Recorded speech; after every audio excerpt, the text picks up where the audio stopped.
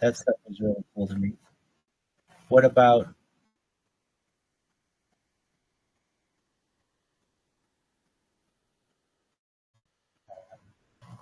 they're the early ones that I found, but I'm talking about what was the one that you did? Oh, what about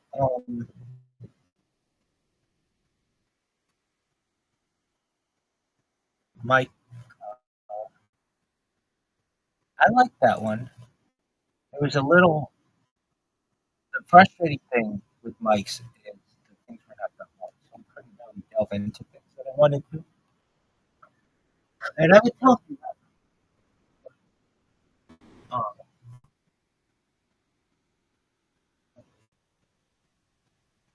have you ever done a podcast with your not or that was in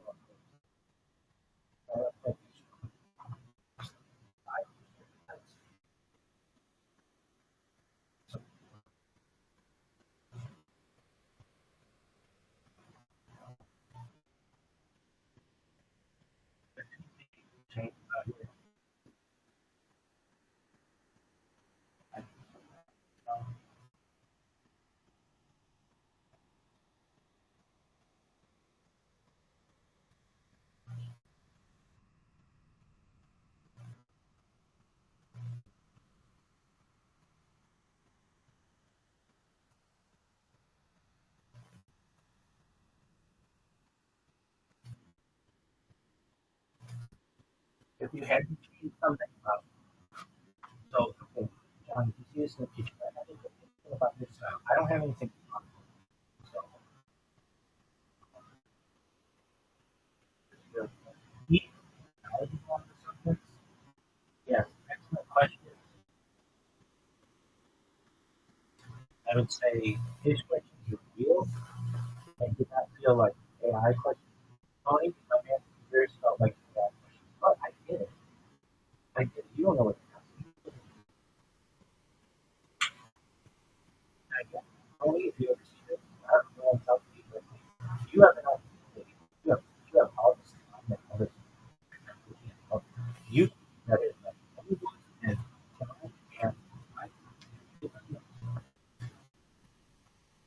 anybody who's no contact that I should I would have that one. It's kind of like a shit list because smart. That was published. No, but wait, she found I said that.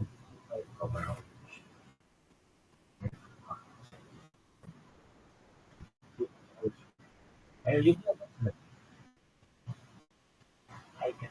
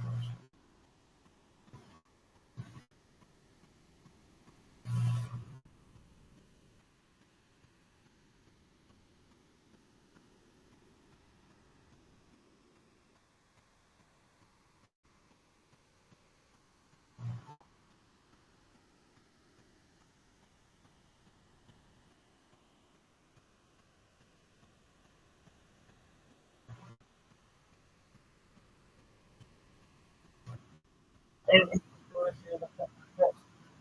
I'm so happy.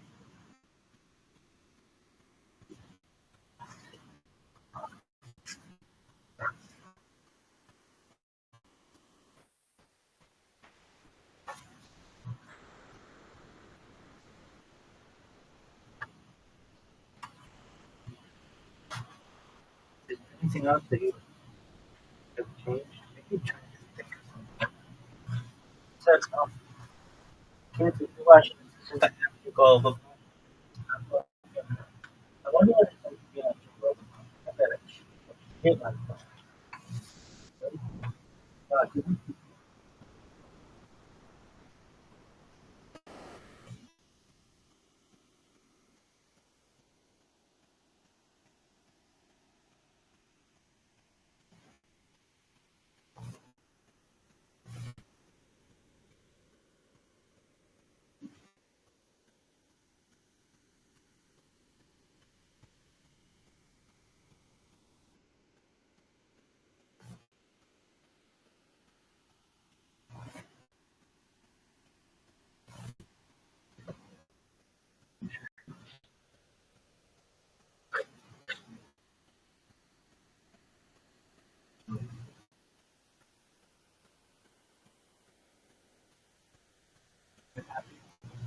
uh,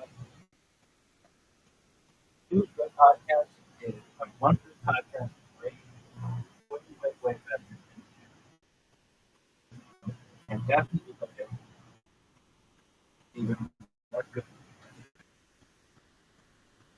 Have you ever done any show on podcast?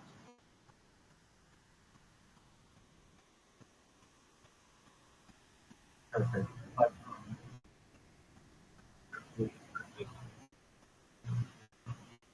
have you ever? I've had and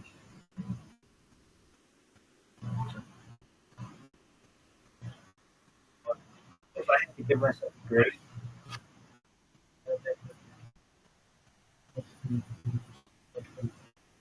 you know,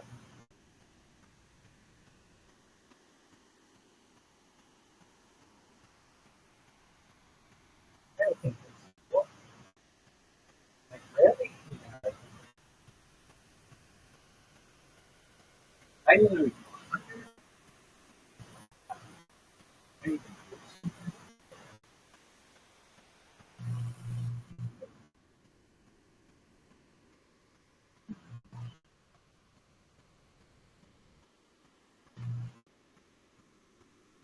really say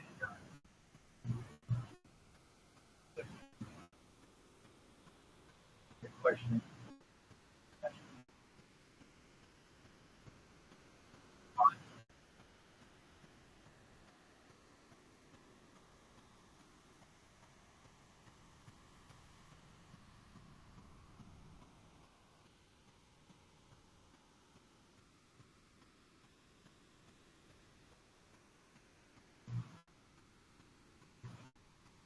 For the future, I'm going to have those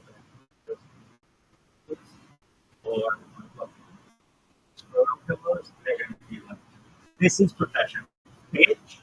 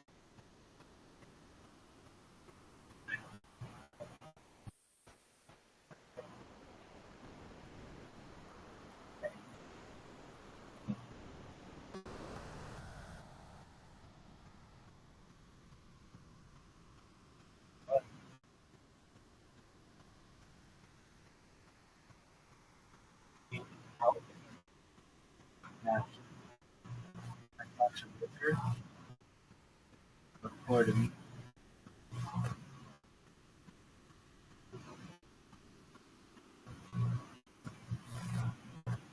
They have a lot to do with it. And even though 50% of everything,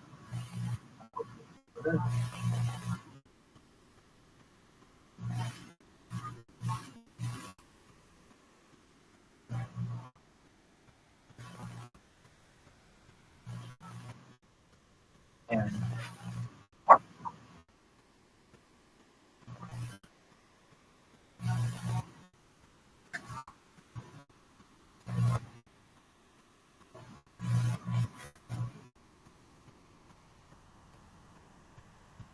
uh, what is this bullshit?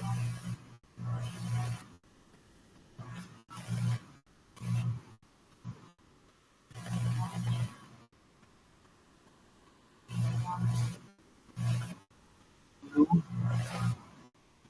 were gonna be on that podcast. Would you do anything?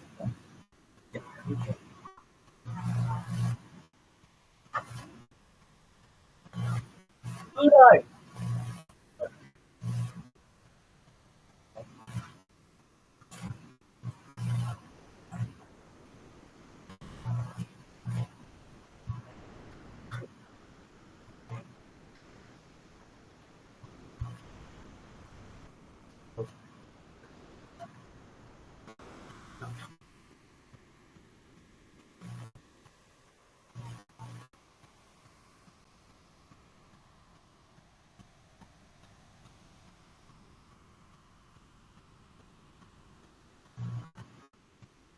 Do you have?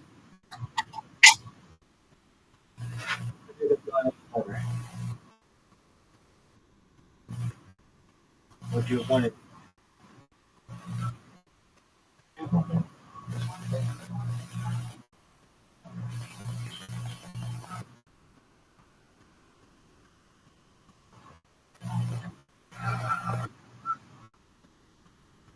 Fortunately,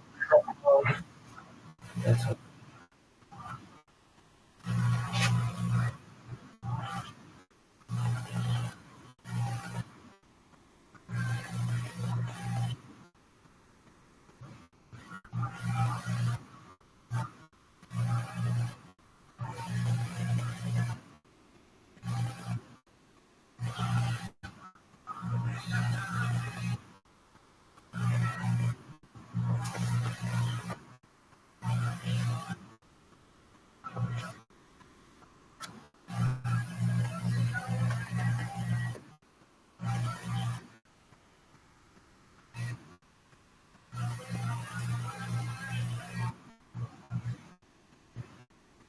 WTF is this done?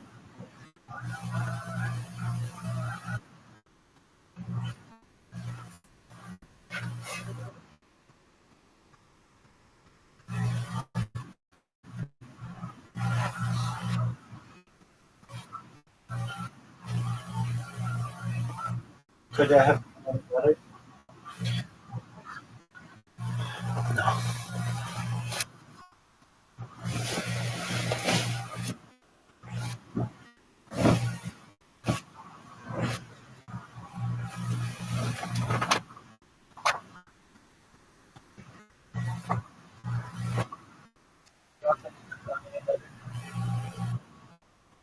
I wanted to go the way that it happened.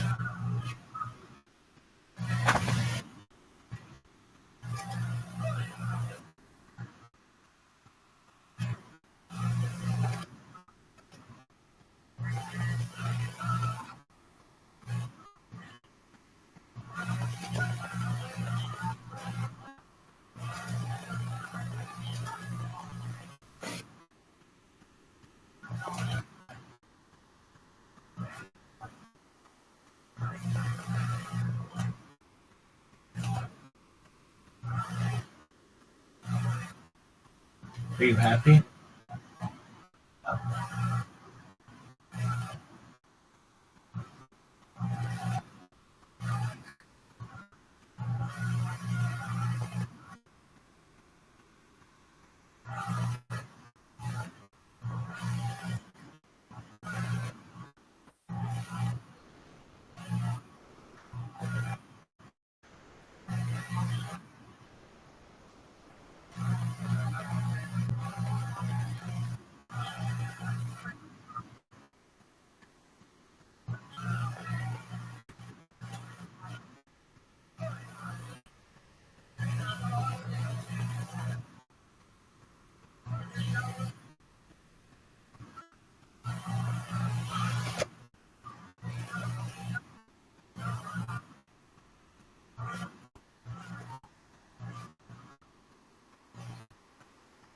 SS.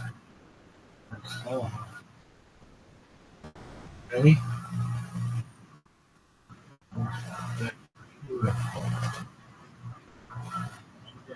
Girl, that girl. Oh, oh, oh. Yeah, SS.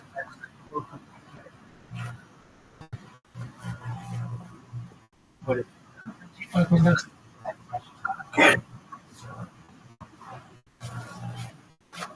What did she say? I don't like being called a bitch. That's right, you stupid fuck. Why? Baby, I don't call you like I think you're a bitch. I call you.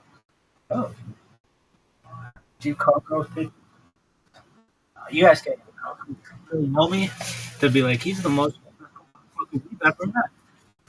Really? For sure. No doubt. None. Really? Without a doubt, baby. Yes. Really? Dog has hey, okay, open themselves up and be like, hey, every girl, every insertion, every fucking thing, there's not.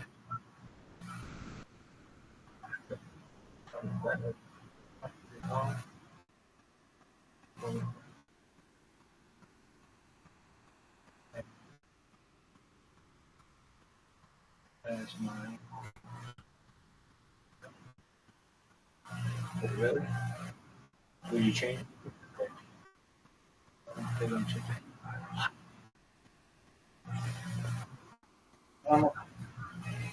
If this bitch goes viral,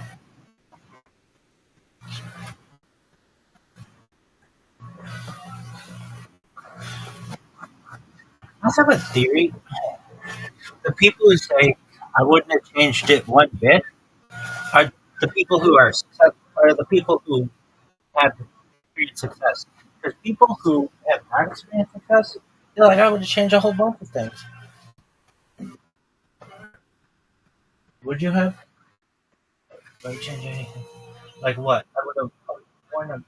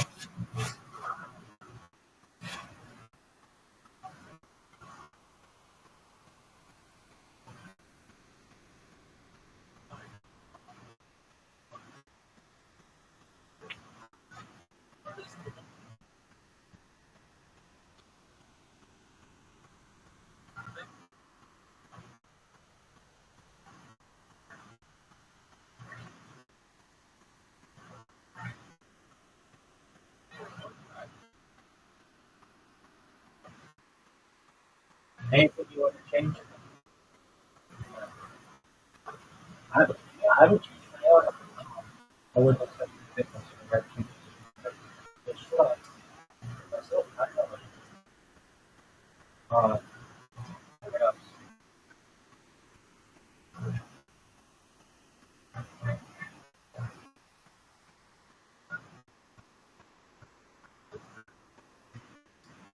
Like, sure.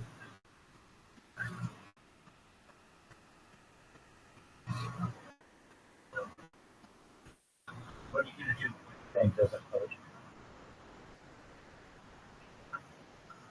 How, what's it?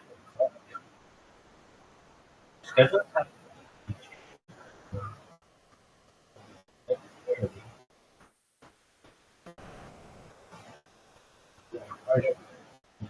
You schedule it.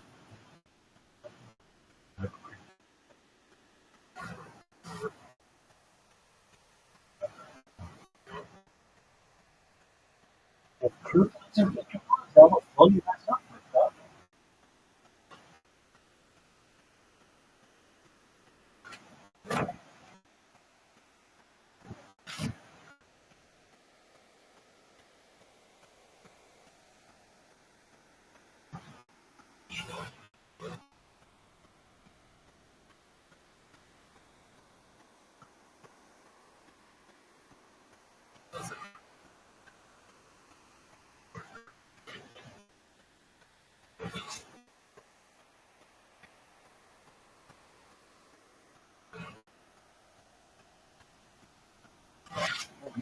Thank you.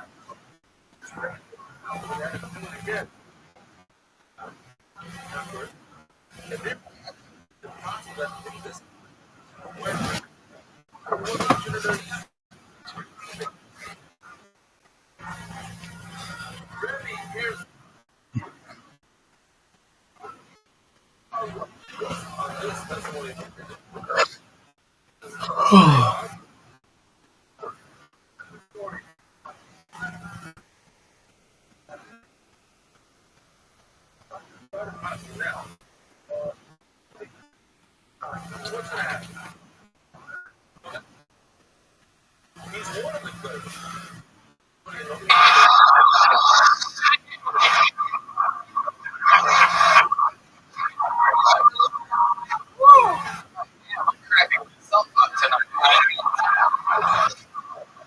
Oh, it's in the bedroom. When he's laying on the bed, this is getting funnier and funnier. Like, you paint this there, candles in there, body spray. This. You're just fucking Michael Jordan posters in the hallway. You're walking around like, yeah, definitely happening. Still do. Looking for a single floor, floor set CD. Nope. Still a dude. Sandy Sosa baseball got right there.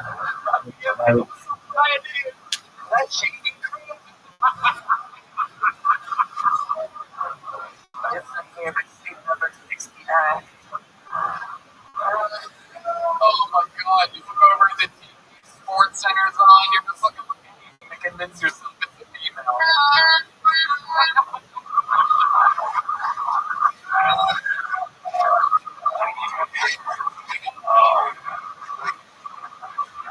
Again, so explain it to us a little bit more what you remember. Alright, so the whole time was meant to be in the bedroom, because that's where this was supposed to be crashing.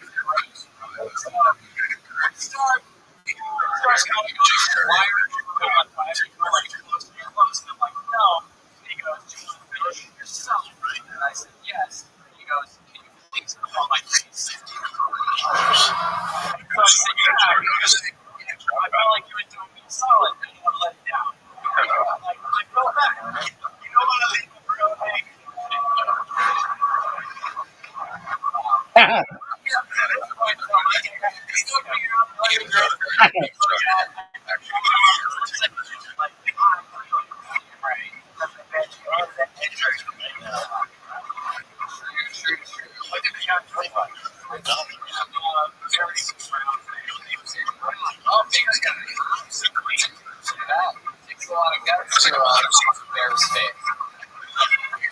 Alright. The team member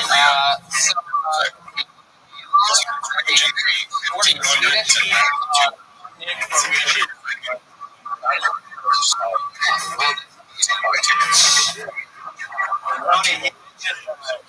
sang in a youth choir for a legend. wow, I can't believe that anybody did that without coming on a youth space then.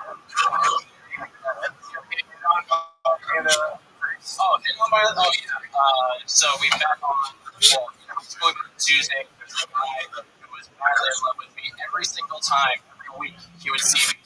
I kid you not, this is exactly what he would do. He would go,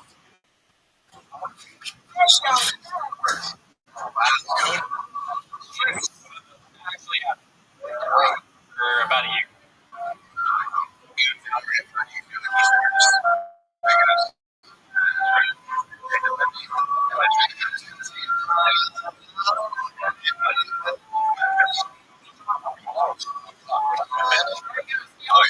Everybody.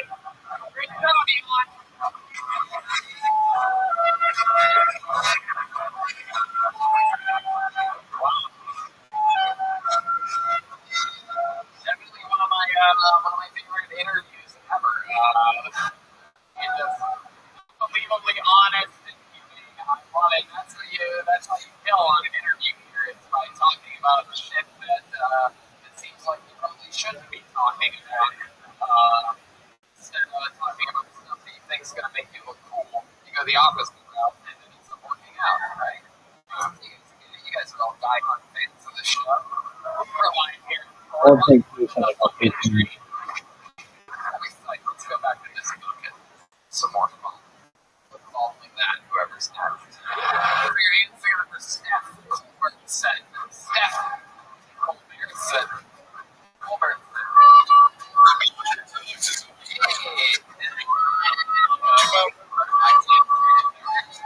Here it comes.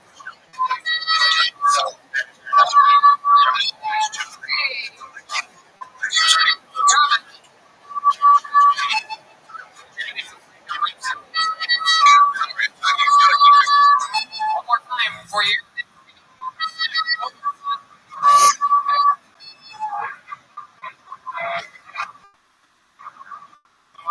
I really like bad TVs and bad movies and shit like that. One time I was watching Guys, and I was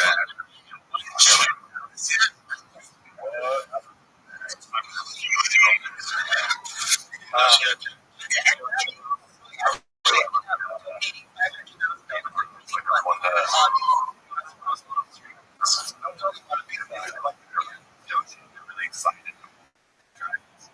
And I do. Like,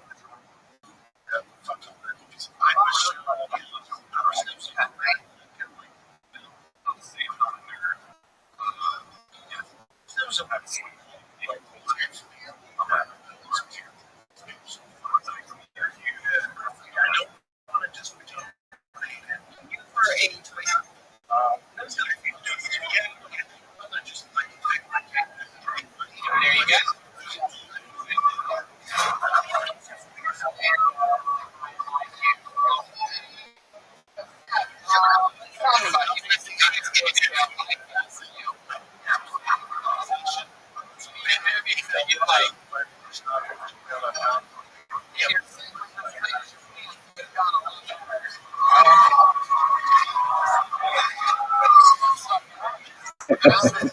Oh.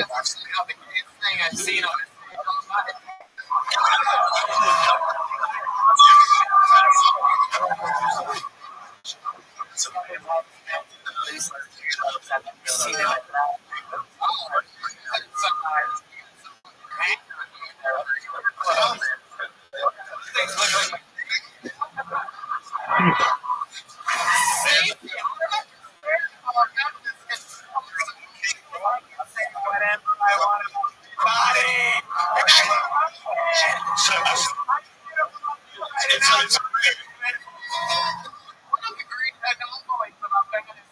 is that women literally go crazy.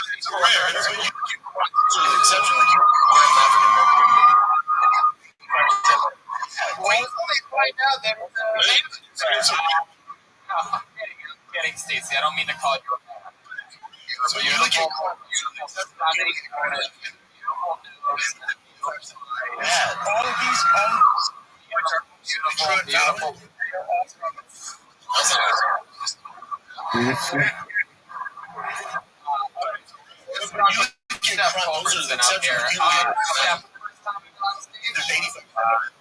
all of these Stand up is something else that you've done on the stage. Oh yeah? What play an instrument or something like that? Guitar? Oh, interesting. You singing for your band? I did like Screaming vocals? You just go straight into it, give us an example of some of your screaming vocals?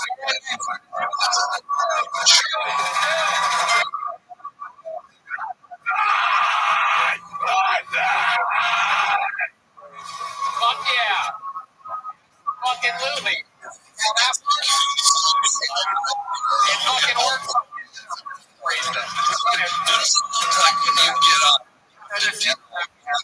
what's the biggest food in my head? Hey, I don't want to get real talent. What are some of your talents of yours? Is there anything else that you do or that you like to do or specialize in? Shipyard. A warehouse shipyard.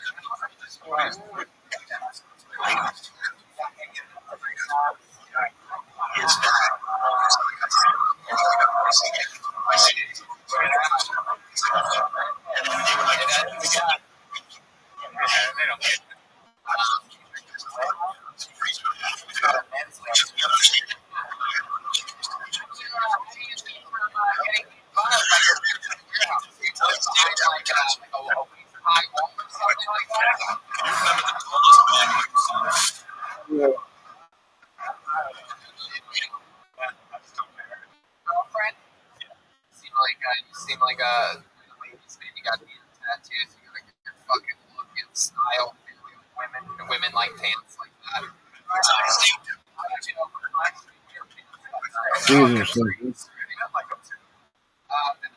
Yeah, I love his broken heart tattoo on his ankle. How many times have your pants rolled up there at the bottom, by the way? Twice. Twice. The famous Kill Tony roll a few weeks ago. You honestly know it's one cooking piece of shit. Jesus Christ. So, Steph, how long have you been with your girlfriend? Year and a half. San Diego. Where are you going down there? That's where we're both from there. You're both from there? Well, what brings you up here? She's in grad school up here, so I Grad school up here. What is she studying? school psychology. Oh, very cool. That's fun.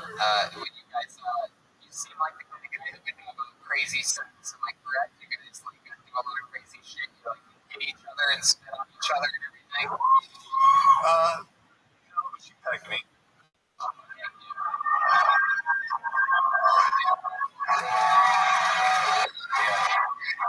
What is that again? Oh, okay. All right, now we're talking. So, what did she peg you with? It's a strap-on dick-shaped object. Explains the pants. Damn. I mean, you've been taking that mini sex before.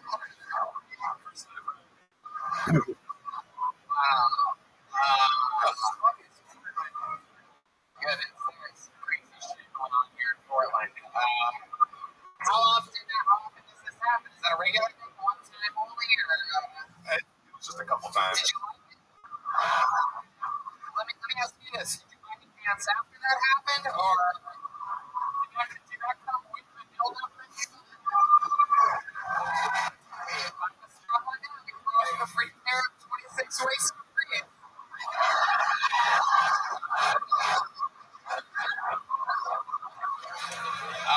How far into your relationship did the pegging happen? Early on? Or pretty recent? A few months ago. Hell yeah. And was it her idea or your idea?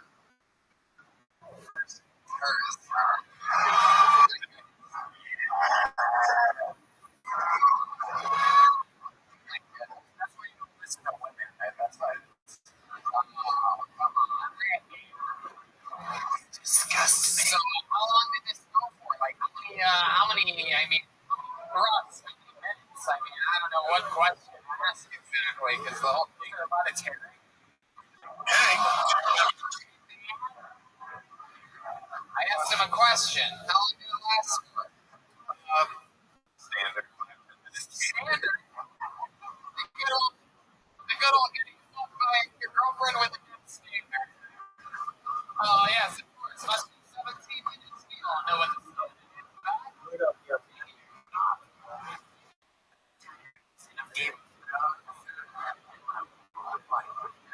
How you living? I bet he like. Can you hear me?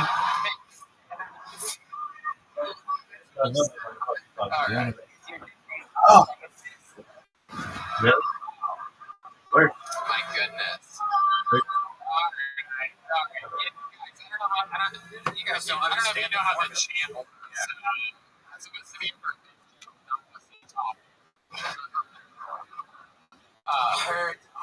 This is reticence. so, yeah, my God, I mean, that is so, that is fucking entertainment.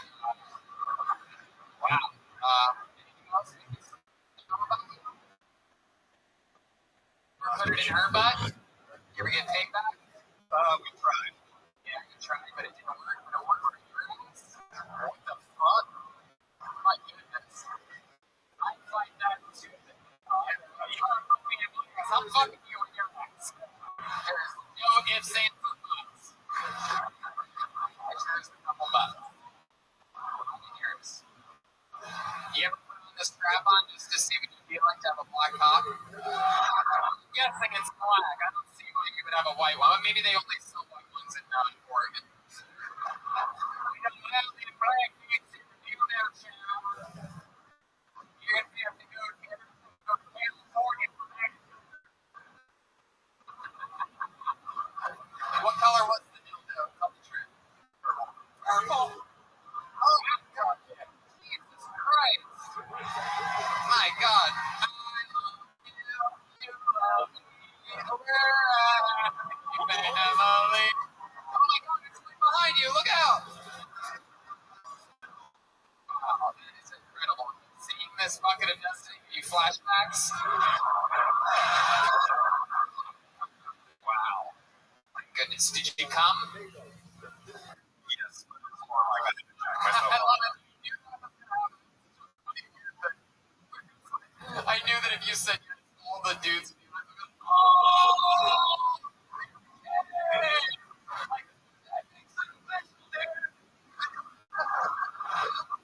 the whole thing was okay. When you stop and you go, they seal the deal. So interesting. Another one. Congratulations on your first time ever, Steph. Amazing. Steph Colbert said everybody. Fuck yeah. Great stuff. Unbelievable. What an episode of the show. I can say it with no ego. You'll be listening to all the episodes we did this week. This is by far my favorite episode. Fun comedians, fun interviews. We got fucking Stacey, Macy, and Tracy up here. If we quiet down a little bit, we can hear them sit down back on the seat. And, there it is. My goodness. So they showed them.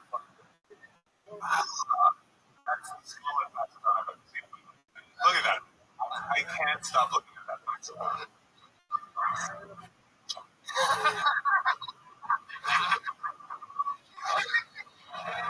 Wow. Well, then the name out for Todd Royce, everyone. Todd Royce. Oh, fuck yeah. Woo! Yeah.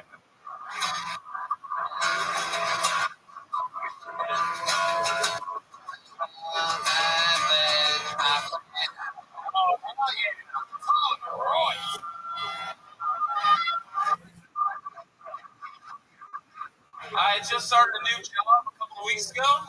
I'm in my first Me Too moment.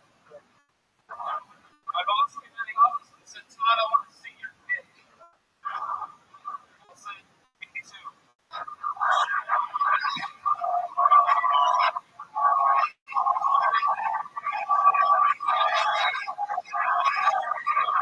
I'm a fat guy. I'm a fat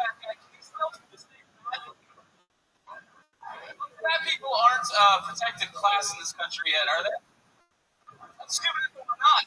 We're the type of people who all could keep out of the country.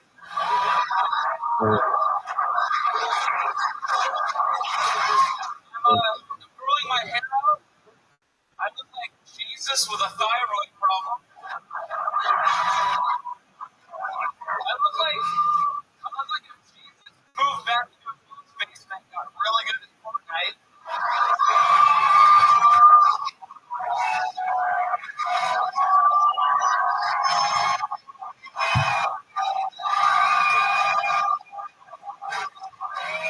I look like Jesus Christ.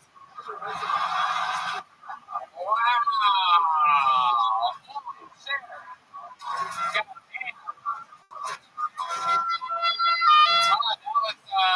That was fucking groundbreaking. That was just gonna walk up here. You just fucking, dude. Wow. That's incredible. How long have you been doing stand-up comedy? Almost a year. Almost a year. That's it. Wow. I mean, unbelievable set. You listen to the podcast, you got about a quarter of a standing ovation here in this recent year. Unbelievable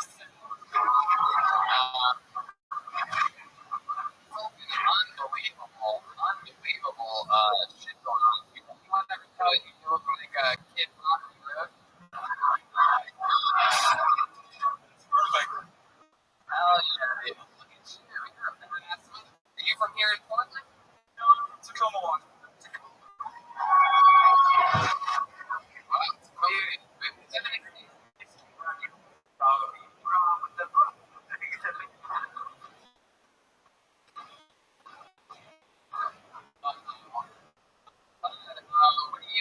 What do you do?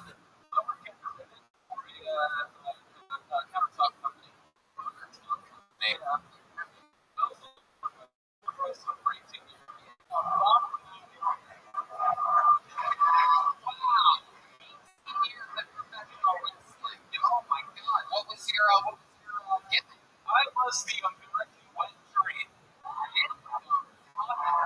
Out of here, 18 years of breaking bodies and banging hotties.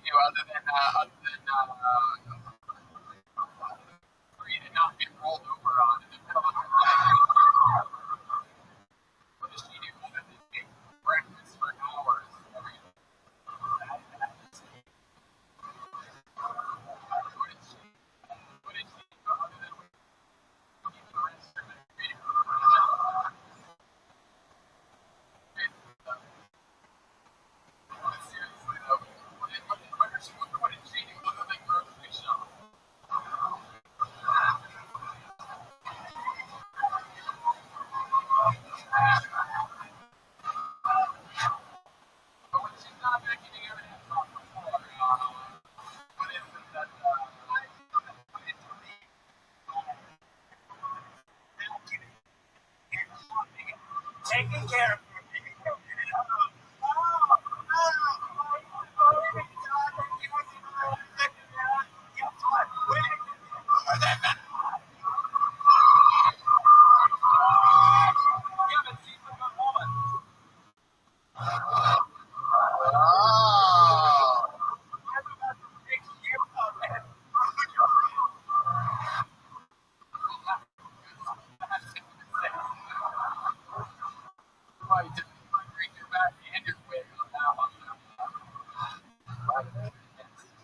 Well, I mean, I hate to do this because it just happened again so recently. It's something that's only happened, I think, 3 times in the history of the show. But if those people got it, I think I don't think you have any choice. You gotta fucking have a standing ovation during your stuff. The interview's absolutely unbelievable. I see no reason why you shouldn't get the first ever golden ticket in the history of the show.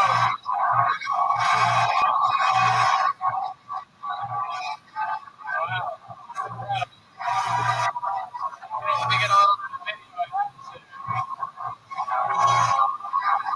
Chaos. It's hard the fourth ever golden ticket winner. That means that we come down to an episode of the Comedy Story and you're going to kill Tony on Monday. Yeah, you did it yourself, dude. You came up here and you fucking crushed. This is an honest show, like a good old cafe in Idaho, a good honest meal, and you did it. That's absolutely what the show's about. Is coming in and fucking using the opportunity to show what the hell you can do. You made fun of yourself. You laughed about yourself. You told us everything about you, and that's what the whole fucking thing is all about. Congratulations. You're one of the top 4 comedians to ever be on this show. Jesus Christ, thank you so much. One more time for everybody.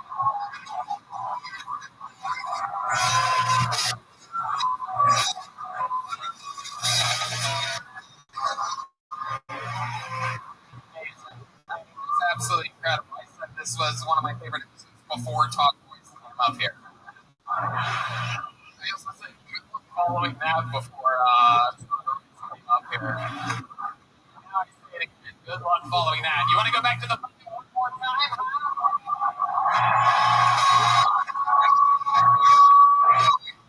Not gonna be easy.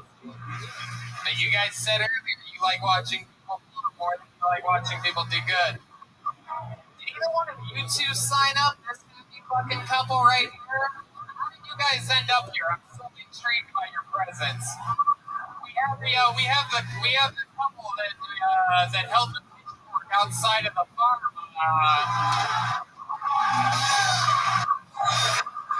My goodness, sir. What is this? Bring your parents to podcast day? Is that with you? My goodness, I like your style. Alright, back to the bucket. I deep. I move my hand around. Let's see what happens. Put your hands together. Your final comedian of the night, Mac Neal, everyone. Here he comes, right in the center of the show. The whole row. Let him come out. Such great talent in more women. Such great talent. It's incredible. I mean, real artistic fun. One more time for Mac Neal, everybody. Thank you. Fuck me. Okay, so I think I've solved the equation of my life. See, I'm 23 and I have 3 children. So if you do the math there, if you do the math there, I did not support my uniform. Did not do that. I have 2 twin daughters. Some people are funny. They say that's like 2 parts of 1. I think that deal belongs on the shelf next to the fridge with hepatitis. Not a good deal, but I don't want to complain about my kids. I don't want to put them in a fight. Oh fuck, that guy was so good. I'm sorry, that's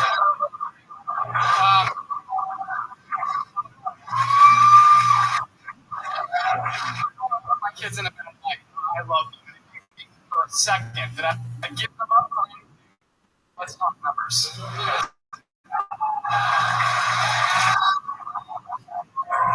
Heck yeah. Nailing it exactly 1 minute. Of course, we know you don't like to pull out or like stuff. All your time. And to be honest with you, I love you said it was extremely hard to follow Tom. Absolutely smashed, but I just want to acknowledge that you acknowledging that got was making them very smart of you to do that because you're absolutely right. That's a fucking tough position to be in, and acknowledging it helps. It's something that you learn by doing a lot. Have you ever done stand up before? I've been doing it for about a year. You got a little bit of chops, like the guy who picks you out move. You have a little bit of chops on. Chops. So tell us about you. Good food and love. Pro now. All right. You ever suck your dick? You ever get butt fucked?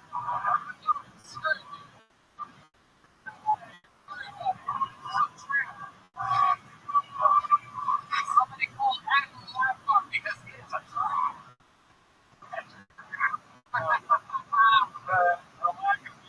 Put my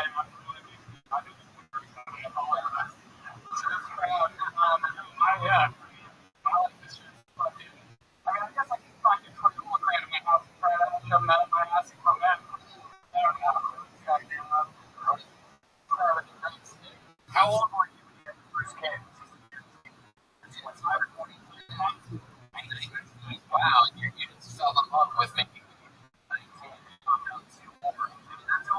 was it the same girl? Yes.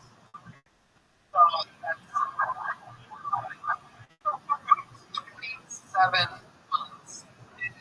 How long that takes? Basically, maybe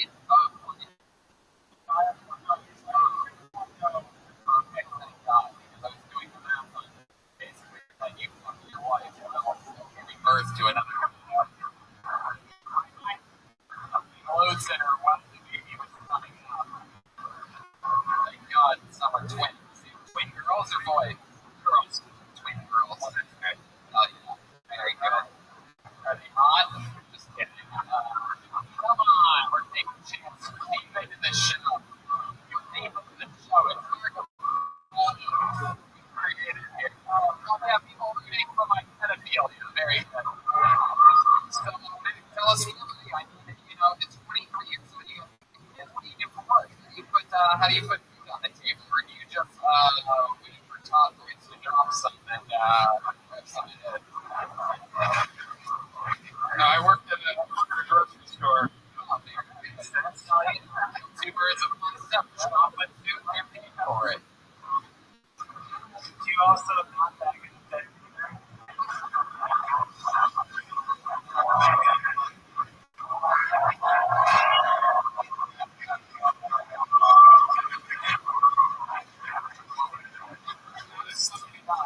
Absolutely not. That's purple to our environment. So, I work at a health food store, so that's no, never in my life.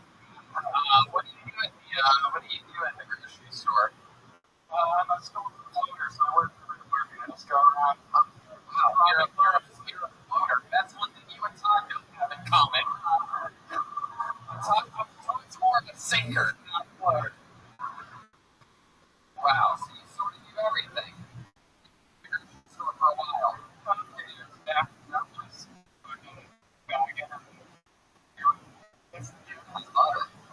It's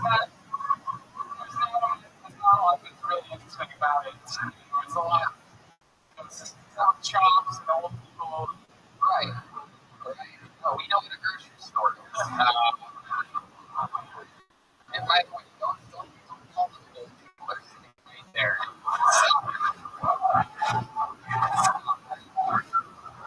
Don't call them pork chops. It's still sitting right here.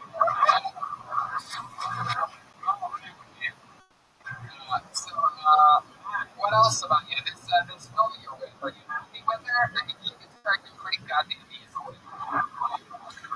With this thing, I feel like you jerk off into a tissue. She gets pregnant somehow. No, absolutely. We've been married a year together. almost 6 years. Wow. Yeah, no, actually.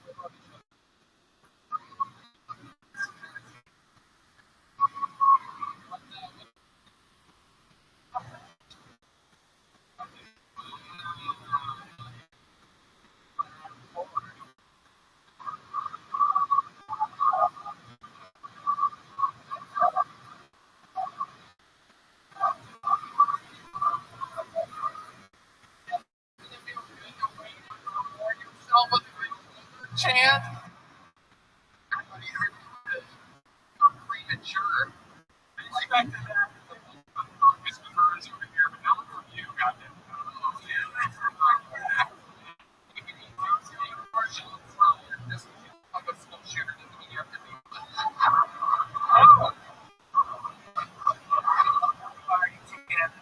In your life. Around that, I think, it's awesome. It's working in, a real fucking American, like, story that you were able to,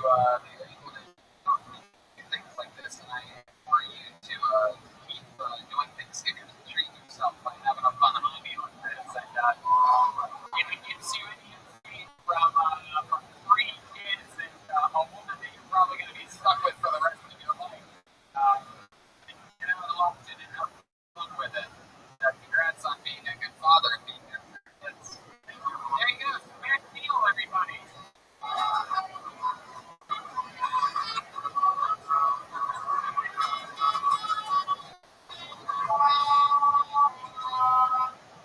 What do you think? You want more? Alright. Just one. Don't get too big. It's literally it. So, if you say two one more time, then we're going to leave right fucking now. We're going to do one more. Is that okay? Okay. Your final comedian of the night goes by the name of Janet Moses, everyone. Janet Moses. Here he comes. From outside.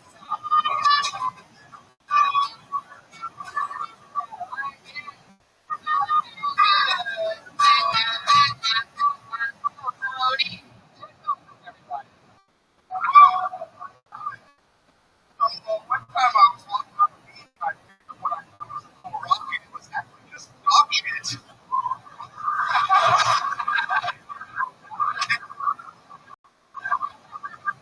It reminds me of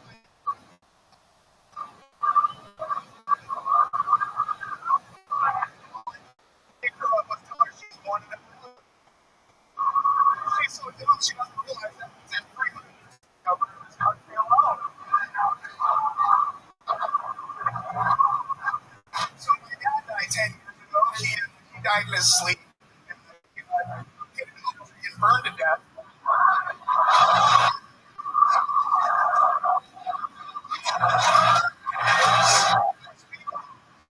Speaking of burning, you guys like smoking weed or what?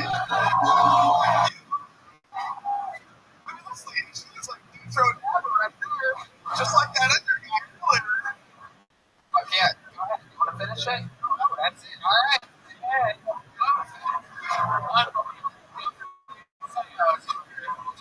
The way you deliver that first joke is one of my favorite jokes in the industry. The way you're able to, you really like excited.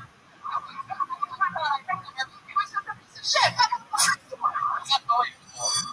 I know it's a true story, but you got some comedians who, sometimes the guys will do this 20 or 30 years with actual being something like that being a story and not realize that it's right there in front of them to do on stage. And you it is a joke, you recognize it, you wrote it down, and you said it with a smile right into the microphone so that everybody could hear you. You enunciated it. All those things come together and create a perfect storm.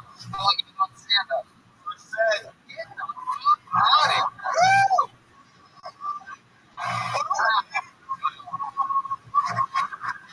That's just incredible. Macy, how long have you been the third guy on the evolution chart?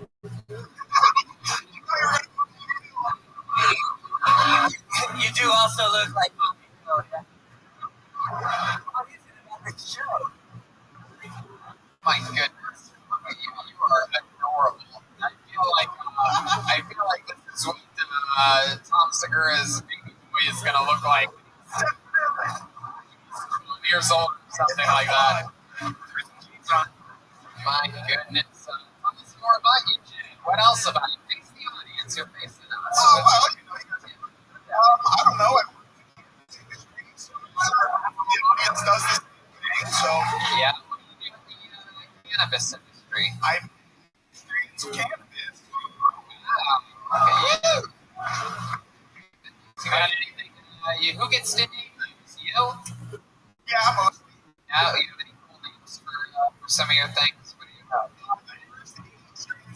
Were named after a friend of mine who passed away, so they all carry his name and then the flavor. So it's like Brian Berry lemon lime or Brian Berry citrus. So You had a close you had a close friend named Brian that died? Yeah. I'm so jealous of you.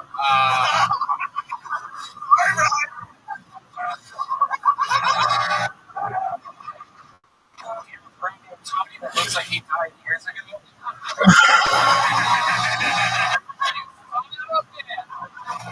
You son of a bitch. You got me. I got Rothschild years ago. Something new every day. Tell us more about you. When you're not growing pot, what else are you into? You seem like some type of a paddleboard or something like that. I like that. He got this one. They can take it. Don't know. You like to take pictures. What do you like to take pictures of? Oh, wow. You're just a sweet, sweet man. And you have a girlfriend or a wife? Nothing? Oh, Jesus. Wow. Somebody told me that place here doesn't have as good weed as California.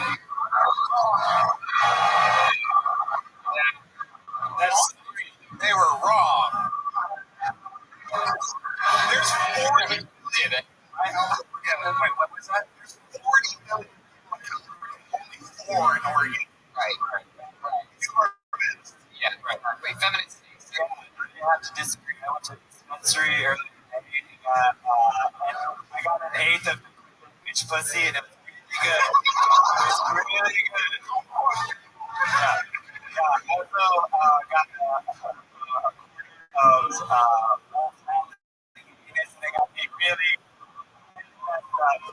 and I also got another eighth. Sunny told me, you bitch. The streets here are unbelievable. Thank you for very confident. So, Jen, you had a girlfriend, you had a wife. Last thing you picked, what was it? How long ago was that? Actually, just a couple weeks ago. Yeah, you found her on what, a dating site or at a bar? I found her in a bar. What was the answer? Jen? At a coffee shop. Man, that seems like a pretty tough place to get laid.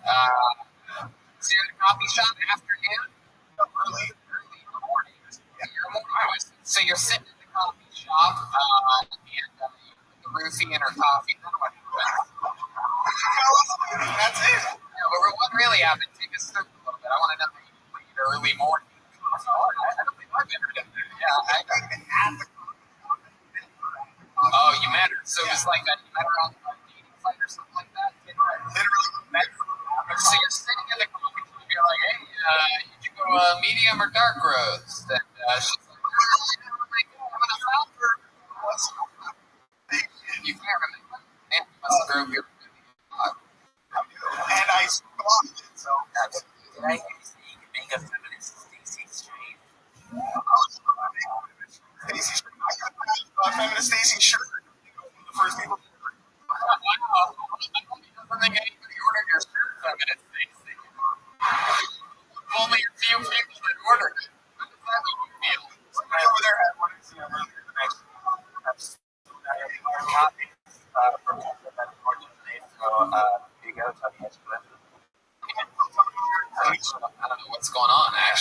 in here. I said I was sold out. See with you in those shit. Three more coming. Okay. Very Would be good. awesome if we could get a lady up here after me, but I'm just saying.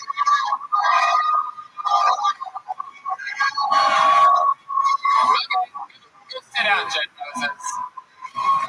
Thank you guys. I'm not gonna disagree. That's you enjoy one.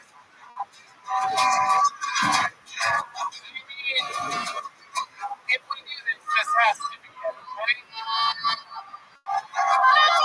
I'm gonna pull these up till I find a woman, and then we will run the show on a woman. Nick's not a woman. Ethan's not a woman.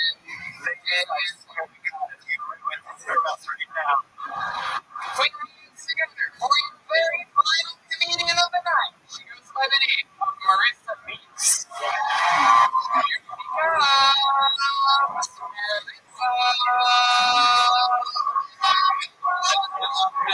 Baby shark. Here she comes. There we go.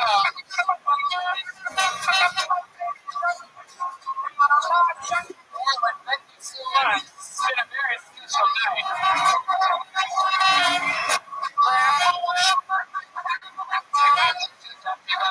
Your final comedian. This is it. Come on, show us some love, people.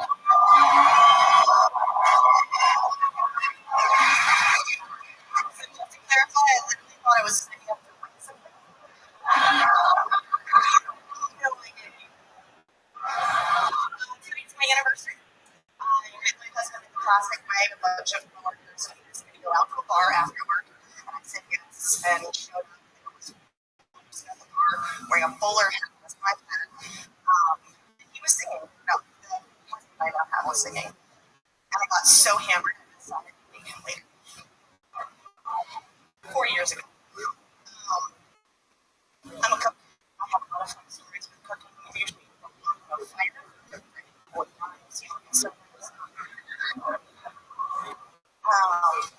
Yeah, the series name of my life is this right now, so thank you guys. Oh, yeah, Marissa Meeks, everyone. Congratulations. How do you feel about this happening? Were you kidding? Did you really think you were just signing up to win something? I actually signed up my brother on Rothschild, so I was like, you know, I'm going to buy his tickets, so. Wow. Does he also know where you're targeting?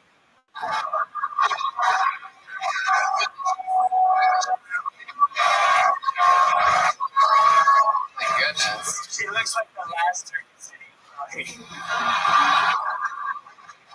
What were you hoping to win?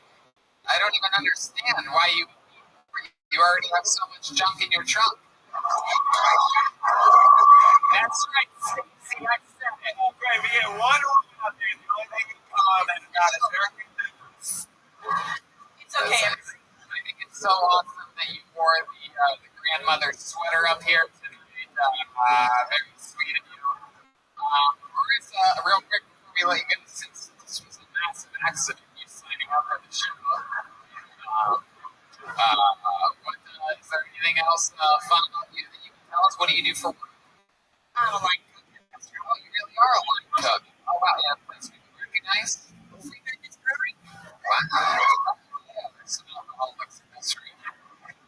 They eat our food. Very cool, Marissa. Well, I'll tell you what, we went over time in this episode. You didn't even know what the hell you were signing up for. We have to wrap up the show. We're going to be right there in that lobby signing posters. I want to say, without a doubt, I can't express to you how much it means to me that we pulled this out. And not only that, but also clearly, I believe, one of my favorite episodes of this show of all time. In almost 6 years of doing this, you're a very special place. You'll always mean the world to us, and we will always come back. We'll see you at the lobby. We're going to sign posters for you, and we'll see you then. Have another hand for Jeremiah Watkins, everybody. Jeremiah Wonders. All over YouTube at Jeremiah Watkins. Jeremiah stand-up on social media. If you're going to Watkins, all the numbers 7 else, Jeremiah? I covered everything. Yes, I just want to thank Eric from Portugal today for being here tonight. That was what I was going to say next. How about another hand? Good luck to Eric from Portugal today, everybody. I'm glad I got to take this week off. Heck yeah. Make sure you have, of course. I mean, you guys will do it anyway, but fucking Portugal Banana, of course. I don't think we need to worry about that. They're a fucking great band. How about another hand for the great Marvel Joe Bananas, everybody? Joel on social media, mostly sorry. Everything else good, Joel. First time to Portland. What do you think, buddy? Oh, but I love you guys. Thanks for coming out. All right. How about another hand for the great powerful Brian Rickman? Good. We love you. Thank you. Good night.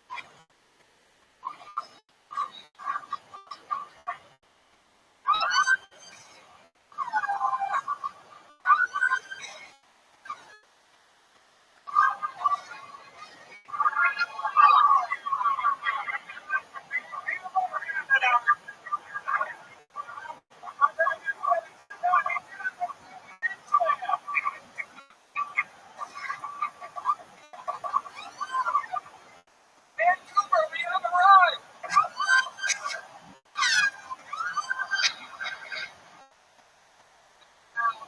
Wow, dude, wow. Another hand for the great Brian Rickman is here, ladies and gentlemen. Wow.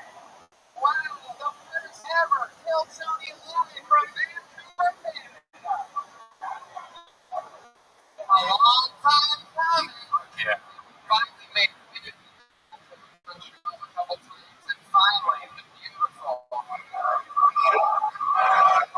I'll also tell you this: last night we had a hell of a lot of fun in Portland, and he said that there's no way that Vancouver is going to have a better show than Portland, Oregon.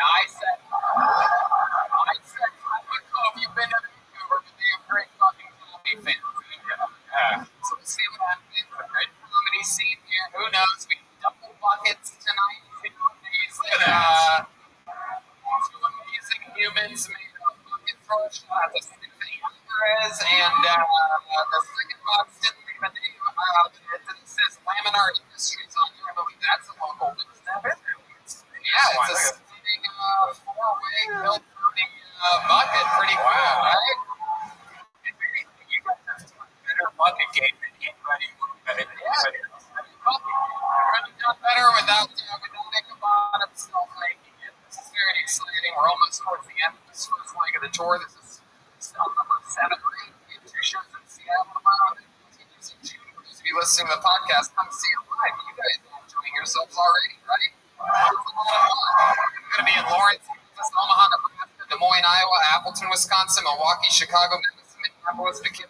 2 shows. We just added a show again in New York City to the Gramercy Theater. One of them is already sold out, so get tickets for the second show.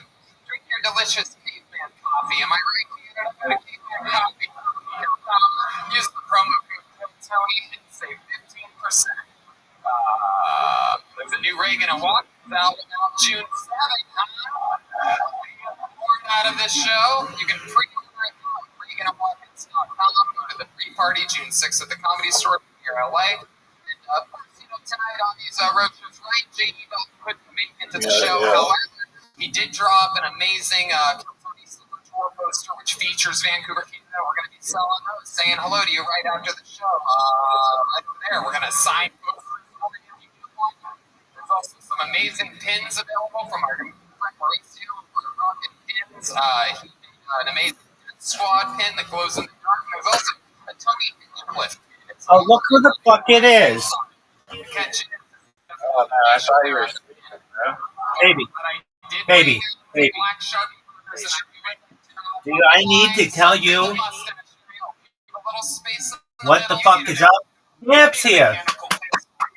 Champ's here. How was your day? How was your day? Doug, remember that time I asked you a question? How your day was? It's not over yet? Oh, I see how it is. Dog, are you ready to hear some shit? Yeah, man. I came here to hear some Rabbi infotainment. You're just a TV channel on the internet. Fuck yeah, dog. Rabbi.tv. You know how it is. Well, thank you for your high praise. It wasn't called. Oh, I'll take it as such. Just because you didn't intend for it to be doesn't mean that I can't take it that way. All right. So I have a question for you. I was in the middle of telling a story. I was right in the heart of it. Just want to interrupt me. Go ahead. Everybody make time for Ricer. The champ's right here, baby. The champ's right here. The champ's going to show you what's up. So first, there's stories to tell. So last night, remember I understand you're totally exhausted, but I was like, you still beat your girlfriend? And you're like, blah, blah, blah, blah, blah, and you're avoiding the question. You didn't answer. I said, yes or no, you still beat your girlfriend. And you avoided the question. Remember that? Wait. I get you. Okay. But you have to understand, people can use those kind of questions and weaponize them. I have done my best over the course of the last 4.5 years to avoid gotcha moments. Not saying I don't have it. We all have it. Or where perhaps I may have been mistaken or whatever it may be. But, like with an albatross on a condo, ostrich, all that shit. Okay, but everybody knows it right now. With that being said, I have a good answer for it. Say to yourself being your wife, whatever you say. No, I still beat her overall. okay, that's fine.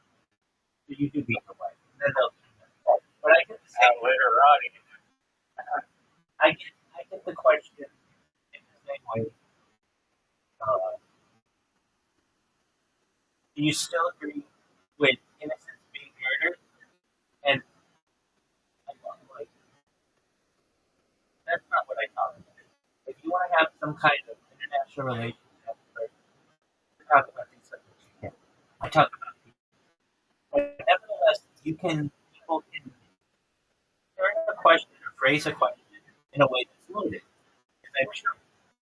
And so there are some people who have interview styles that are very open and honest and kind, welcoming. And then there are other people who I can just tell are gonna cut you. Yeah. Yeah, Tucker Carlson is kind of like that. Okay. So this woman who Or he's good at doing it, but yeah. okay, I don't know how fair it is.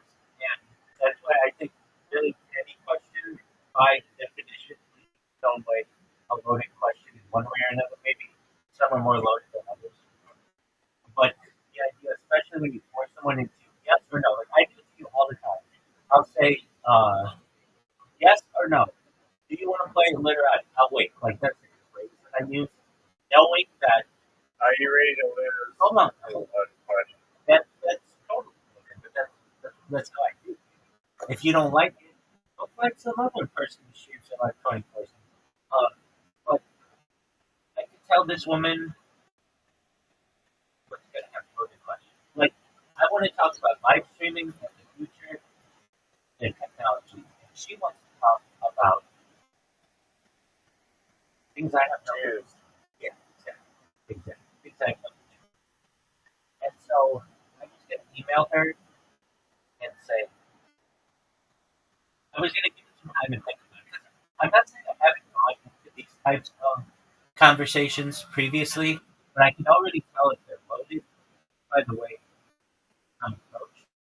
And she emailed me Well, and she wrote, may I say that, like, you might be able to change your mind, like, ask these like, horrible, loaded questions, and then you just kind of peacefully answer and, like, just give, I don't know, give an answer that's like, well, this question is loaded, but here's the answer to a question that isn't loaded along the same lines.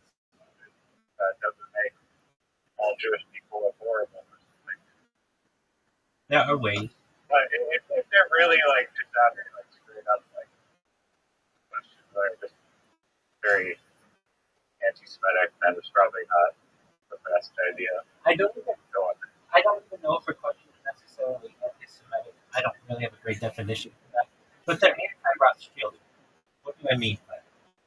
By default, he made anyone make Rothschild their enemy. And that's not true. She's got to understand it's a big family. Some of us are more related to the thinking than others. Some of us are in academia. My family generally academics, engineers, that kind of stuff. We're not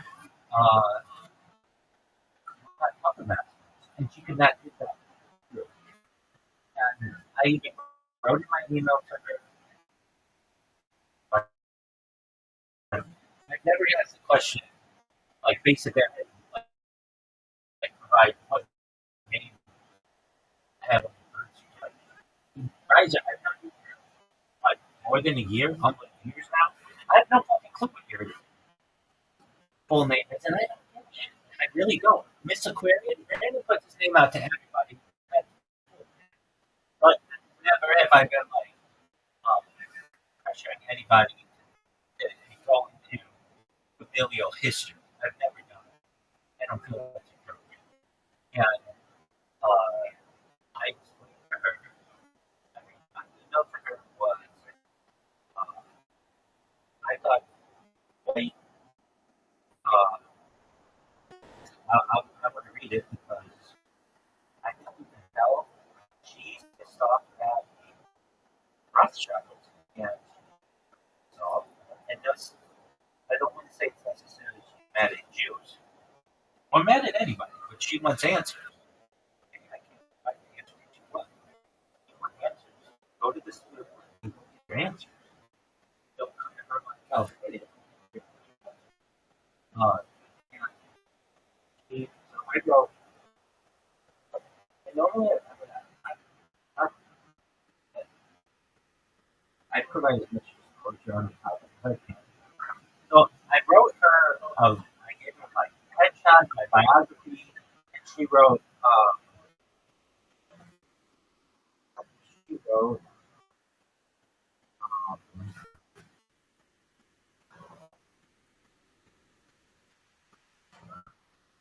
okay, so I wrote, hi Nina, great question. Your legal name is Michael Israel Rothschild, which is the name on my birth certificate. My legal name is Moshe. For the banking dynasty, share DNA. I'm not a member of that part of the Rothschild family. The banking dynasty and I share common ancestors, where a connection is distant. I do not publicly or privately purport to be a member of the Rothschild family. Since I live stream 24/7, which already limits my privacy, I generally avoid discussions of my family. In the past, I had strangers come to my location and inquiries regarding my life, and I do not want to say having another member of my family.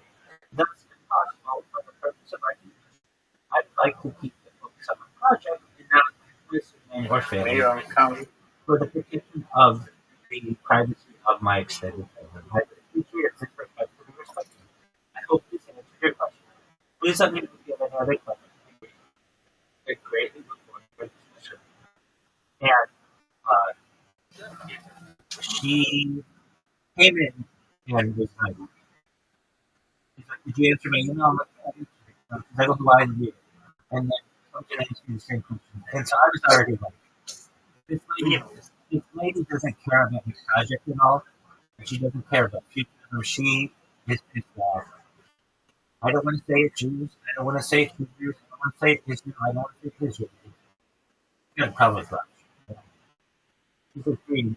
I'm not sure that audience will respond well to this project. I don't usually get many views with guests as it is. So it will have to be something that goes with my mission of talking truth. You had something to talk about that would further our awareness to what is going on in the world, especially with your last name and insight to one of the families responsible for humanity's condition. I can't have you on. Everyone will ask why I have a Rothschild in my studio and you do not talk about it. I'm sure your project is important to you and others who would rather. Now, this was an insult. Sit around and play video games instead of actually doing something to help humanity. Good luck. Okay, that's that to me is like, lady, you, you I'll just say it, you're kind of a bitch. And, What was the insult? Like, you're like sitting around playing video? yeah, instead of actually doing something to help humanity, which obviously shows that you don't know anything about what it is. How I feel about it. How are you doing it, lady? When you came in here yesterday, the first question you said, the first demand was like, "Don't show my face." Okay, baby, yeah, contact where your face is all over the hidden. Like, don't worry, I do share your voice now. And so I thought this woman was triggered. And you're doing the courtesy of not calling her name out. Right. That's true too. That's true too. And so I wrote that. Thank you for your consideration. Um, so then I had this other guy. I was supposed to do this podcast. I always feel kind of dumb that you know what Harry Potter Robert Sonic is. But if you don't know what it is, and you see me wearing a Harry Potter Obama Sonic 10 new shirt, I look like a wild person. And you see my pillows like this, I look like I'm like a child in an adult body. And well, normally I get the opportunity to be able to express myself. I could just go right off the bat. Now that they want to take me seriously, but I just was wondering that they're not recording this. I don't. Normally in a podcast, they'll be like, okay, well, we're going to start or whatever. There was nervous. He was just asking me questions. His questions are fine. But then he's like, oh, I got a heart out after like 20 minutes. Like, dude, you already rescheduled this thing from Monday to today, and now you said that you have a heart out, whatever. And so I emailed him somewhat facetiously. Is this the podcast today? Yeah. So I emailed him somewhat facetiously, and I was like, thank you for your time. you please let me know when the podcast will be published. And I haven't heard that. And I don't think I've done it yet. And I don't think that person recorded it, and that's fine. He's on the schedule, so is the other person. All right. So I was down. Like, not really, but I was kind of sad. I have And a phrase for you. It goes like, champ, and then is here. calm down, dude. So I had another podcast. I'm just saying, go get that. Oh, well, I know these things since I said, of course. So I had another podcast today scheduled for 1 o'clock. And I was like, maybe I'll try to get to sleep 7 a.m. or 8 a.m. or whatever at 1 p.m. And I just closed my eyes or whatever. And I wasn't like super happy because it was already like so disappointing. But then I got this other email from this guy who was like, hey, let's do a podcast on Sunday, which is like cool. Whenever I get somebody who wants me to be on their podcast, it raises it raises my spirits. And at least the one lady, she she can say whatever she wants and she can take little things. Um, the world sees her behavior, and I'm not saying she's a bad person, but I'm saying if you don't, if you want to have a platform, you don't give people the opportunity to talk and explain what they do. To me, it's not necessarily. There's the UFO podcast, but you don't want to talk about the book. You want to talk No, about she wants to talk. Banking Dynasty.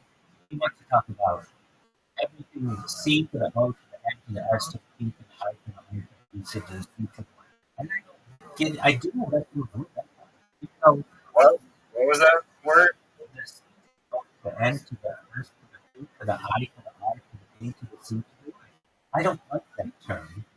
It's a legal term. Piracy. Yeah. I I call these things theory. But when you put that word on it, it already negative towards it because I like to talk about theories.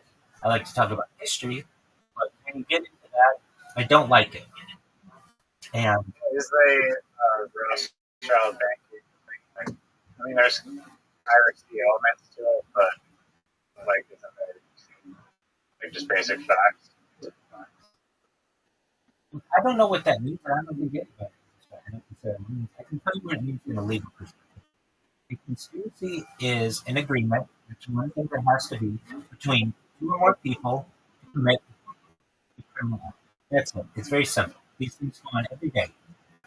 I don't want to go into theories. No, but that's conspiracy, but conspiracy theory. I don't think really have to imply any crime. It can just be like a wild theory, No, basically. I go by the definition of the word. Whatever anybody else wants to throw in there with cryptozoology and vaccination status and all that other stuff, I avoid a lot of those topics unless it's scientifically based. A conspiracy theory is an explanation of an event or situation that cites as its primary cause a covert, often malevolent group working in secret. That happens every These single day. explanations are generally accepted narratives, often with contradictory evidence as part of the plot. But that doesn't mean that it's necessarily correct. Yes, it does. And often, It says often malevolent doesn't necessarily have to be a malevolent group. It's like a secret. okay, whatever it is, Riser, I don't talk about those things. It's not what I get into. What I will talk about is cold hard fact. If you want to talk about how Would people, you consider Bohemian Grove a team?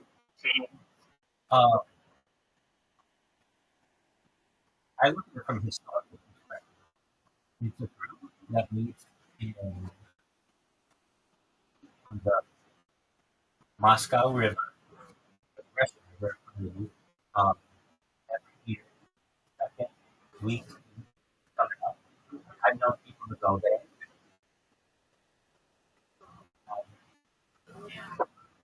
Um, Do I know what goes on? No. Have I seen that? Yeah. Do I think that there are powerful people? There are. And do I think powerful people are and do I think that some powerful people do criminal things? I think that some doctors do criminal things. I think that some police officers do criminal things. I think lawyers do criminal things. To me, I look at the words, not that thing that you read could be anything. I look at it from a legal perspective. It's an agreement between two or more people to commit a criminal. And it wasn't even a term that was No, used. that's conspiracy, not conspiracy theory, which is two distinct terms. Look, let's not beat around the bush. One would be a theory about an agreement between two or more people to commit a criminal act. I'm not going to use words here. That's what it is. It's a theory about an agreement between two or more people to commit a criminal act. That's what it is. If you want to call it something else, that's fine. Hey, I agree with that. That's what. I mean, I'm not saying That's it's what. wrong, but when I searched it up just now, that's not that. Look up what the Black's Law Dictionary. I'm not even trying to like argue. Look up what the Black's Law Dictionary second edition is. A conspiracy. It's an agreement between two or more people. There's three elements of the law, and people are charged with it. I'm not saying. And people are charged with it every day. And people are charged with it every day. So it's a legal term. The other stuff is basically don't look behind the curtain. And I'm not afraid to look behind the curtain when I wish. That's the discussion that I have. You don't hear me talking about the you don't hear me talking about The first day I met you, talked about it. you may have asked me about it. You may have asked me about it, but I don't bring it up to you. When's the last time you heard me say that before I just said it today? Yeah, that's true. I was the one that asked about it. We talk every single day about, and I haven't mentioned it. That, and so I would say the topics that I discuss, that's a good one. And so when people want to talk about Well, consider aliens or UFOs to be an Area 51 conspiracy theory, even though I understand there's but now you're giving it now you're giving it such a vague definition that is anything that isn't discussed in the media is what you're calling. Right? That's what it is. It's an all-encompassing term for anything that's not discussed. That's in my opinion the term conspiracy theory means. A far out. So basically, you're saying that I have to only speak about things that are in the media to avoid that topic. But I disagree. There are things, there are topics that are real scientific topics that have nothing to do with it. And frankly, I don't even want to use that term. I don't like the term. It was invented in the 1960s to discredit people who spoke out about the John F. Kennedy assassination. It's not used before. So it's really a relatively new term. It has exploded. It gets people all up and on and excitement. I talked today with an individual. But John F. assassination, people call that conspiracy theory just because I guess there's like different like theories about who did it and whatnot. Okay, And so I guess the assassination is a criminal act and it can be coordinated. So would you say that's a conspiracy theory or not?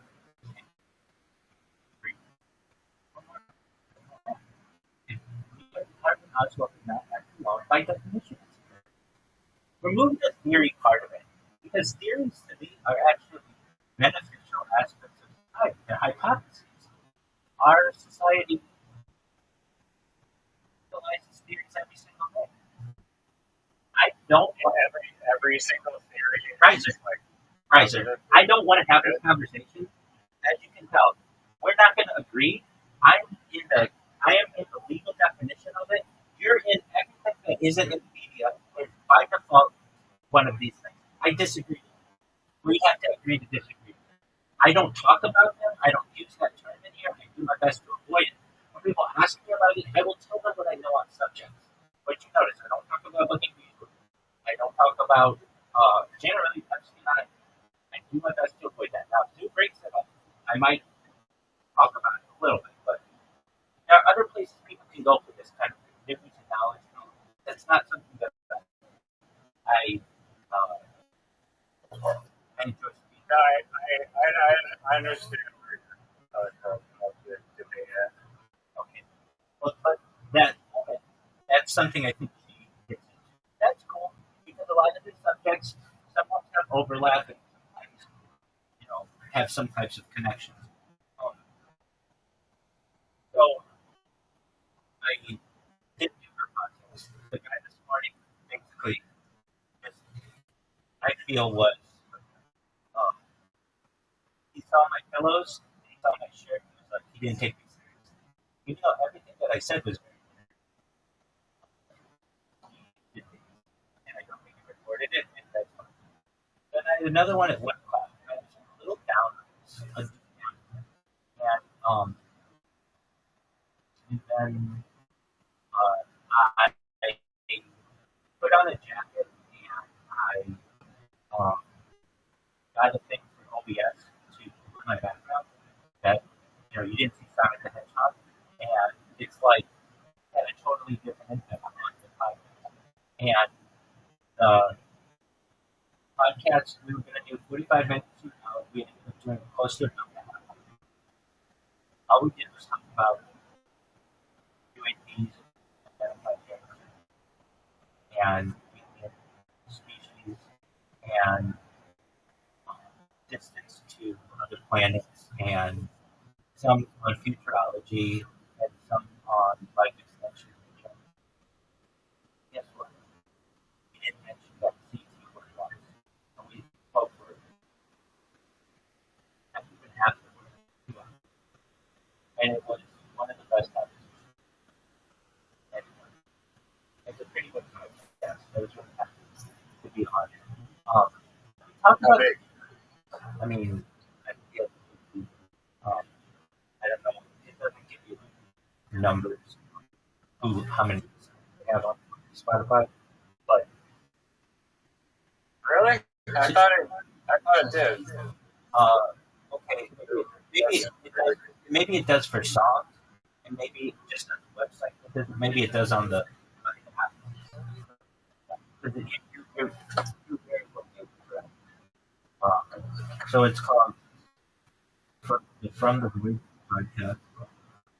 And this guy and I gelled really well. We recognize this is a scientific discussion. It was CTs or cigar smoke rooms. This is about science.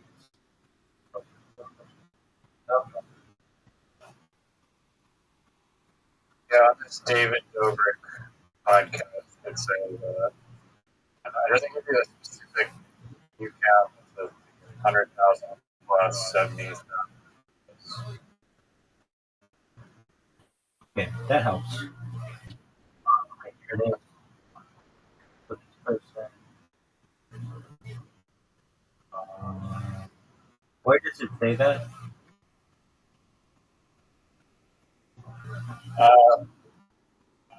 Device. It's like there's the title, the description, and then under that, the date, the time, and then on the left, it says the amount of views. Rounded up to like the nearest. Okay, see if you can find this. So it's From the Void podcast with John. From the Void. The reason why I said I couldn't pick was to add on the people who wrote the article.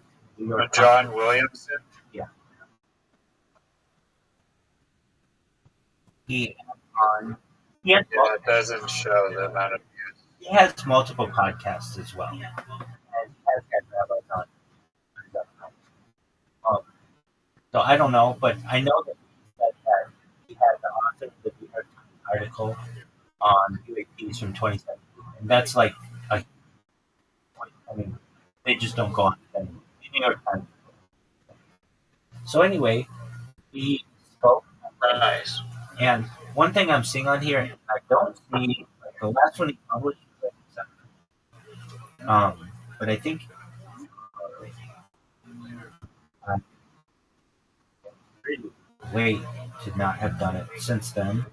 I see two of his podcasts. Okay, now I see there are season one and season two. I think so. So season two is like a different podcast.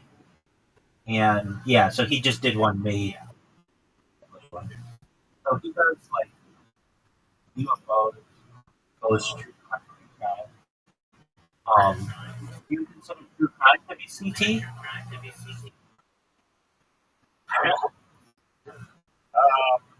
Yeah, I feel like it definitely can be if there's. Oh wait.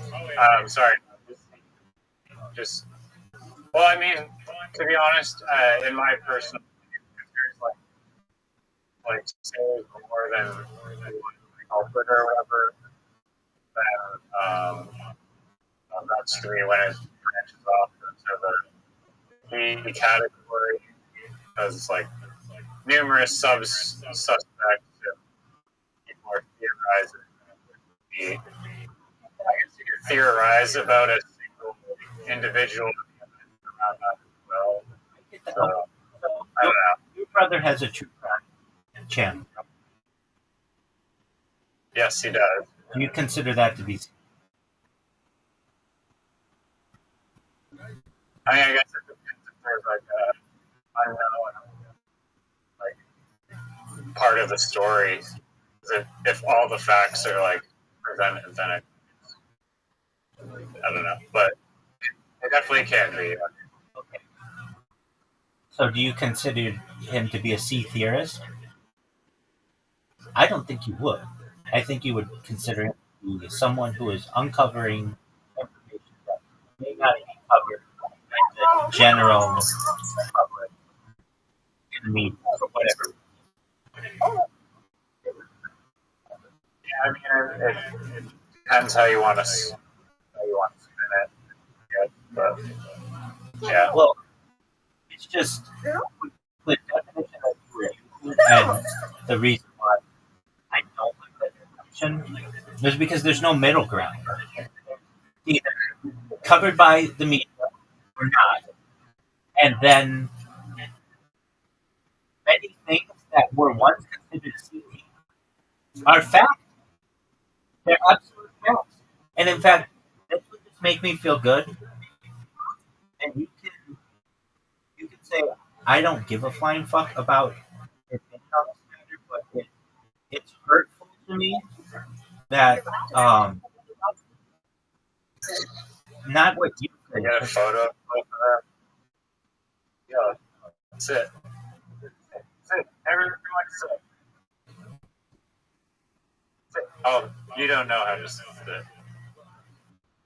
No? Alright. That is so difficult to choreograph.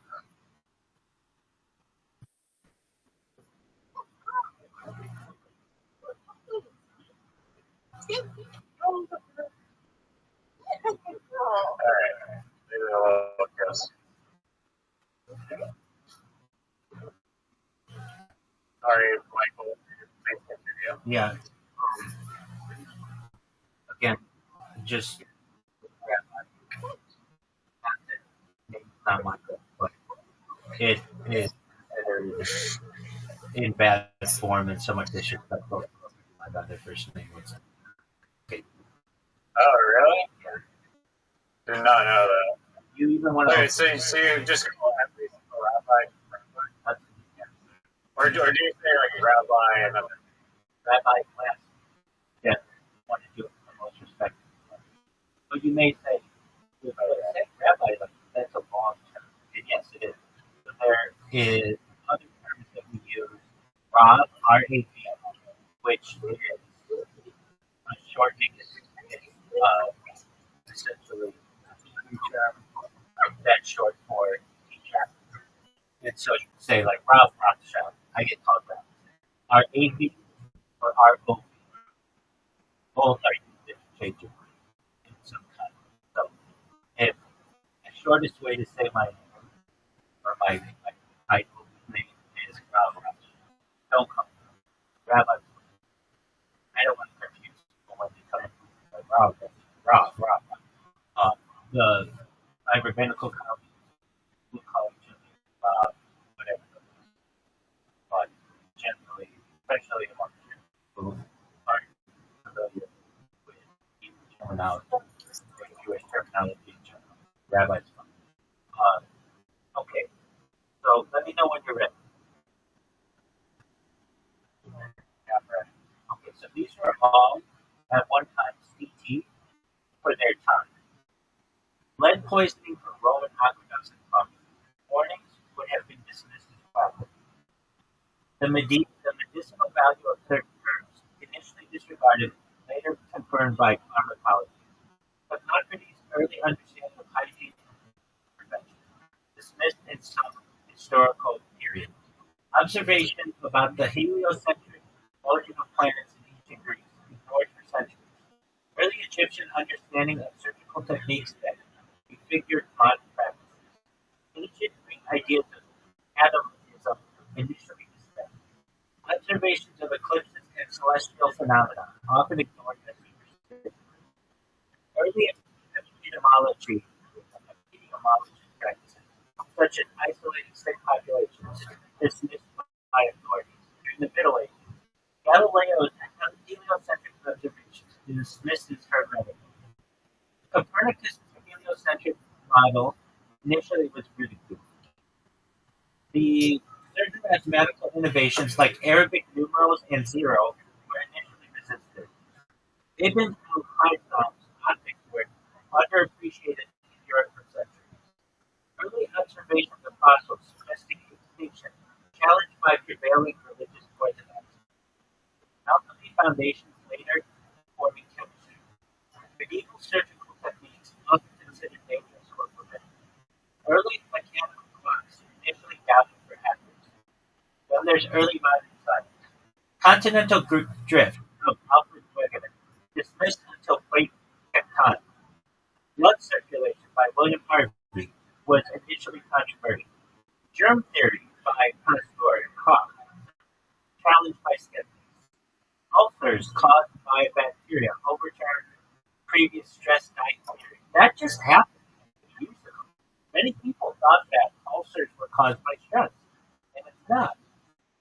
The expanding universe by Hubble faced resistance. Boyle's gas laws were initially questioned.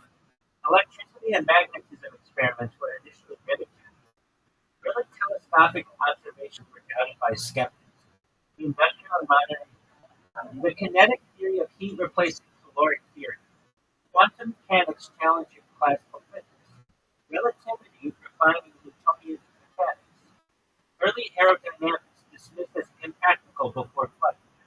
Early meteorology predictions of climate patterns were initially ridiculed. Darwinian evolution was initially controversial. Mendelian genetics were ignored until rediscovered. X-rays and radiation initially were doubted. Radio waves once thought impractical for communication. Radio was once thought impractical for practical communication. The Big Bang theory initially challenged in favor of a steady state universe. Well, that still hasn't proven. That's true, and as we see, medicine and biology, cleanliness and hand washing to prevent infection, rejected by contemporaries. Anesthesia was originally used as dangerous. Antibiotics were initially met with skepticism. Hormone therapies validated after early dismissal. Discovery of vitamins were initially doubted. Insulin for diabetes, early skepticism about effectiveness. The discovery of blood groups were initially questioned. Stem cell research met with ethical and scientific skepticism. Riser, I remember when President George Walker Bush went on television and made it illegal to have stem cells.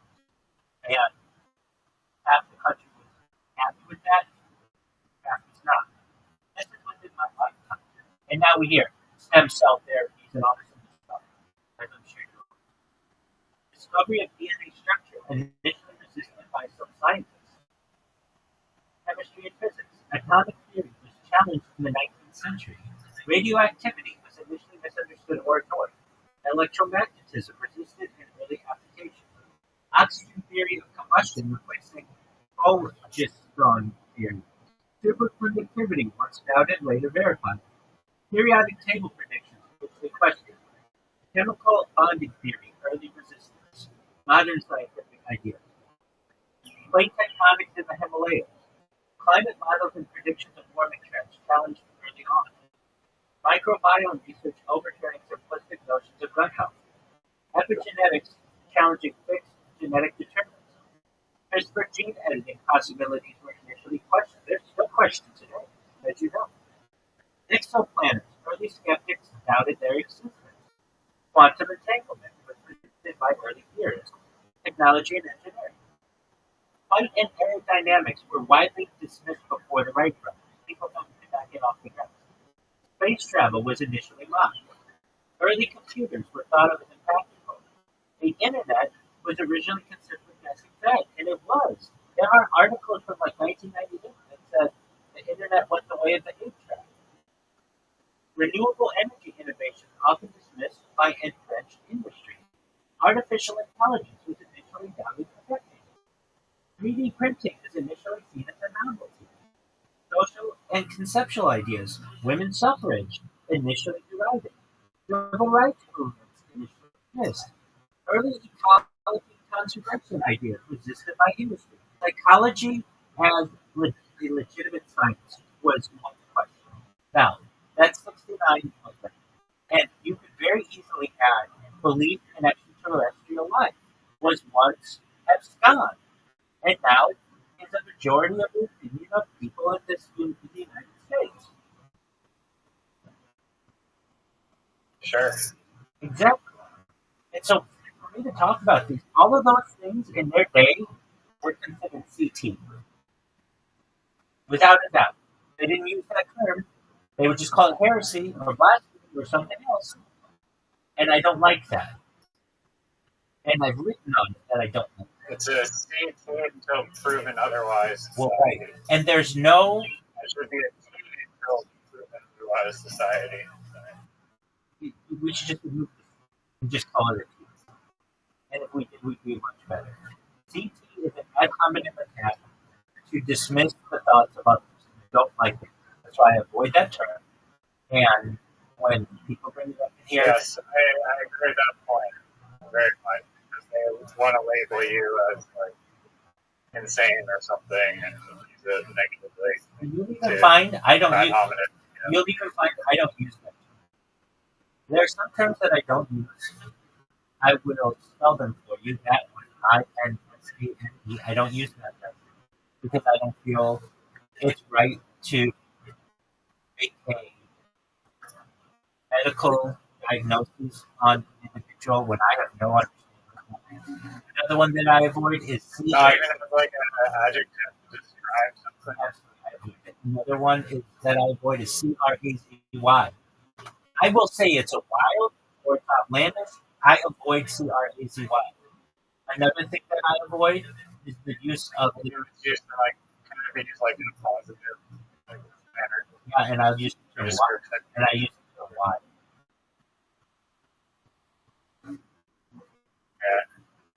Another one. I mean, shouldn't the goal be to change IV's perspectives on words so that they're not used with such a good connotation? Currently, they're thrown around in their medical diagnoses, or at least one of them is to some extent. And I don't want to be someone who's known as making medical diagnoses on individuals when I have no knowledge of what they do. And the 69 things that I just named, I want you to remember them. I'm not going to read through them again, but all of those were considered at one time crazy. It's a dismissive term, and I don't like it. Another is you won't find me using the term IDIOT. And the reason why I don't use that is that was actually that's a medical term. It's an antiquated medical term, but they were basically when somebody another word I don't use is retarded. Have I used it in the past when it was commonplace? Perhaps, but I haven't said it in years. Um, Another one. The Zoot Special SCHIZO Yeah. or PH. Yeah. I totally. I avoid that one.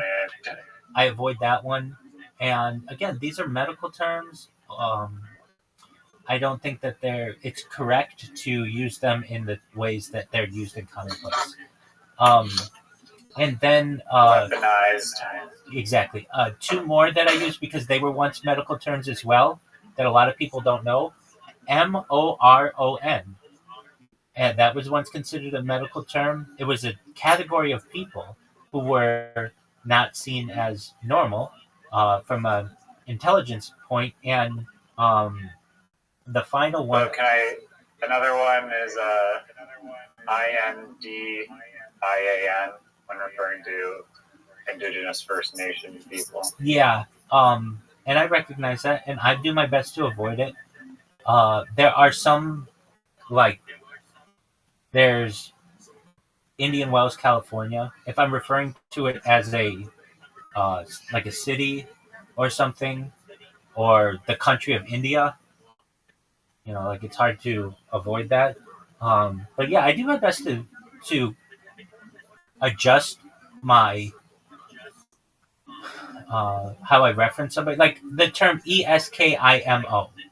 We've talked about it, but we really prefer you and I both Inuit and Yupik people because that's who they are, and I can see how ESKIMO could be considered offensive. The big one that I think is offensive that they're not going to change. Can you hear me? This motherfucker's in the elevator again, jerking himself off. Folks, this motherfucker. Oh, fucking A. What in the absolute fuck? You know what? Can you hear me? Yeah. All right, you ready for this one? That I'm surprised they didn't change when they did all those changes. Chief.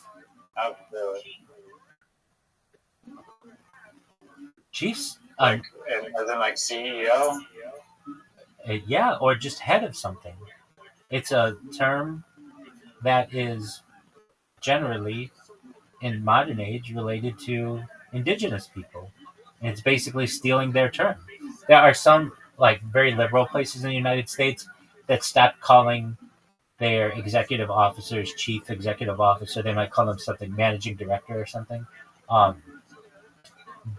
But that one was not changed. Senior executive officer. So they changed the Cleveland space INDIANS and the Washington football team, but they didn't change the Kansas City Chiefs and they didn't change the Atlanta Braves because those weren't seen as negative connotations.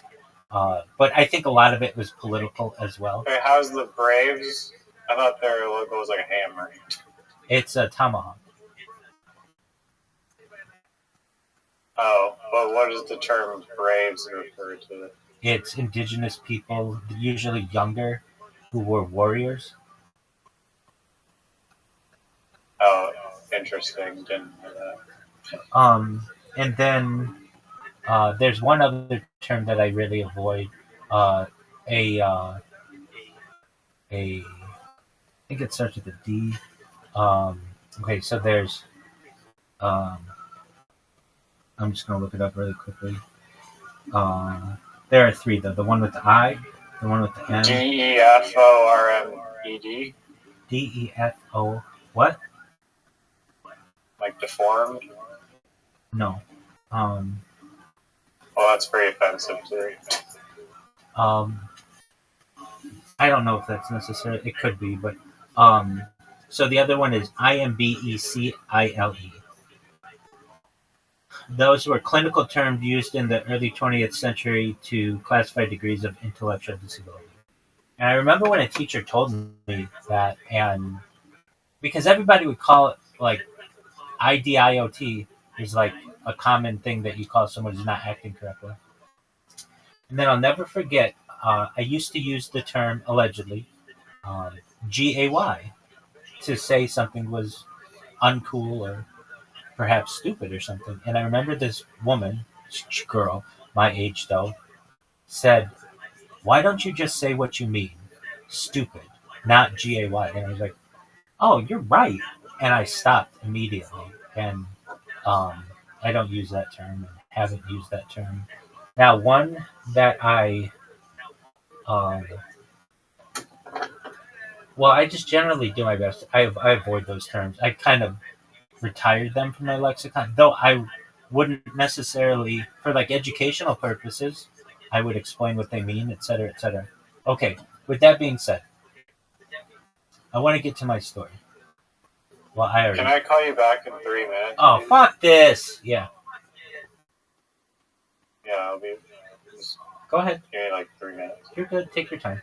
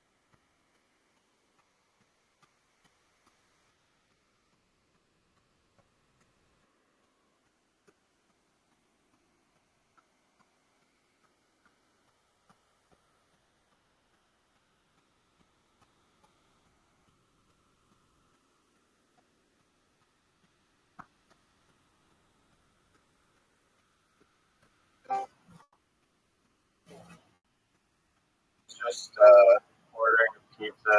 Guess how long it takes this place to order a single pizza?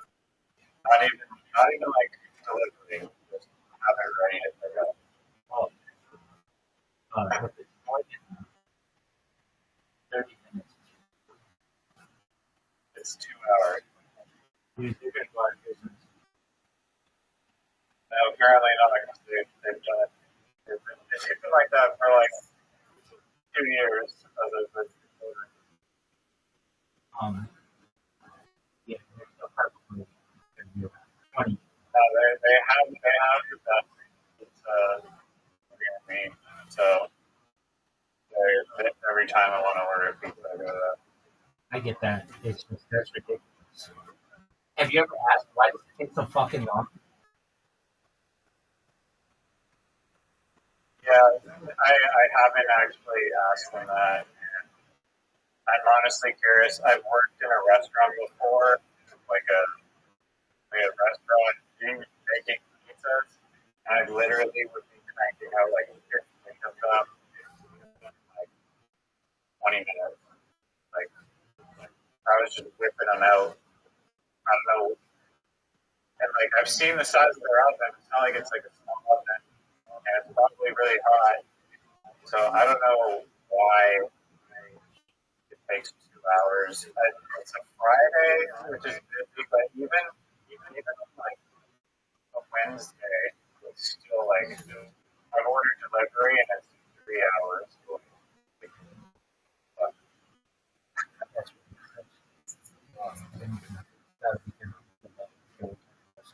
willing to. All right.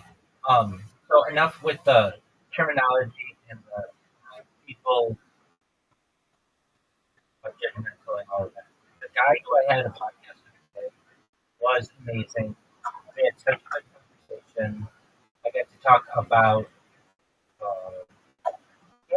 his questions were so good, and they weren't like targeted, and they weren't like what would be the question of this?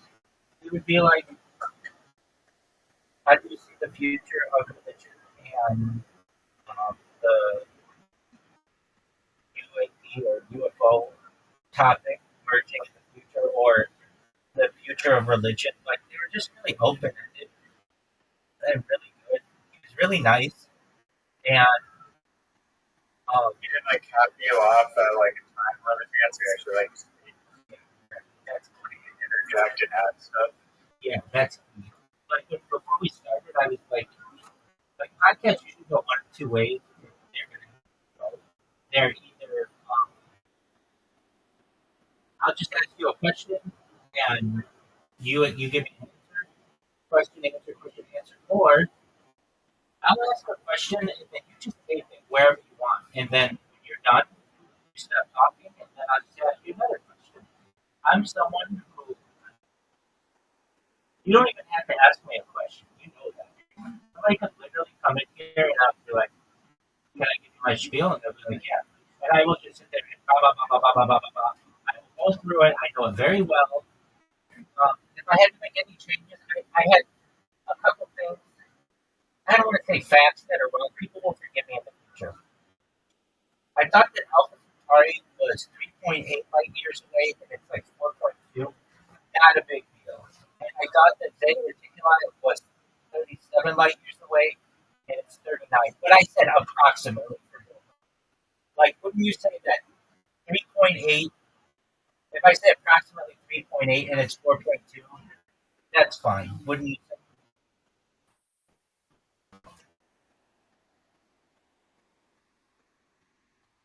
If you say no, you're no longer friends because you have to have more of a flexibility. I was muted. Yeah, no, I said that's unacceptable. Yeah, exactly. Exactly. Like most people have never even heard of these places, let alone like being able to tell you it's a binary star system and all that other shit. And Wait, can I just say, podcast? What did you say? Telegram typically has like a release that I'm in, or like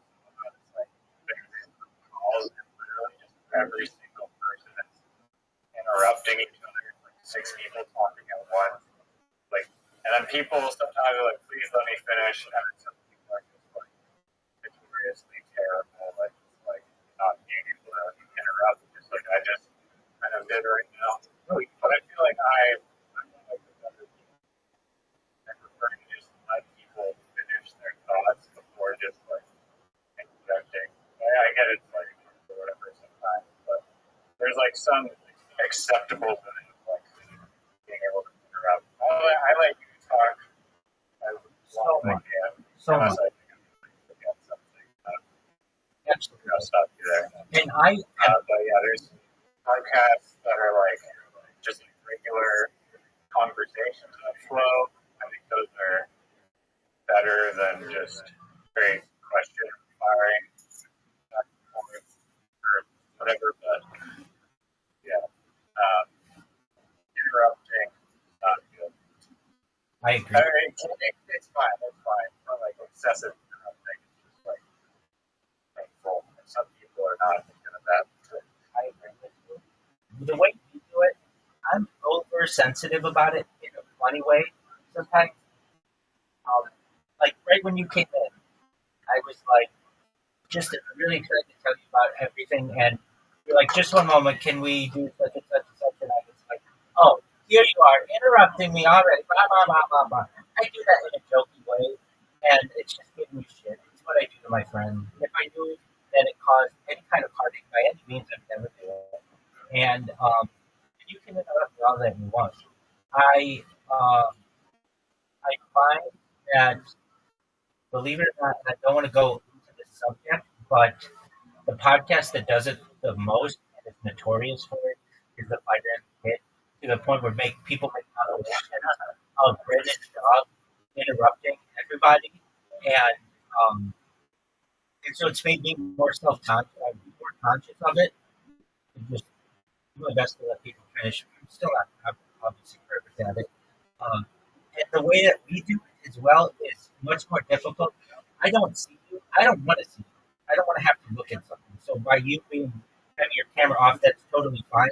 But I can't always see when you're like what your facial expressions are to know that you're about to finish your sentence. So I have to just wait. And if there's a little bit of a pause, then I will interject because I think you've done it sometimes and not. But the way that if we're doing it, there's a delay.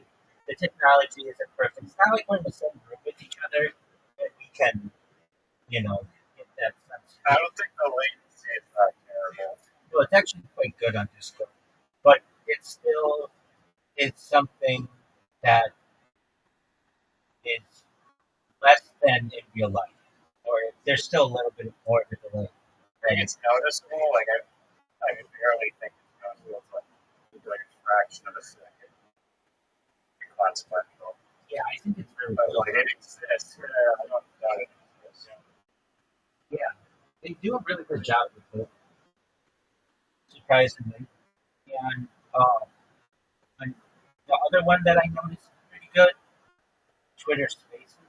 It's a weird thing that Twitter Spaces does. If you're listening in the audience, the conversations are like delayed by like 5 seconds maybe.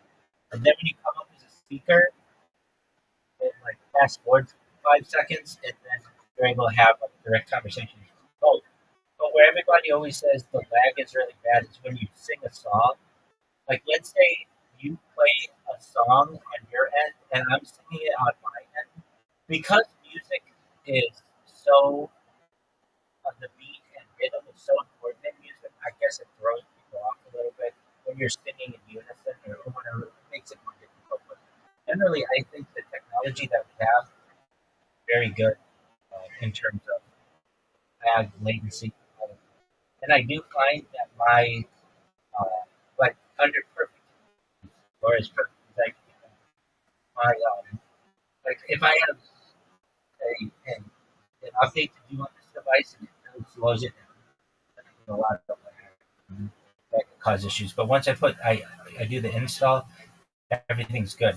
Um, I have been expanding the amount of mods that I have and my channels.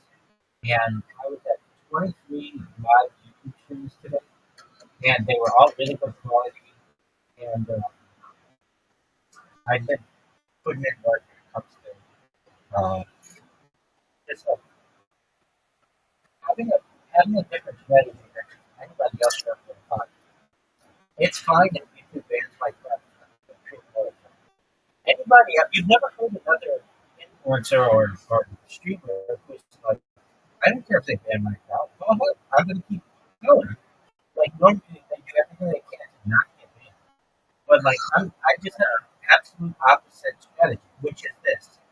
They can ban my accounts. I know that the information is archived on other platforms, be it generally Rumble, but also Twitter and some others.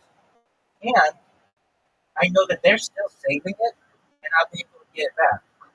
If I didn't have that ability, I would have had to quit like a long time ago. Generally, I think. Um, I don't know if I would, but it would cause me some, but not that. And so my day generally It's crazy that Twitch doesn't say I see here's so absurd. here's the thing. I know deep down. Do I have evidence of this? It's known as Amazon Web Services, AWS. And they aren't just going to let all of this data go away when it's already on their servers. The reason why they don't archive it is they don't want to have to go through all the moderation first.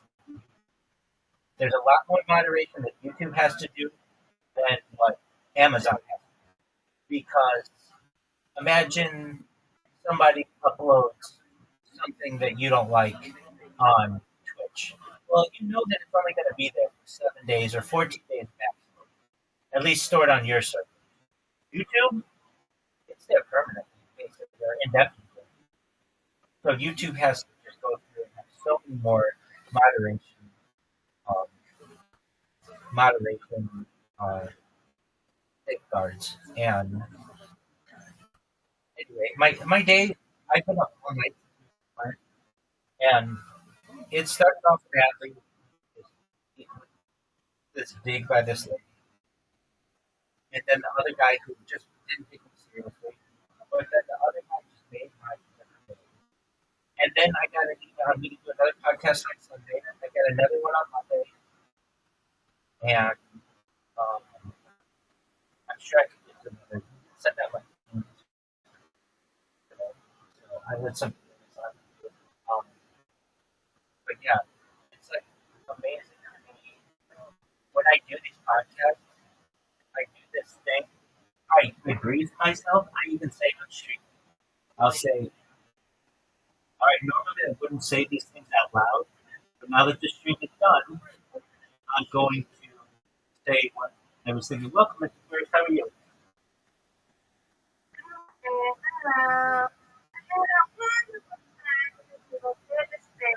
Excellent. So, how many balls did you hit?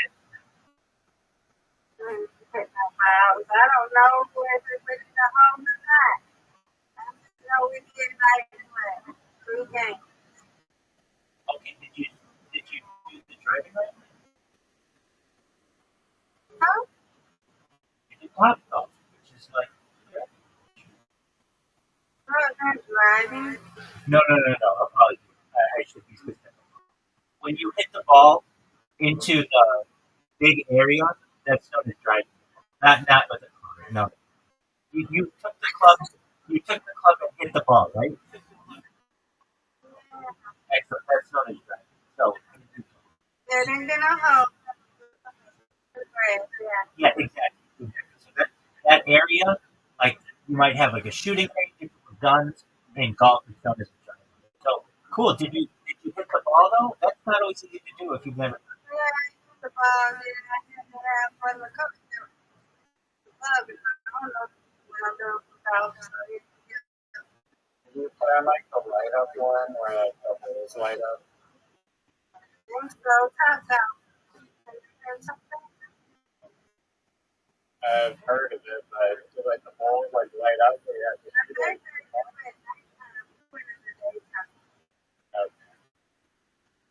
Did they have the ball come up from the ground? No, we had to get the ball. We had to wait for the golf thing. The good thing where the ball come out and we had to get the ball. Put it right The team. Yeah, absolutely. Okay. Well, very well. And you had a good time. Yeah, I did. Yeah, it was a good experience. Excellent. I know. We had it. That's right. You're a professional My golfer. first score was 76 or something, but on my coworker, she won. Well, it was 3 or 6 or so. Four, and the other sister was 5, but the other sister was 5. So, my little coworker.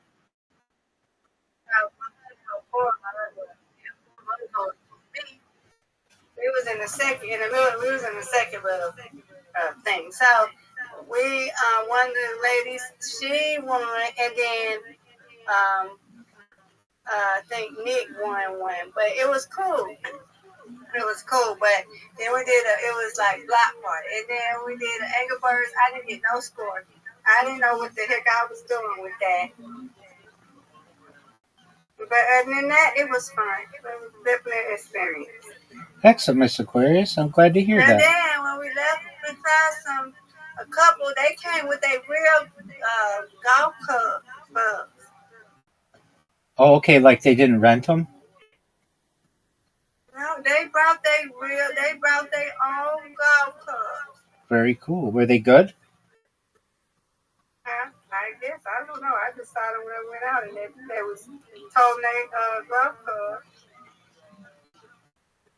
Very interesting. I don't know. I guess that's the way to practice too. I guess.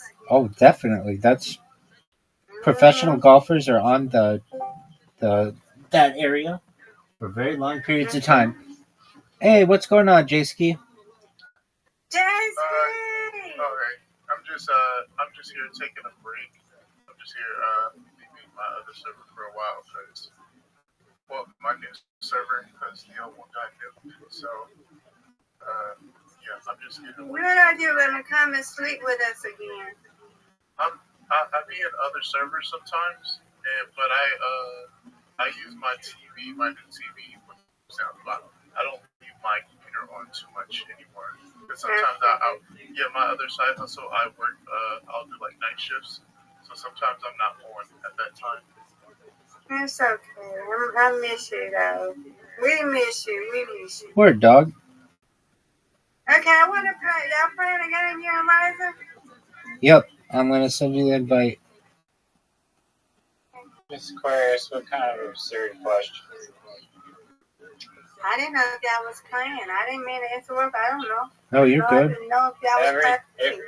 If there's a bowling match, I'm playing. Oh, you hear that, Miss Aquarius? J-Ski. Yeah, I hear him. J-Ski, would you like Not only am I playing, but I'm going to place in the top 3. He left. Yes, he left. Guaranteed. Yeah. Riser, you won one, right? Yeah, you did win one. You sure did a good job. Yeah. I don't think I've ever finished outside the top 3. I mean, who's the other person with whom we play? Zoot? Oh, look at that. That might be... No. That might be good. No. I'm not at my proper spot. Dude, you got 9? Yeah, I didn't get the spare. Oh, it was like delayed on my end. Go ahead. Come on.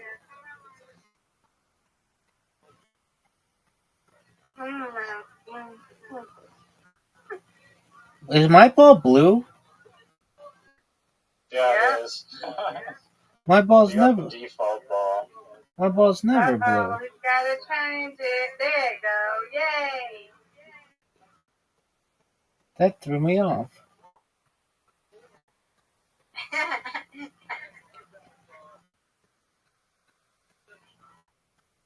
Oh, no.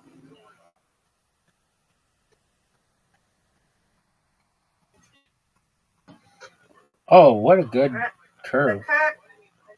Yeah. I gotta try doing the curves more often. I'm sure that there are pros who can do it, but it's so hard. Oh, missed it. Where'd I get it? No doubt. They really, Miss Aquarius and Riser, they shouldn't even make me throw it because they just know it's going to be amazing, except when it does that. A difficult split. Get it. Oh, that's okay. 16, 17, 18. Riser with the lead. Oh, are you serious? Riser, why'd you go with the cow ball?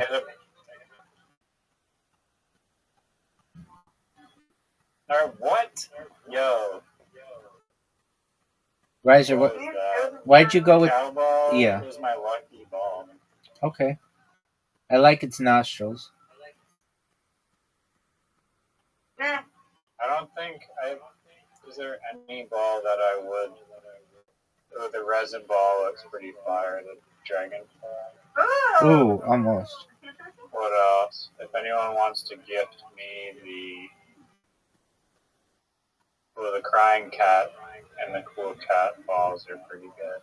I see a pink ball that I want, and if you ever see that Aquarius ball again, I would love that. Thank you. Miss Aquarius, I think we have to wait till next January for that. But we'll check it out. Don't say that. Well, when else is it going to be? All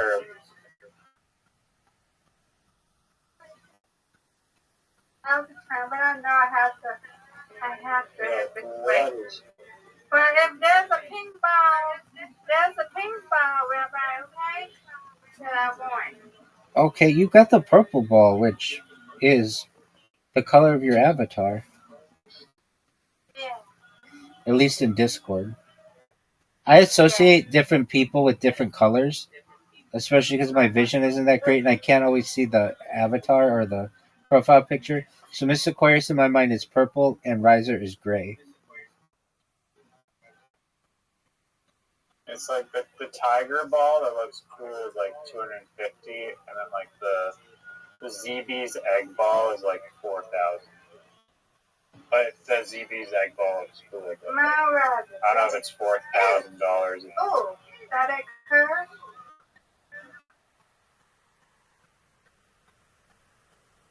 Get it? What? Are you? Yeah. I don't know. I don't know.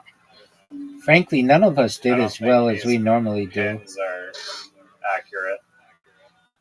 We need a we're requesting a recalibration.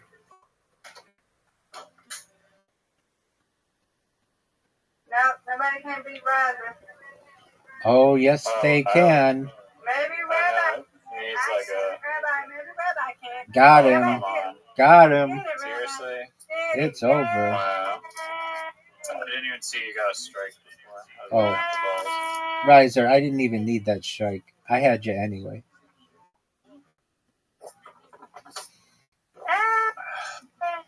I just turned on the boosters.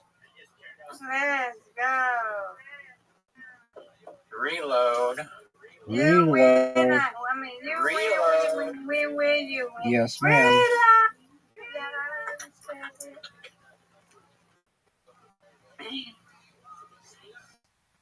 Okay.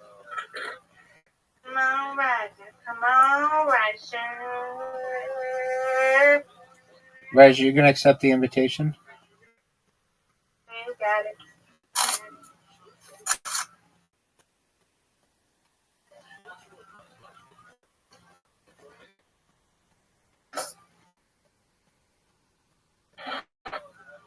I don't know why I can't get that. Okay. Come on, Roger. You got this. Oh, it didn't curve. Riser, does your ball have holes? Yeah. Oh, yeah. Nice There you spare. Oh, good spare. The nostrils of the cow are how you grip the ball. Do any of the balls have holes?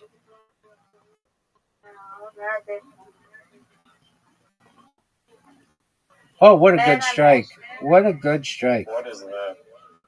Yeah, none of the balls have holes. Look at you with that curve, just slight.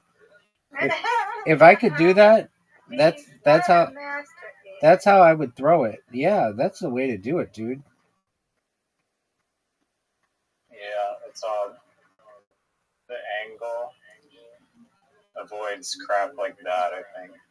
It does. This would be a Oh no. impeccable spare. Ew, that was ugly. That hurts the scorecard. Yep. It's an inverse condor right there. It's a gutter ball. Now that was an inverse ostrich. Pterodactyl. Is it pronounced ostrich or ostrich? Because I feel like most people say ostrich, but it's spelled ostrich. That's correct. And still have a little practicing to do.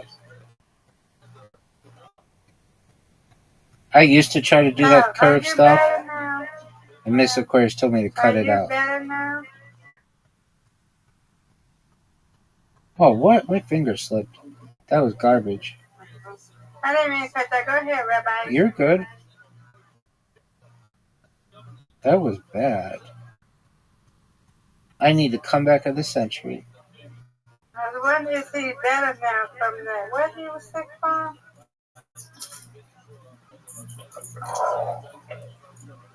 I hope I can move.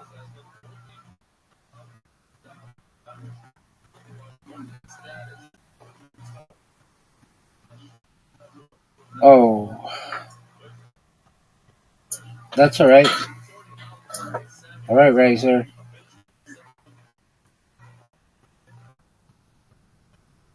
Ooh, Riser, that is What? such. Okay, Roger? Are you better now? What you eat? Mussels? Clams?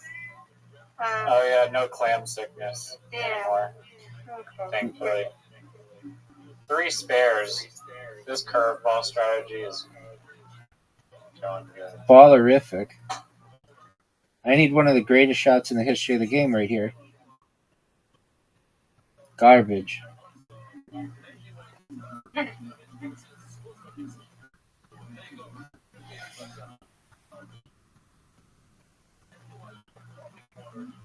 Get it, girl. What phone are you using, Miss Aquarius? Hold on. She has an iPhone. There you go. Yeah, an iPhone. Okay. Great spare. Thank you. You're welcome, I madam. didn't know if you're using No! Do you think different phones have like different The answer is yes. Let's go, Roger. You got it. shooting? The answer is yes.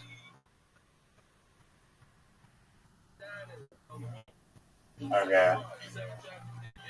Please give me the spare. Get it. Are you what? Oh my lord. You guys Oh, tied. me and Aquarius are tied. Are you? Oh, come on. Oh my lord. needs another bear or something. Garbage. This would be a great comeback. It's not a comeback. Oh, It's no, impossible. Now you can get 7. No. You guys tied. Good job. You win, I win, I win, you win. 9. Undefeated in bowling, undefeated I in have friendship. so few wins compared to you guys. We play every night, my man. Good job, Miss Aquarius. Good job, y'all, to Rabbi and Riser. GG's. No, bring Okay, it. I'm going to go to bed. I'm tired. I'm here, though. I got to go to sleep. I'm tired. That was a long day.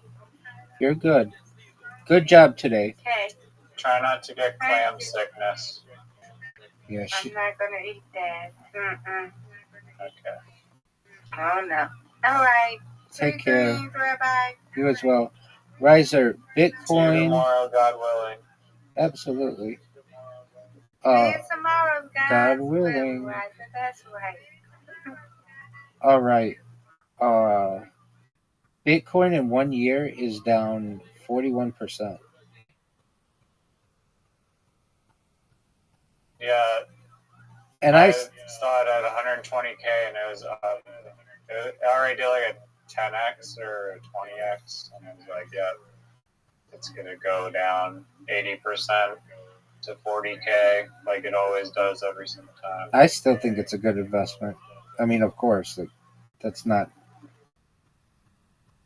a huge predictor. Unless they just make it like illegal or something. Yeah. Buy. Okay, now my question to you is this. If we include yesterday, you've lost 3 games of Literati in a row. Are you ready for 4? Yeah, run it. Run it. All right. Well, just hold on, dog. Just hold on. I need to get my I need to email these people. So, and if you're like, oh, you have to email them individually. No, I just have to get the bot going. It'll take less than 5 minutes. So, with that said, before Miss Aquarius came in, I was saying that whenever I do a podcast, it's like a drug, or I treat it like it's like there's this wave of serotonin that comes over me, and I'm just in a good mood. And then I talk to the camera like, and say how much I appreciated the host and the discussion that we had or whatever. And then I always critique myself. How could I have done better? And like, what do I wish would have went differently? How, like, maybe there was like a name. Like I was trying to think of Carl Sagan today on the fly, and I couldn't think of it. But it's not like anybody knew I couldn't think of it. It was just some like a little anecdote that I wanted to add. And I just I find it really interesting that when I'm done, I like interview myself, and I'm like, what would I have done differently? What questions would I have answered differently? What questions, if I were the host, would I wish they would have asked? Do I wish they would have given me more time to talk? Um, and this guy today was had really great questions, but then also gave me some time to kind of run with some stuff to talk about California high speed rail, which we've been waiting on for 30 years since I was a little kid, and how Japan just celebrated 60 years of no deaths with their maglev trains. Like, one of the most amazing statistics I've ever even considered. Can you think, like, all the people who've died just in Canada in car accidents over the course of the last 60 years, and how many of those car accidents could have been avoided if Canada had a similar system to Japan? Sorry, what's the system Japan has that makes no car accidents happen? Maglev trains.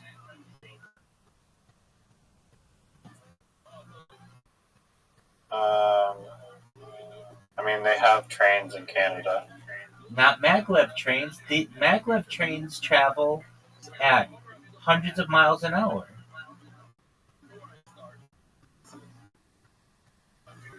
I mean, there's still train infrastructures with not a big crash rate. There's a crash on Canadian rail every single day. There are 10 of them every single day. It's just not something that is reported on in the press. But you could look it up. That's a statistic. In fact, I'll look it up. And it depends. I'm sure you're going to say, well, what do you consider a crash? Like, does it have to involve a death? No. I'm not saying there are 10 people who die in Canadian rail every day, but how many Canadian train accidents or derailments or similar issues occur in Canada every day?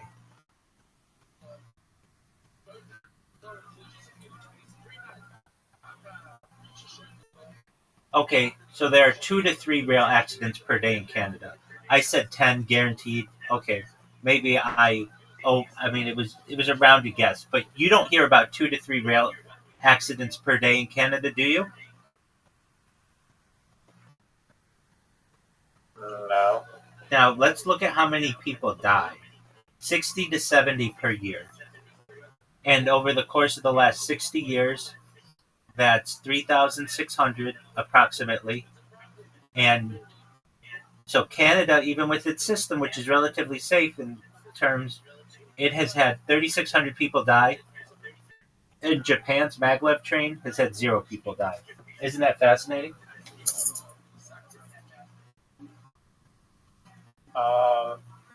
Even like train surfer people, does that count? So, if you really want me to be specific, which I clarified in my discussion with this guy today, people within the train, no one has died. There have been people who have jumped in front of the trains and they have died, but we don't count those. Yeah. I mean, it's still a cause of death by the mag train. No riders have died.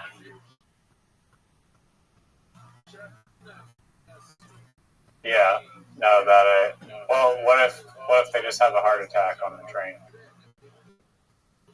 No riders have died. That's an excellent clarification. Very nitpicky, but excellent clarification. No riders have died due to train-related accidents. Is that better? Yeah. Yeah, I'm in agreement with you though. Some people have died, so like that's what I like. You,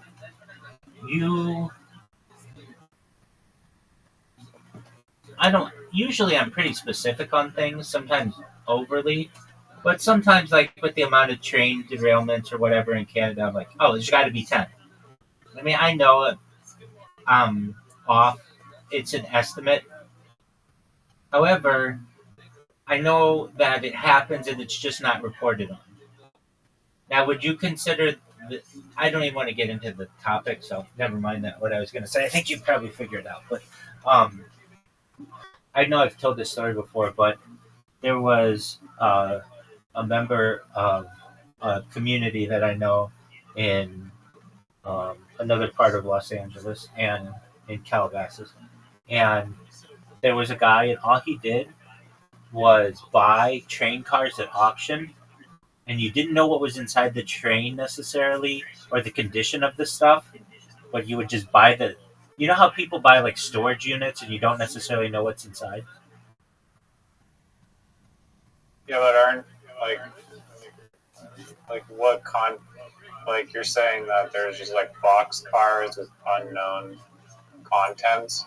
Well, the storage lockers usually they take a picture of it.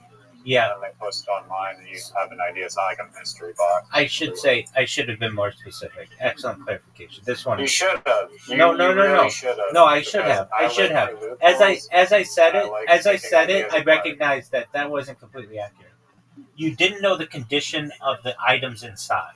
So what I'm saying is, like, there might have been a bunch of boxes that say Sony on them, which is great, but you don't know if the TVs inside are all broken or all completely fine. And I knew of a person who that's all they did every day was buy those things and then resell the stuff to where to like. I've never heard of a train car auction. I didn't know that was a thing. It most certainly What makes a train car eligible for auction to the point where they're like, we're just gonna, because usually with like the storage lockers, it's like the person has either stopped paying the bills or they're like deceased or something. So is that the situation with the train car where like the owner of the contents, like Sony, just was not paid? Well, no, normally there's like, I think like 5 companies or something like that like own the majority of the train cars, and then if you're a company, you basically like rent the train car from those like major train owning companies, and then they'll ship your goods for you. Yeah, Sony doesn't. So Sony's just paying the shipping, and let's look it up.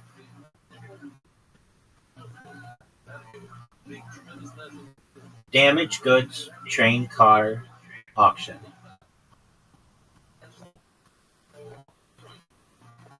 So and I'm just curious how it like gets to that. Yeah. Point so railroads. Eligible. So I think it's normally an insurance thing. Railroads and salvage companies sell damaged goods from train cars through online auctions or direct sales to mitigate losses. Canadian Pacific is noted for auctioning wrecked damaged goods directly on its website, while other railroads like CSX sell unclaimed or damaged bulk cargo, for instance coal, grain, plastic pellets, rather than finished consumer goods. Disposition methods. Damaged consumer goods from derailments are often sold to salvage buyers, who resell them at discount though automobiles and specific durable goods are frequently destroyed to avoid liability. Bulk cargo. Railroads like CSX offer expert sales of distressed bulk lading, such as fertilizer or rolled paper, which may be damaged in transit.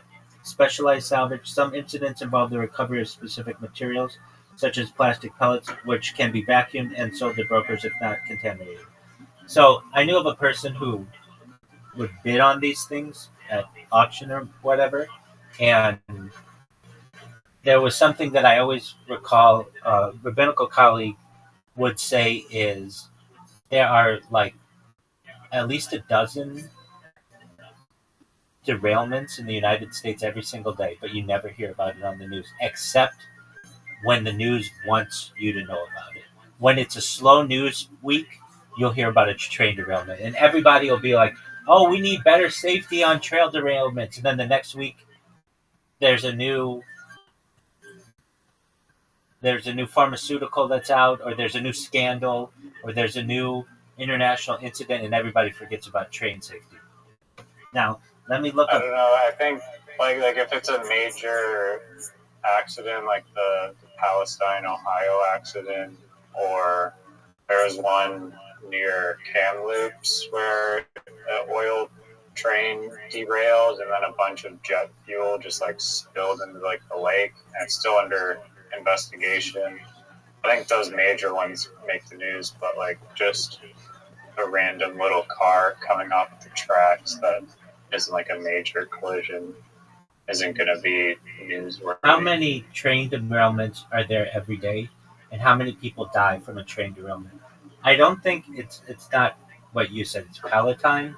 Um, there are 3 train derailments per day, with over 1,000 in 2022, with an average of more than 30 rail incidents daily over the. Okay, so in the United States, there are 3 train derailments and 30 rail incidents. 954 people have died in railroad-related incidents. So that's like 3 a day. So you would think that you would hear about 3 people a day dying from trains. Palatine, I don't think anybody died at that. It was just. That was Palestine. It's not. Palatine. But I swear it's Ohio. literally Palestine. I gotta look this up because I swear everyone You're right. was saying You're right. But there's something about it. Something interesting about it. Hold on.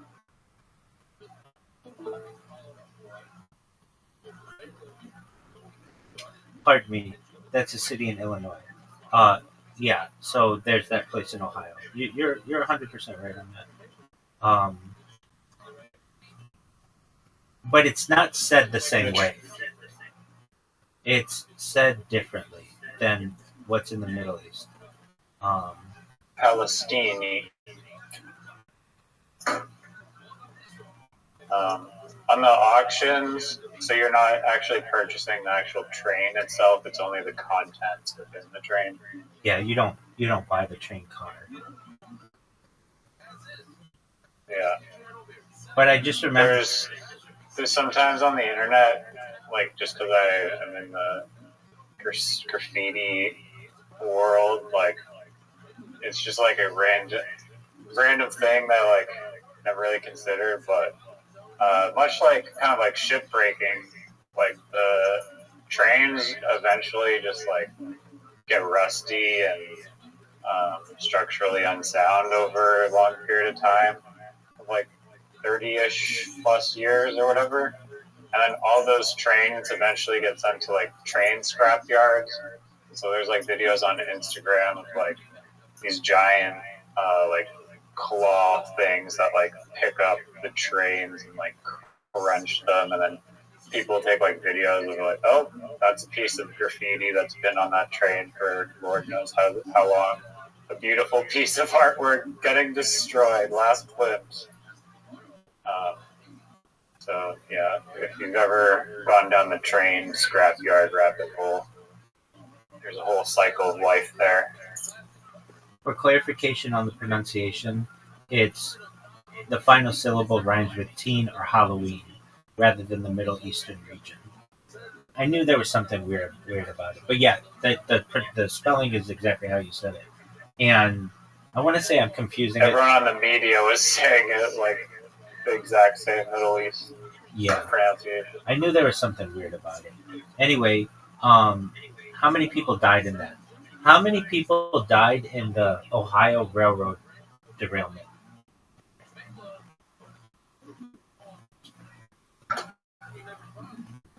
No immediate deaths. So literally today, 3 people died and nobody talked about it. And yesterday, 3 people died. And guess how many people talked about it? 0. And in this case, no immediate. Wasn't it like an average? Like it could be like 60 or something one day of the month. And then it's 900 a year. When's the last time you heard somebody talk about train safety? Never. But the thing that happened in Ohio, but nobody died from that. It was a slow time in the news, and they used this as a story, but it wasn't like There's like giant things of smoke going into the atmosphere, and they're like, oh, there's toxic chemicals burning in this neighborhood that's gonna like pollute the water and give everyone unknown diseases that live within like a 28-mile radius. that's a nice I what if. don't think it was like just a way to That's a brushing it off. that's a what if. 0 people died on the spot, but there's probably a lot of health effects of like the water and shit. Riser, 100 people died in the last month from trains. Nobody talks about those people. 100 real people died. Not shoulda, woulda, couldas with the water pollution and environmental damage, which we don't really know. I'm talking 100 real people died, but nobody talks about those people.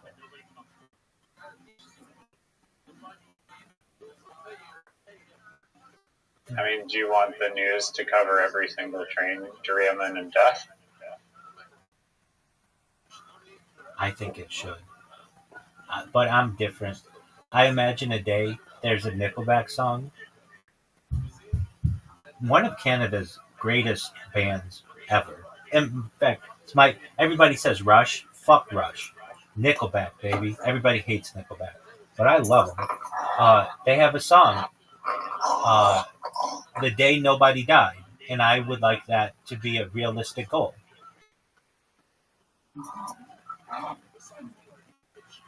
Yeah.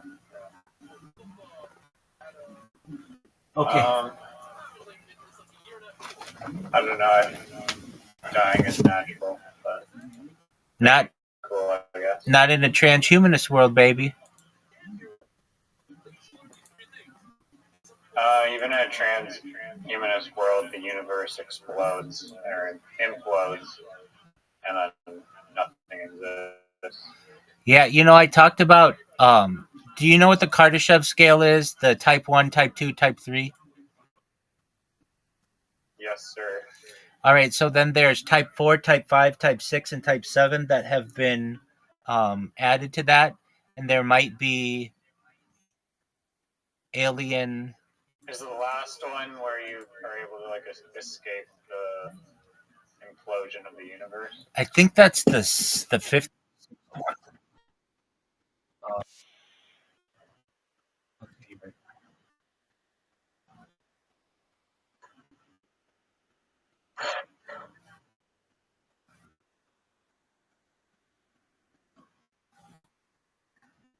Okay.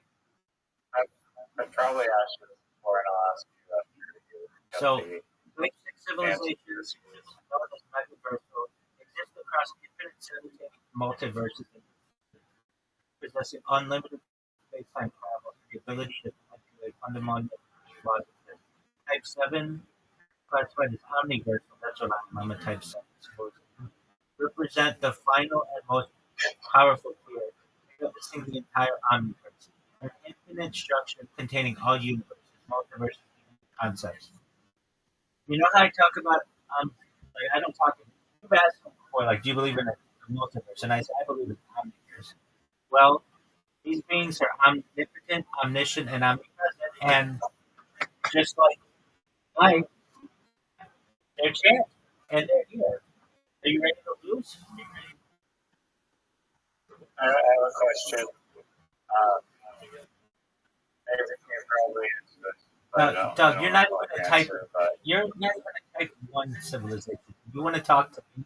A type 7, omnipresent, omni. I've contacted beings from type 7. Okay. I've had direct phone calls and Skype calls. I'm omniversal. I'm everywhere. Anywhere. I have a direct landline feed at all times, straight to type 7. Normally I would like rip you in the asshole, but I don't want to. I don't want to belittle your experience because I think that's an important thing, not just that happened to you, but that you shared. So if you want to say that you have a direct line to them, I'm cool with they could be just a type 6. You don't know that they're a type 7. Did they beat you 3 times in a row in literati? That's my question. And I don't think they did. Because in the entire I'm story, not you gonna told get me. offended by a non type 7. Wait, God. He's dismissed. You're dismissed. I'm You're a, dismissed. baby, I'm a type 8. I've dismissed you. I'm a type 8. I'm not even on the fucking scale. I'm a type 8. Do you know? This. Dog. Explain what a type 8 is. Kardashev scale type 8. No. I want to see what it says. I know what it is. Looking at it. Probably just straight up like God or something.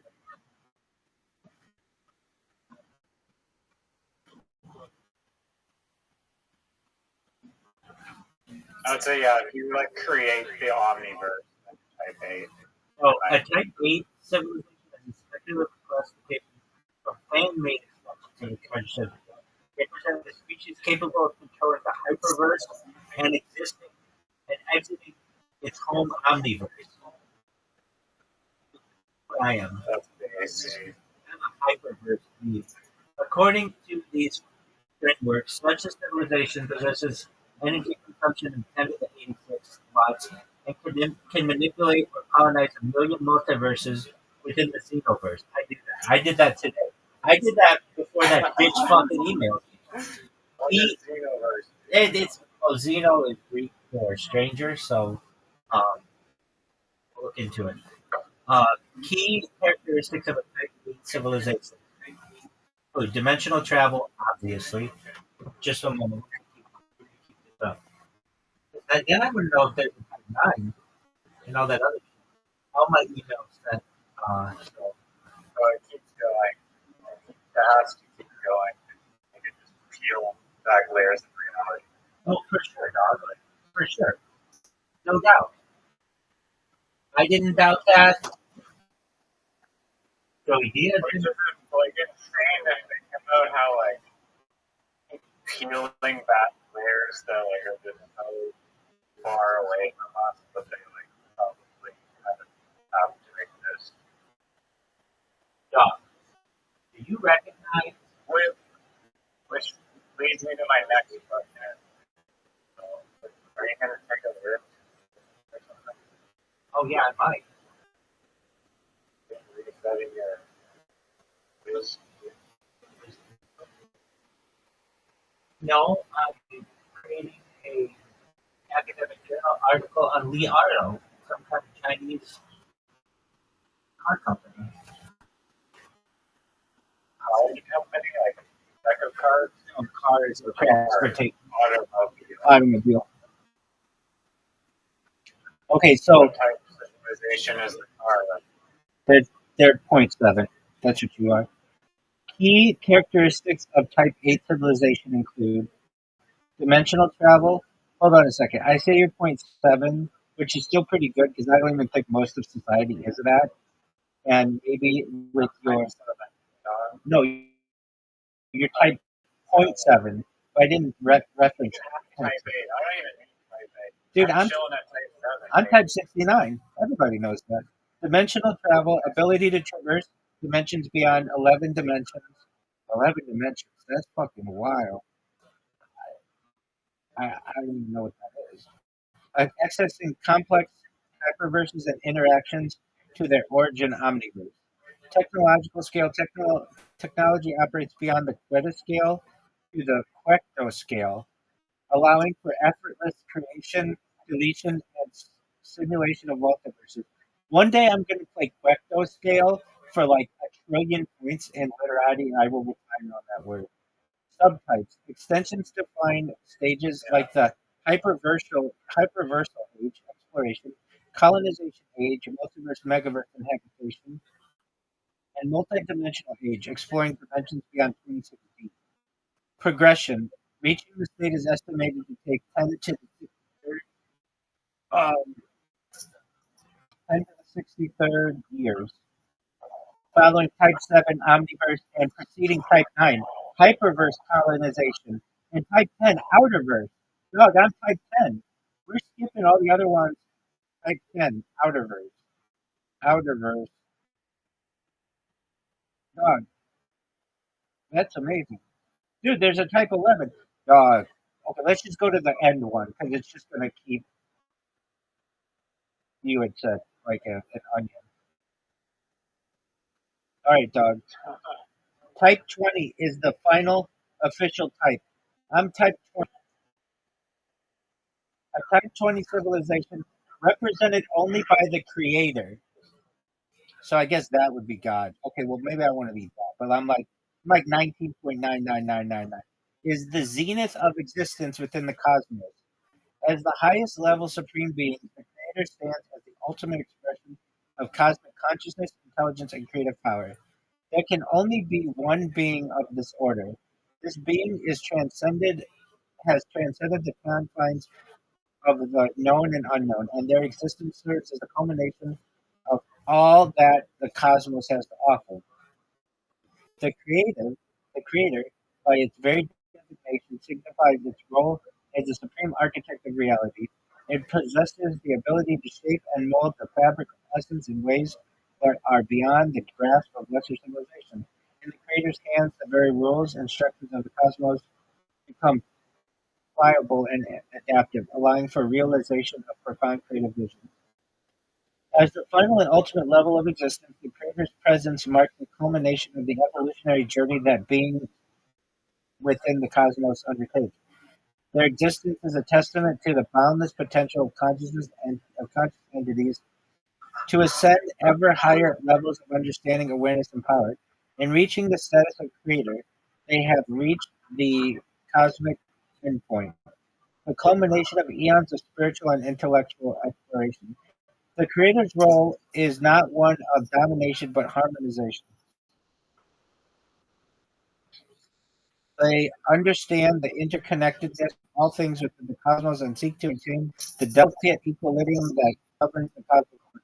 Their actions are guided by a profound respect for the intrinsic balance that sustains the various planes and dimensions of existence, ensuring that cosmos and order coexist in cosmic dance. The presence of the Creator serves as a source of inspiration and aspiration for all other civilizations within the cosmos. They stand as a testament to the heights that consciousness can achieve, urging others to embark on their own journeys of exploration, enlightenment, and transcendence.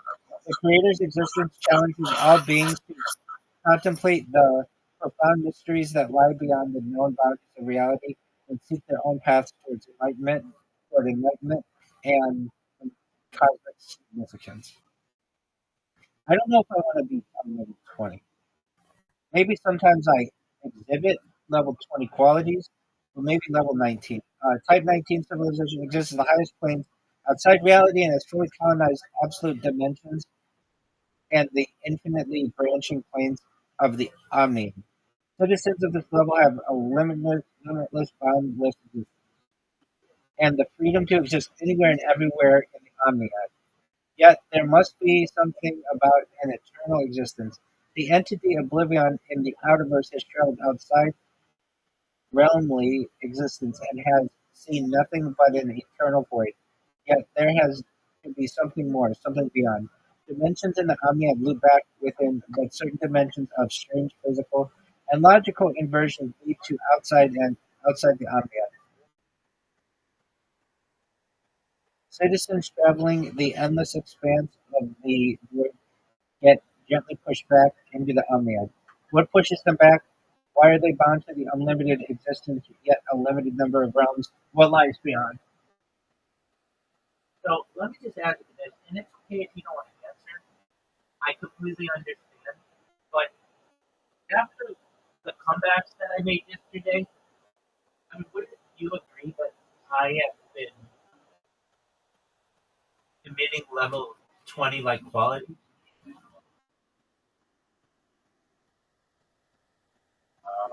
You don't even have to answer that. Stop it. Yeah, that's a loaded question. Dude. So you know what you do with loaded questions? Dude, I've taught you the answer. What's the answer? Answer loaded question. That's not the answer. The answer is I can neither confirm. I can confirm. I can neither confirm nor deny. No, I said that. I came in here one day and I talked about that, and then Yes, you Doug. really took that off. Doug, I have That's okay. before I even met you. Okay. I mean, Before I even met you. Before, dude, before I even met you, I have myself on camera using the brilliance of that phrase. I know. Then you tell me, where did that phrase from? When? From where did it come?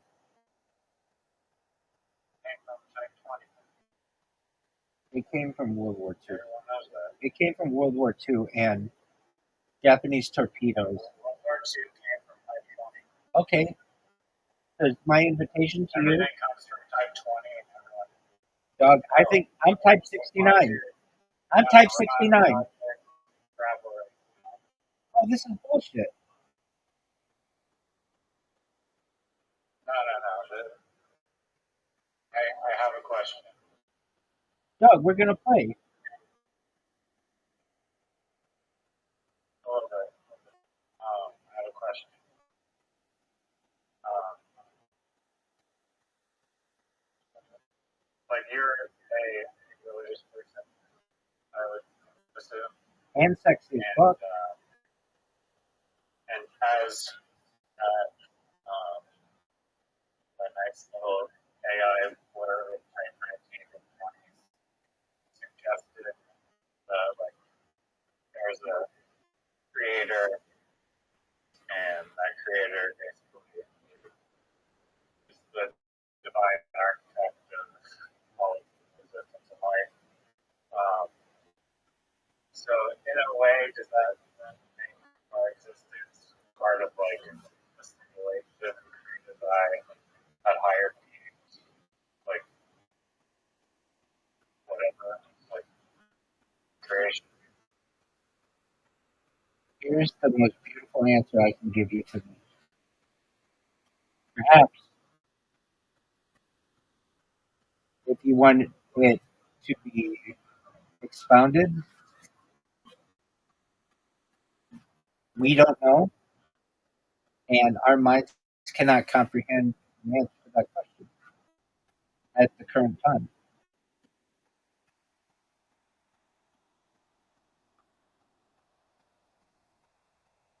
Um, I think it just depends on how you want to like define simulation.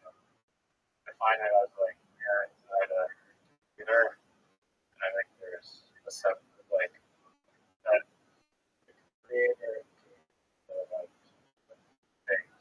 So it could be inside the creator's simulation if you want to call it living on a lower dimension of reality, a simulation. Part of like the bigger picture. But a computer specifically is like a device inside of the Type 20 that could be used to emulate life.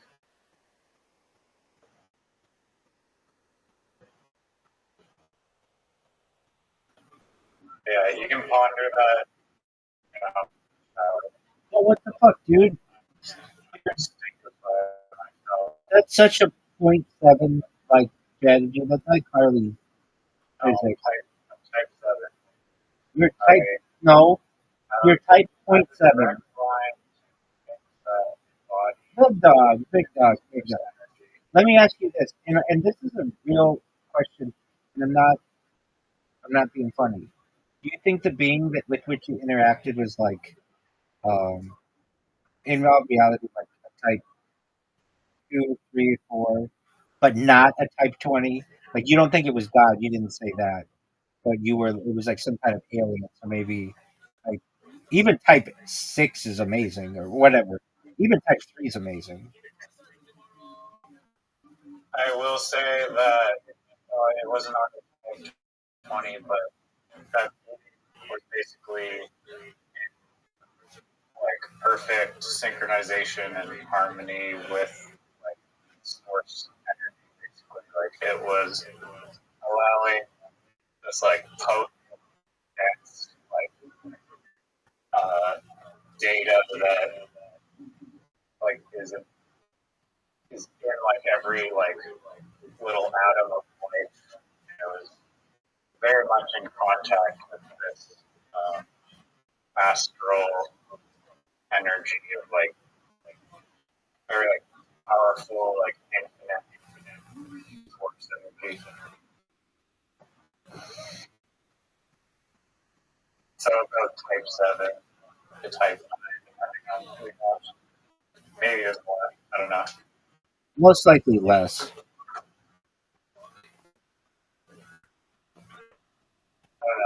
Hold on, I don't want to put that down though. Even a type 2 or type 3 is like more than we could cut. No, Like, there's beyond that. Star Trek was like type 3 or whatever, and they're just like regular humans with like human IQs. Okay. Just existed in hyperspace for one, so You, it's like you automatically just like beyond physical space and time.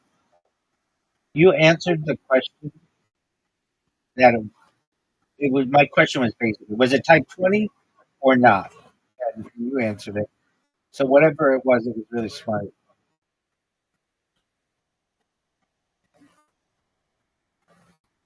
Yeah. IQ. Yeah. Now here's my. But it's like if you just kind of allow the like energy to flow through you, there's like infinite energy that you can channel that is beyond like any limitation. Drug.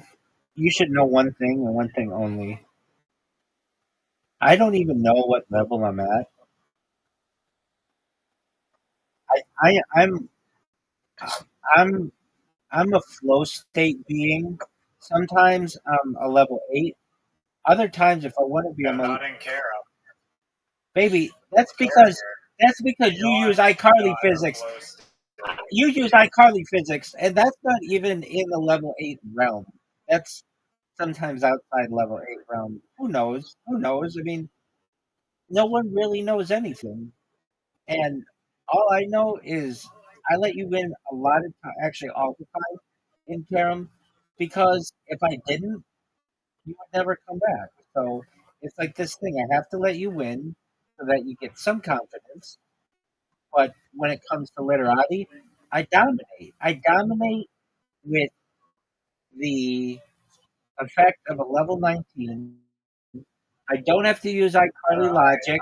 I'm literally forced to let you win because if I just play a good group, you instantly start whining and Doug, what's the last word about which I complain?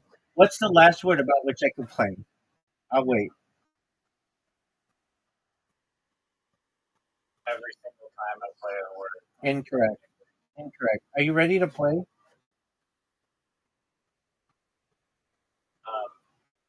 Chronologically, do you think later body, based on our conversation, shower or shower goes before later body? I don't understand why both can't be simultaneously true. I think outside the box. I'm at least a level 19, baby.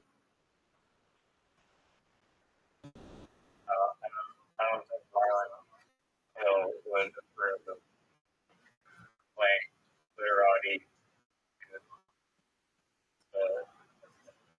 Marlon Hill is at best. Just for the same reason that Marlon Hill would put a Augusta National and tee off and without any hands on. Marlon Hill is Disrespectful. Marlon Hill is at best a 0.8 civilization member. At best. At best. I, on the other hand, Bro, that's crazy. have expanded. That's insane.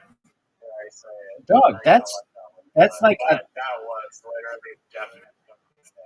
No, it's not. You can call it wild, you can call it goofy, you can call it dumb, but don't call it that because it's accurate. And here's why it's accurate. A 0.8 level civilization is really like it's a year like 5,000. It's super slow. I, on the other hand, have expanded the Kardashev scale from 0 to 20, and I'm making it 70. The creator is level 70, and I'm level 69, baby. You know it. I know it. No one cares about that. Cares about that. A psychiatrist would listen to like you right now and be like, "Wow, this guy's lost Marvel. That's more absurd than waiting 5 hours." And I would tell that person that 2,000 years ago, they would be telling me my warnings about lead in the aqueduct were unfounded. They would tell me that the sun revolves around the earth when I would give them counter evidence. They would tell me that washing one's hands before surgery is not a relevant practice. They would tell me that artificial intelligence was never going to become conscious. They would tell me that extraterrestrial life is doubtful and likely doesn't exist. And I would counter all of their points with facts, baby. And I would explain to them that the creator's a level 70 and I'm a level 69. And that's obvious. I don't, I'm omnipotent. I'm omniscient. I'm king of my own omniverse. I'm level 69. How much praise Marlon Hill and G.I. Joe and you dare put him in a level category of being Dog, that's in a still, hierarchy of being that is what the consumers would say. dog, that still means that he's living in like the year 5,000. That's really good.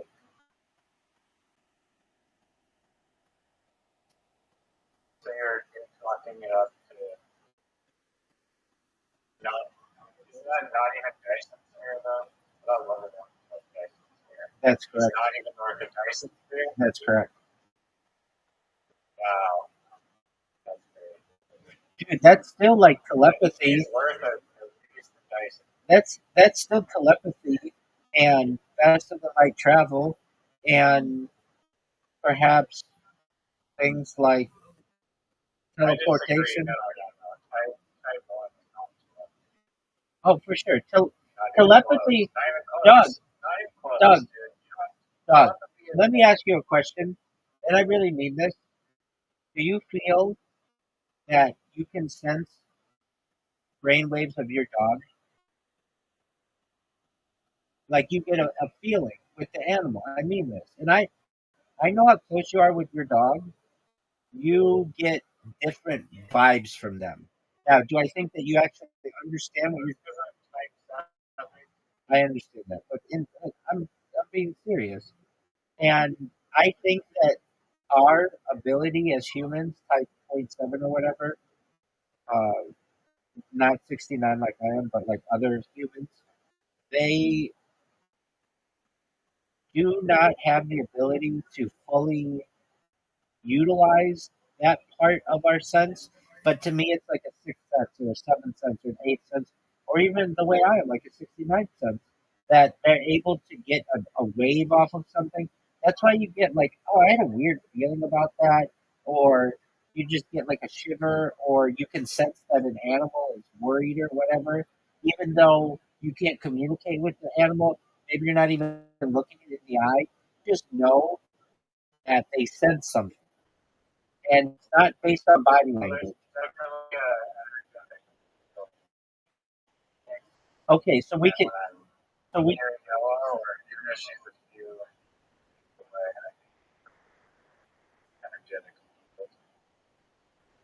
I agree. But I don't think that's telepathy. But it's almost like a cousin of telepathy.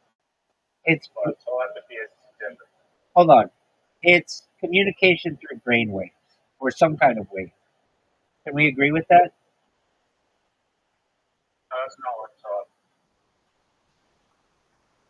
Telepathy. Okay, so we have to define telepathy. Telepathy is non. So it is like non-ambiguous communication via like wireless brain connection. I would say it's interpretation of brain. Non-ambiguous key distinction. What does that fucking mean? What is non-ambiguous? Means like I'm not guessing what you're thinking. There's no interpretation that I'm doing because they can look at you right now and be like, Rabbi is making a Japanese chocolate, but you may not actually be thinking of Japanese chocolate. But if I was telepathic, I could just look at you from across the room and be like, okay, Rabbi's thinking that he's a type 20 Scrabble player, and that would be true. But I wouldn't be guessing.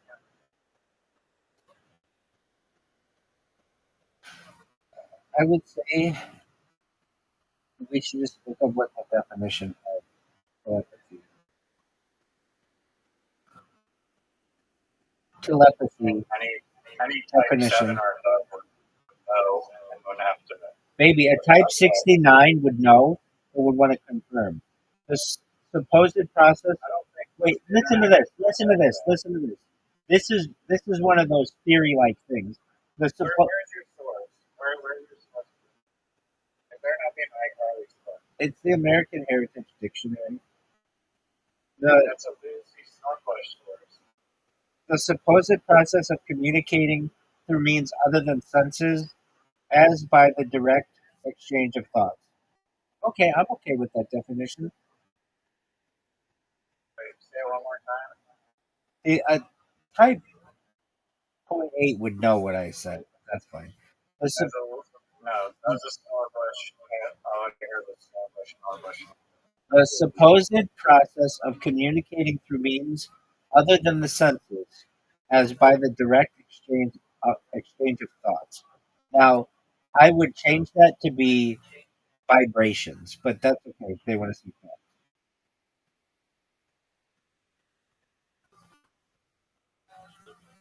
Be more specific and not be so. I mean, it is kind of implying that the thoughts are clear and not left up to interpretation. It's very interesting the words that they use as qualifiers. So, like in the dictionary, they say the supposed process. On Wikipedia, they say the purported vicarious transmission. Uh, in the psychology research book, it's the concept of transmitting information between individuals without relying on the conventional senses such as speech or hearing. But they don't. They interestingly enough, they don't say it is purported or apparent or. And the Cambridge Dictionary says the ability to know what is in someone else's mind or to communicate with someone else. I'm okay with those things. Yeah, it's crazy. They sound like there's no good evidence that telepathy exists. The topic is generally considered by the scientific community to be pseudoscience. I disagree. Wait, and then that makes you one of those people, and I don't like that. Pseudoscience is almost both. Dog, it's a it's an ad hominem attack. That's you remember when you asked me, like when I started writing my blogs, and you're like, why would you make the thing about ad hominem attacks the first thing on which you write? Because if I can control that, I control everything. And that was really, it still is really important. I control language with that article. Yeah.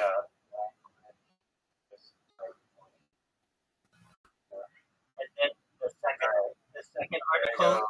second article, I know you're gonna stop.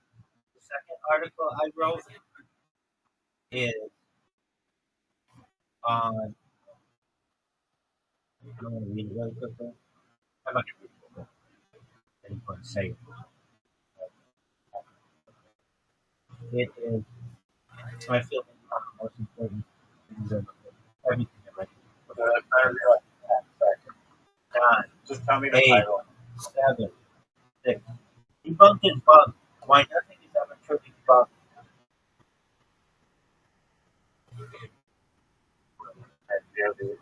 You're not coming back. That's some bullshit, dog.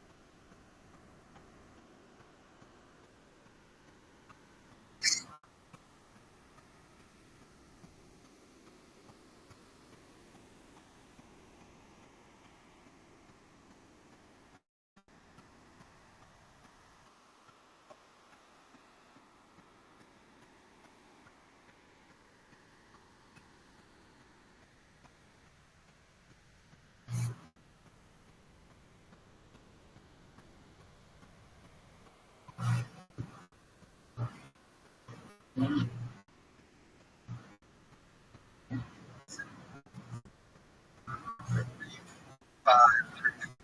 million on the house, and $2,700,000 homeless cancer program alterations and house to units of it.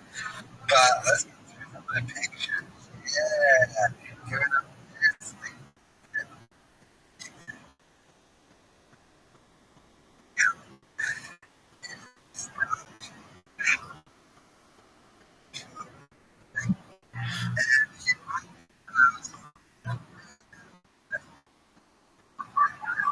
Are you from Steve? So when they sell it on that fucking out saying hi to you, or want to take a picture with you or whatever. But sure it is. We're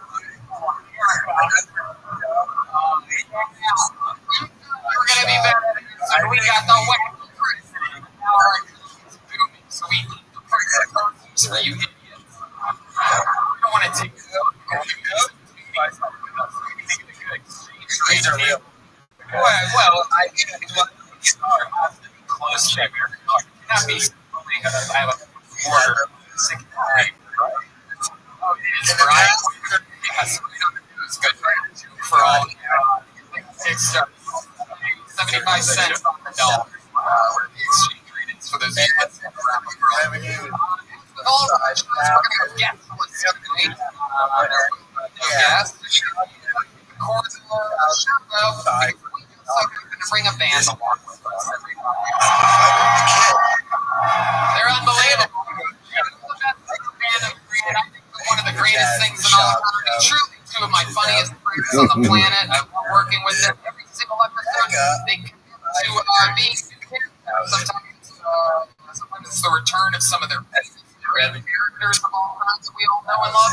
Sometimes it's a new character, brand new. You may hear like this week we saw referees for the first time, Target employees, and a couple nights ago in Spokane, Washington. Believe it or not, they were Canadians for the first time. Yeah, it's cool. That noise. There's a reason to release that. There you go. So let's see what we learned tonight, shall we? Ladies and gentlemen, guys,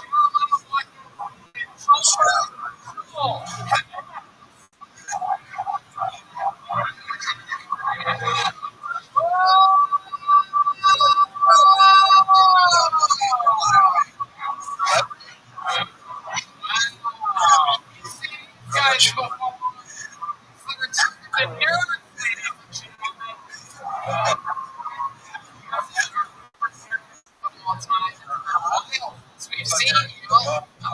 Now we're again.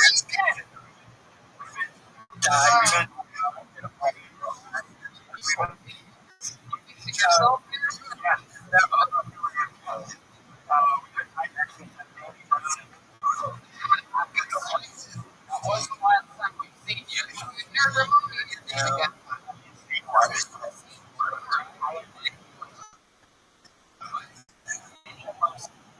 Plenty it is. I think it's recently. It's right.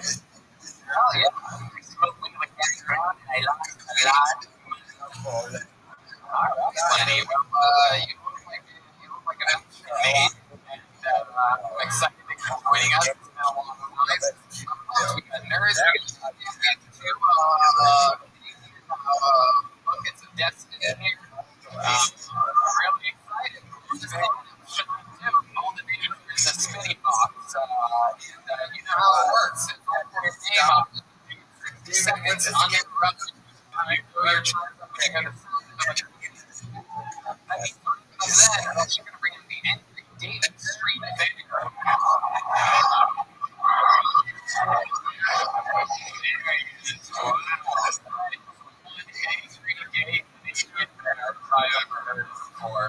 My goodness. Next year, you talk to people about life, find out what's the nice thing about you, what God if you do more. I'm excited about technique. And just so you know, go in after 60 seconds. We don't do it. You should don't fucking have it. 60 seconds. Be maybe they've waited years for this moment, so it would be an idiot. The stairs to get on the stage right down the middle. You can mess that up. No other way to get on the stage. Don't be stupid. Take the stairs. You guys ready to start this motherfucker?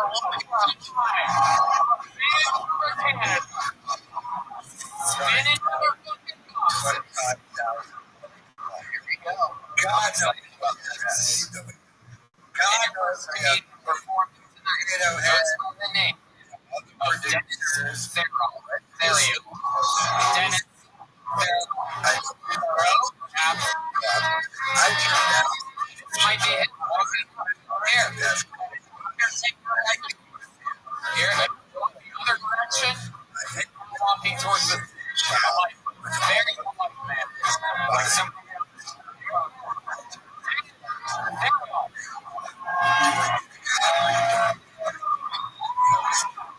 First. You guys. I see. I find it pretty hard.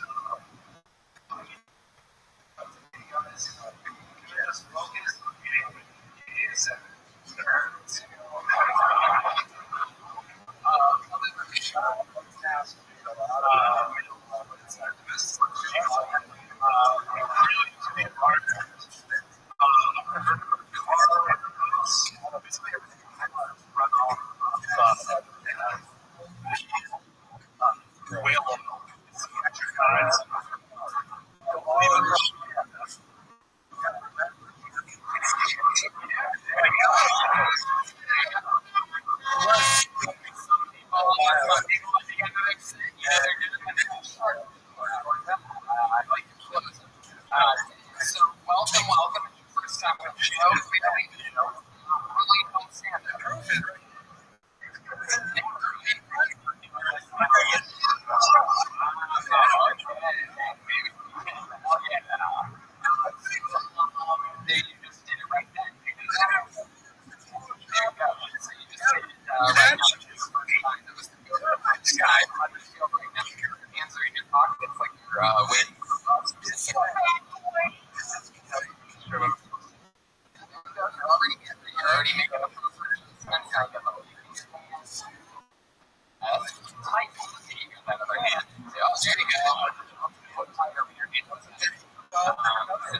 I don't really understand what the fuck you were talking about. I think he's enjoying the recess or something. He's like a mountain jump on the ladder. Yeah, it looks like a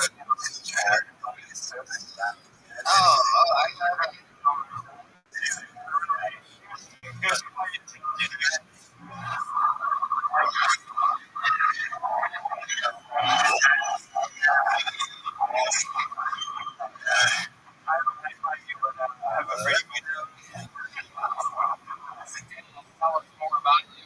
You just decided to start seeing them. How old are you? 39 years old. Oh yeah. What have you been doing until this point? Some electrician. Yeah, I can feel the electricity right now.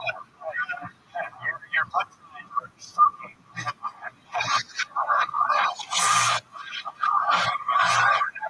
And your subject matter was correct.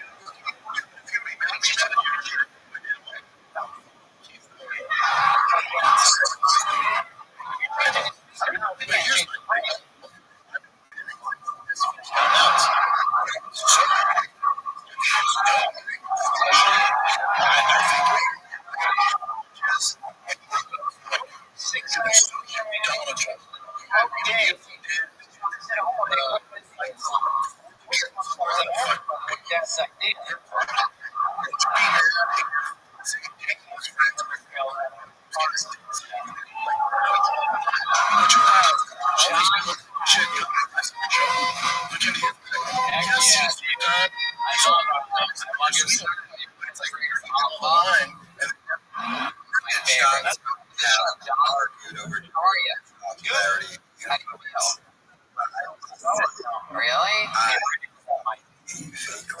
Why is your Why is everybody have a phone in their pocket? Some weird. Is this like a kid that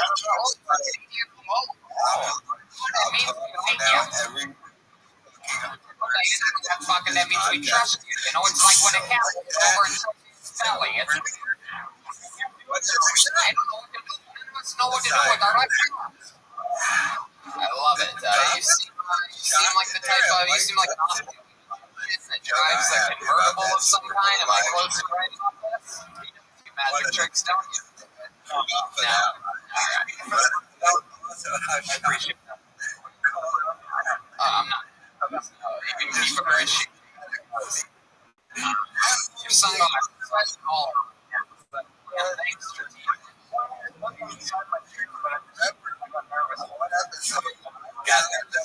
take your sunglasses off. Now that you love the model. All right. Talk about the John Cena on stand-up. First time ever. Look at that. Special. Tell us more about John. What do you do? Houses? You paint. About something, I prefer the inside. Hell yeah. Why do you paint your shit? Yeah. Painting. So, why do you prefer the inside? I don't like wet much. You don't like wet. What ethnicity are you again? What ethnicity are you again? Half Indian. What type of Indian are we talking about? Indian. Yeah. Mom's Indian. I work with my dad painting. Oh, your dad's a painter as well.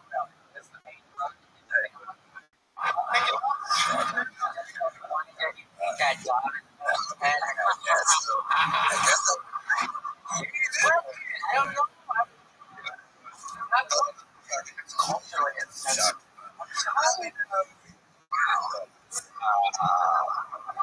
And what's your mom do? She's a house cleaner for a while. Guest services. Guest services at the mall. Announcements before. Yeah. It sounded like my set actually. Awesome. Pretty much. Close to your hands.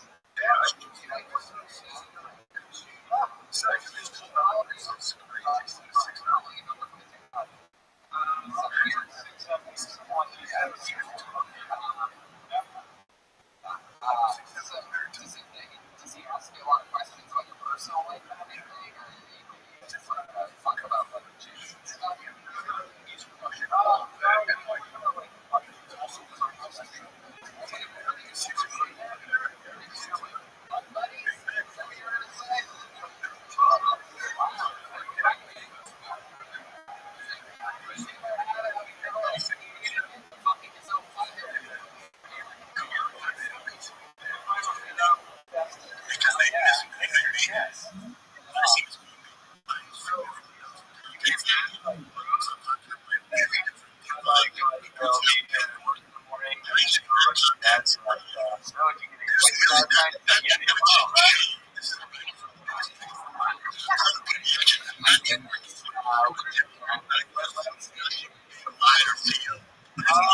The picture.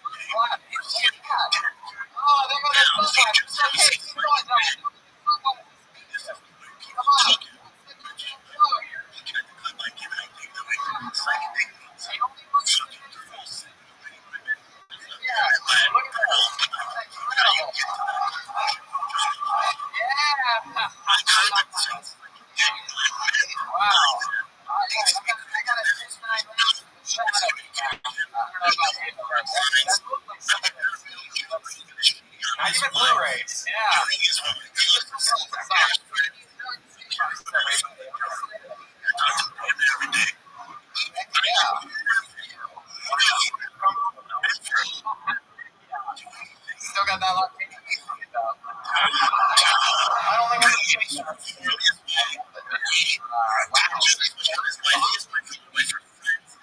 Wow. What?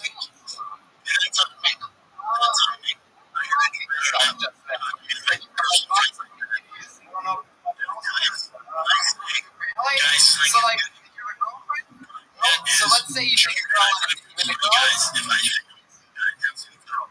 So let's say you go on a date, you bring a girl back to your place. What do you do? Like, oh my god, then what? Oh, okay. Late. Wow, oh my goodness, okay. Yeah. Alright. I don't know if you guys know this, but the only way for you to really with the amazing idea in each culture out there from the audience.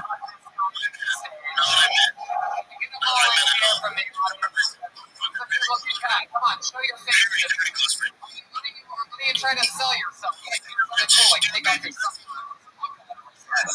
I think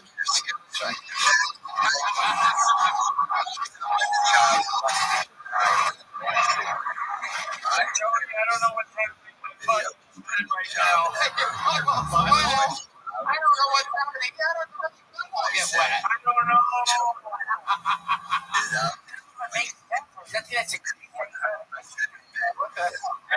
back there.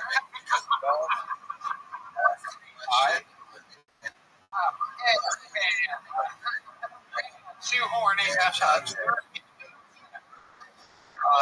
There is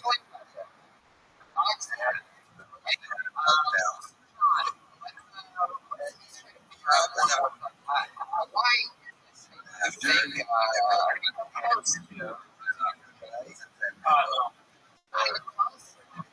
with a girl before? Are you serious? Alright, now I was sort of kidding when I asked for the volunteer to fuck this guy back there. But is there like any chance that one woman out there that's willing to come up here and give this guy a real fucking kiss for the first time in his life? Come on up here real quick. Give this fucking guy a kiss. Here we go.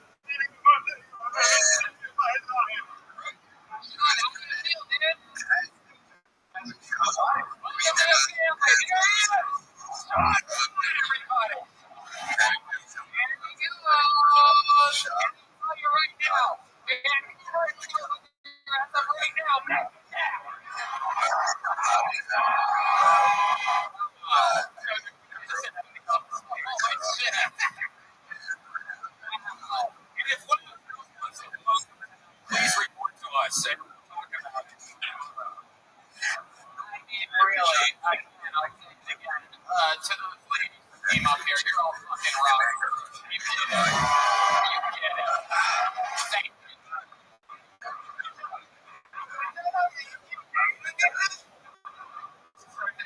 Dating show. Yeah.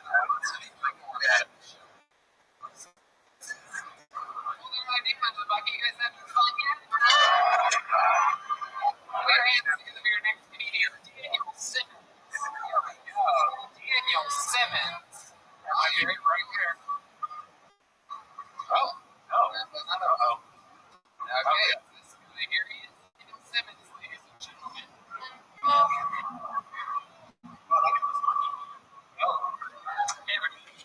So, unfortunately, my ex-girlfriend, she broke up with me to become a Jehovah's Witness. Witnesses celebrating any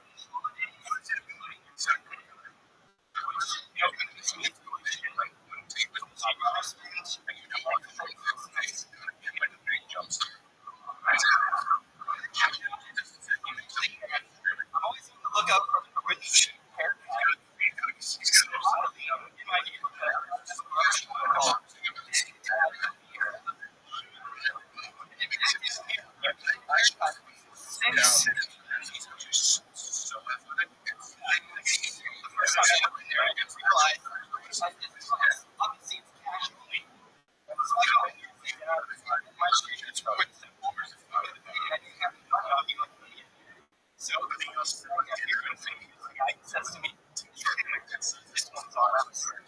So his haircuts are so cheap.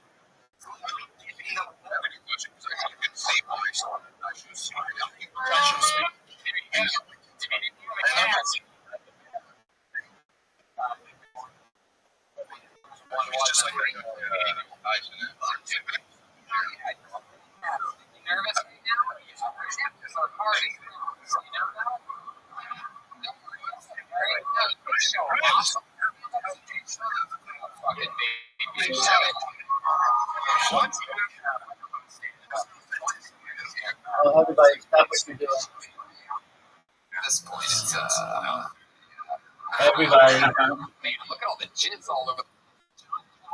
Jesus. How was your robots? How was your shower? Robots.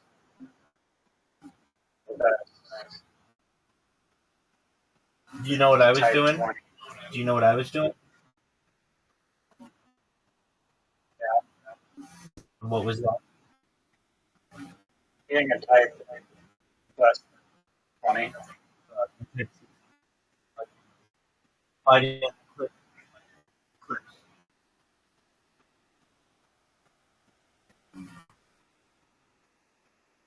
That's what type. And that's what type 20. That's what it has. I'm making a big machine. That's type negative 4. That's garbage. In like proto bacteria.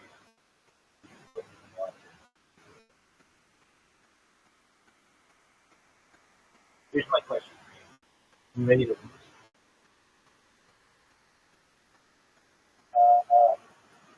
ASK. That's not fucking bullshit, dog. You get to talk to me. I gotta take a whiz though. Yes. I guess you're lucky. You're not the last 30 days to take a list. It's a wait.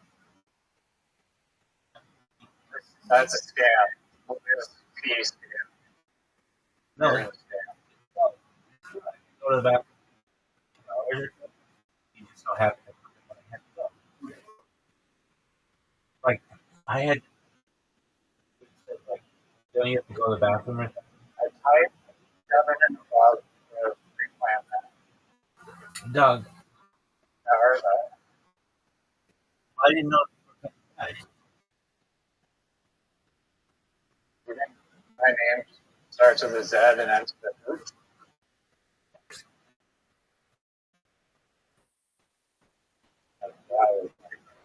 I go. Get out. You're dismissed. You're dismissed. Thanks, big guy. I have a question.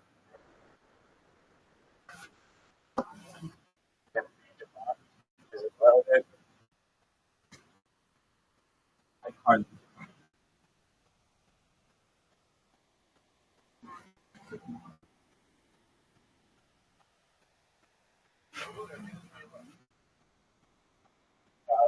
Volvo. Kind of good. Not bad. I agree with you.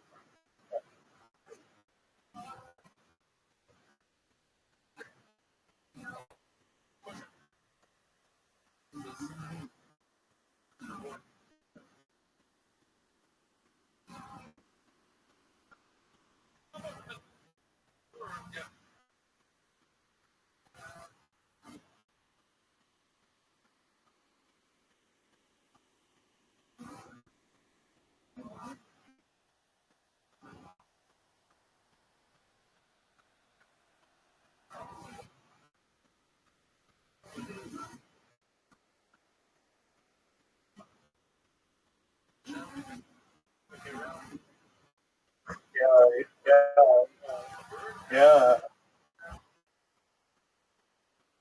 No.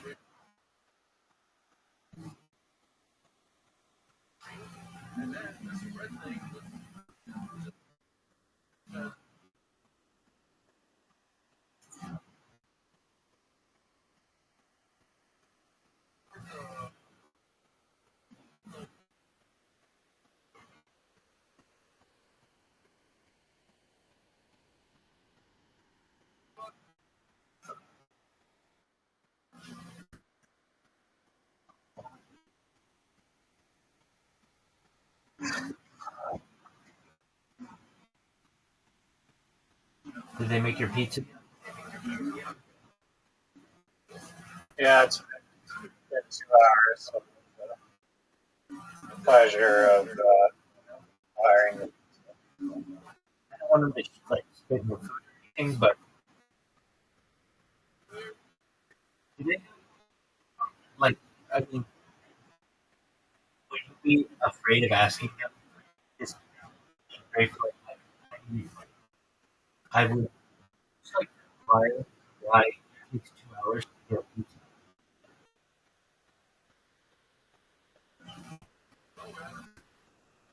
I mean, it is kind of crazy. Like, you can order from fancy restaurants, takeout, and it's like 30 minutes.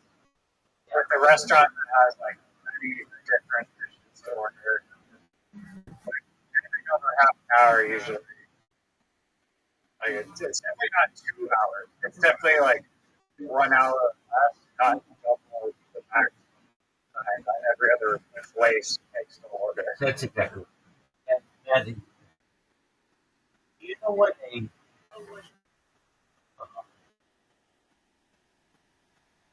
called conveyor belt oven is?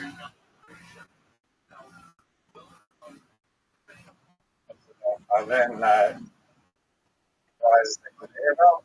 Yeah, pizzas be made on.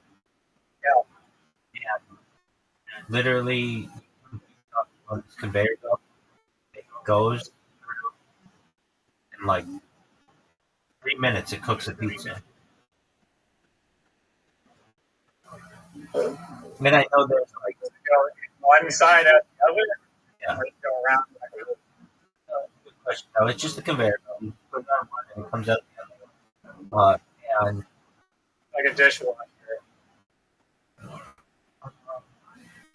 no, You've seen like the industrial dishwasher. Well, 30 dishes in one end, and they come out the other side. okay, maybe I don't know if I'm familiar with it, but um, I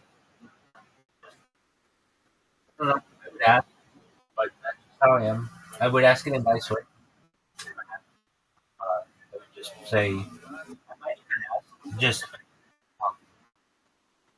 Just out of sheer curiosity. yeah, I might even say something like, I love this pizza. It's great. So I don't mind waiting.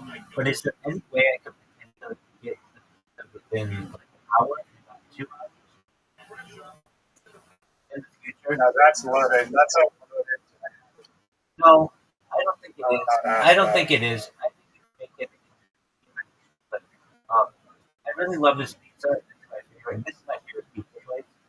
And I understand quality takes time. But I just wanted to know in the future, if possible, if I order, sometimes I don't have 2 hours to wait, but sometimes there's like an hour to wait. Is it possible to get the pizza after like an hour instead of 2 on occasion? And if they're like, what kind of time dilation kitchen do you think we have? Then you get, yeah, I apologies. I would be offend anyone who treats it like you said, like in an exceptional case. Is it ever possible to get a pizza made faster than 2 hours? I thought you were going to say it took 2 hours for delivery. And I'm like, okay, delivery might take 30 minutes or something. But like in the United States, in uh, mid, like in the 80s and 90s, especially on television, they would say they would deliver in 30 minutes or less. And so, and I know In that, Canada too, they have that deal. okay, there you go. And if anything, the equipment should be better. I understand though, like maybe they don't have a big kitchen. Okay, that's fine. And you don't want to insult them, so I get that too. But even they have to be like, well, let me just think of it like this. You have to be losing some customers. Yeah, let me just think of it like this. If you went there and ordered a pizza, you'd have to wait 2 hours for the pizza, right?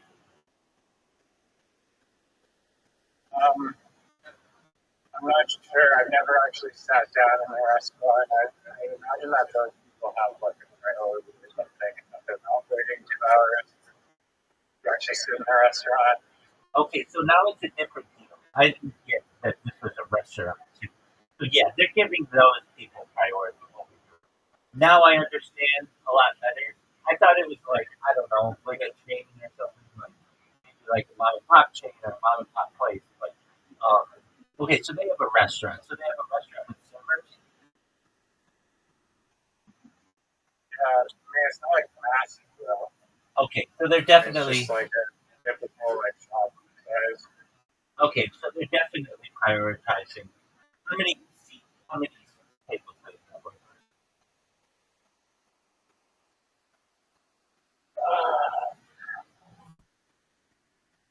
It's just like your average, like I don't know.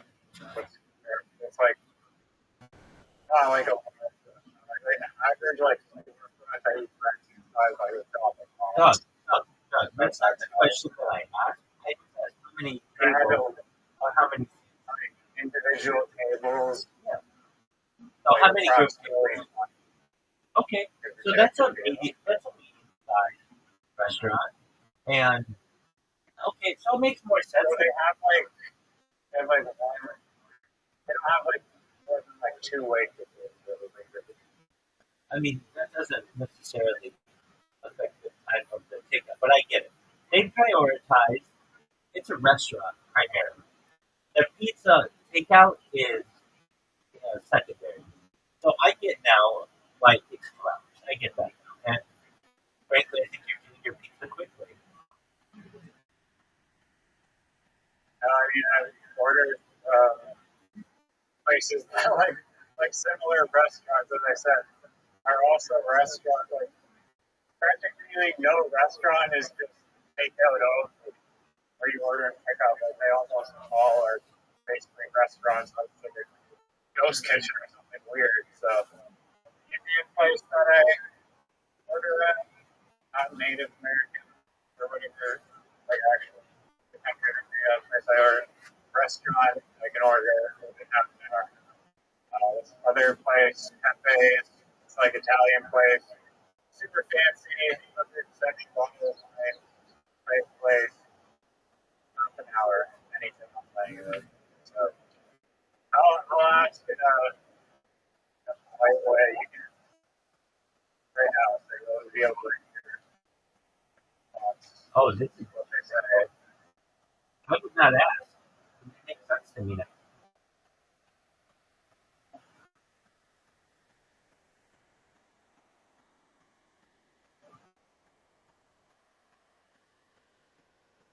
I think the answer is just they don't have a big kitchen staff and they prioritize the restaurant. I get that. They want to. Yeah, I ordered takeout for that.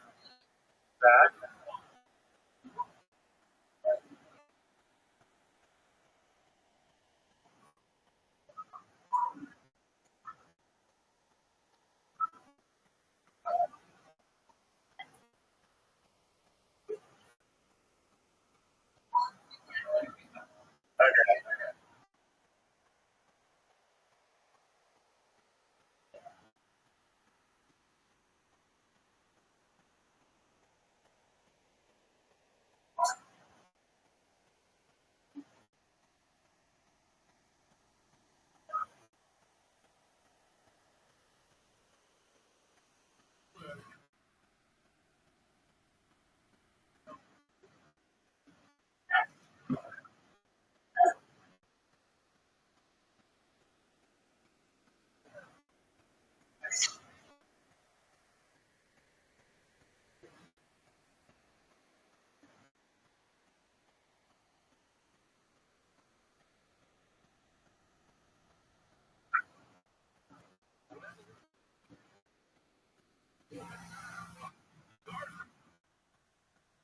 I have a question.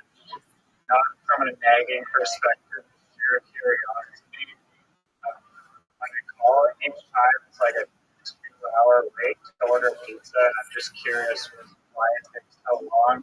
Typically, restaurants are like an hour or less. I'm just wondering why. Not even that. I love the pizza.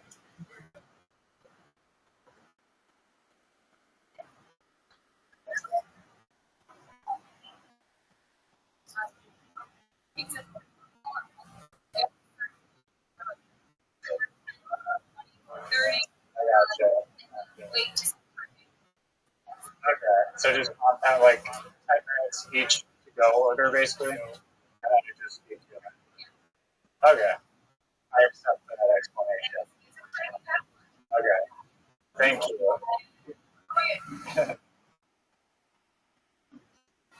Did you hear that? Please, I was listening, but I couldn't hear everything. I heard like 10, 20, 30 or something. Yeah, so with to-go orders, they basically schedule it so they can take one to-go order every 10 minutes. So, yeah, if there's two to-go orders, and the third, it's half an hour. Fourth, 40 minutes. So that's basically what they do. Each to-go order is scheduled 10 minutes. It still doesn't make a lot of sense. Okay. Yeah, I feel like you can do more people than that. They don't want to keep waiting, I guess, or something. Or just think like that many, whatever. I don't know. Okay, well, good on you for asking. Yeah, I mean, I'm asking away. It's like I need my pizza within 1 hour. I just ask, why is it scheduled so like long? Yeah, it doesn't really make sense, but okay.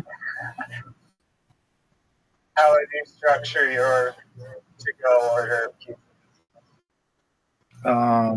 I'd have a Because in a restaurant, like the restaurant I worked at, it was just like you make them as quickly as you can. I'd have a But conveyor. they weren't taking to go order.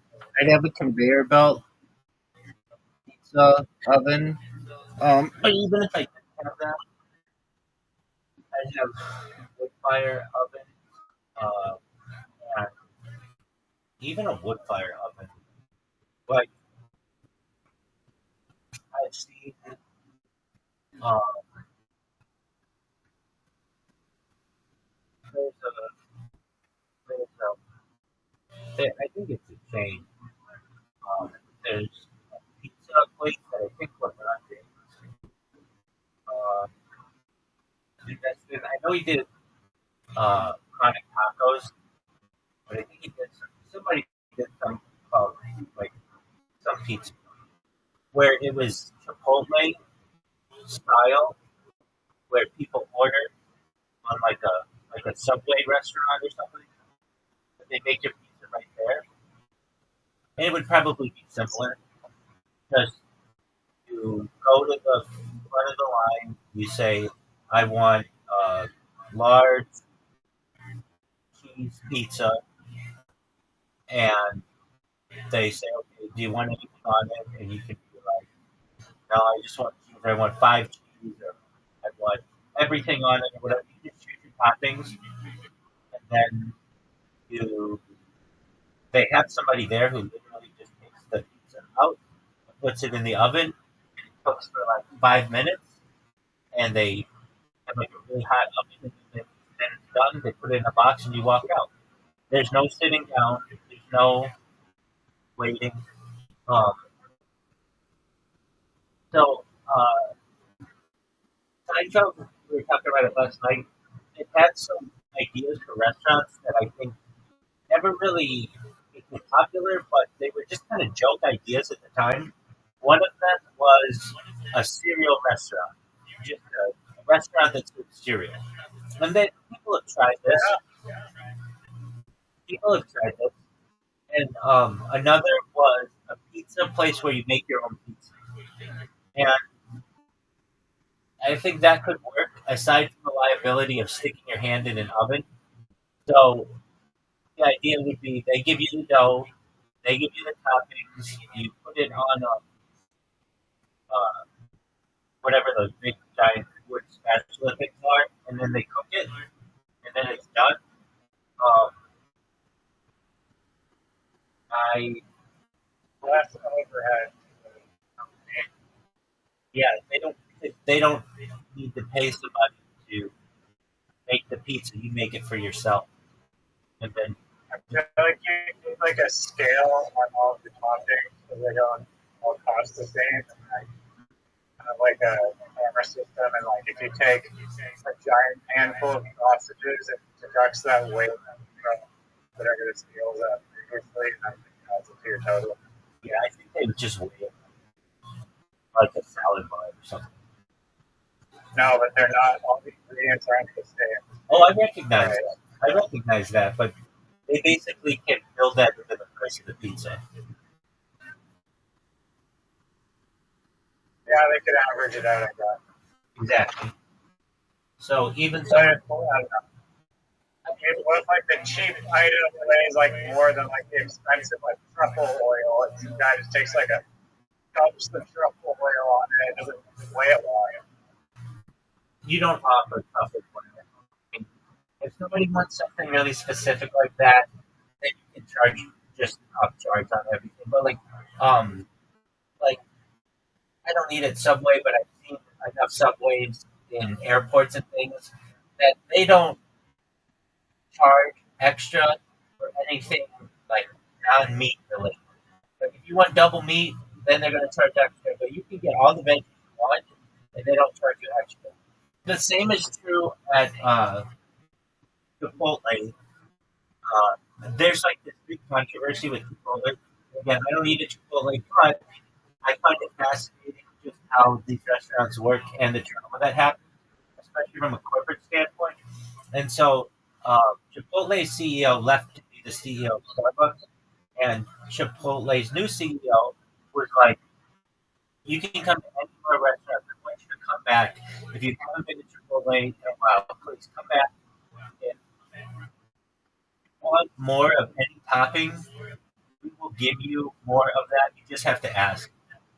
Uh, and so they have all these people on social media who are like at Chipotle, and they're like, "Hey, I want more chicken or whatever," and they're like, "Okay, well that costs double meat or whatever," and they're like, "No, it doesn't. Look at your CEO saying that you're not going to charge me for it." And there's like all this controversy.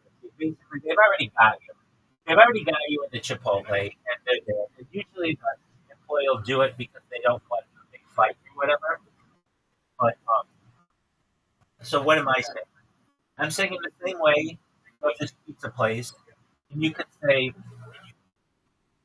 you get to choose one meat if you want, or one.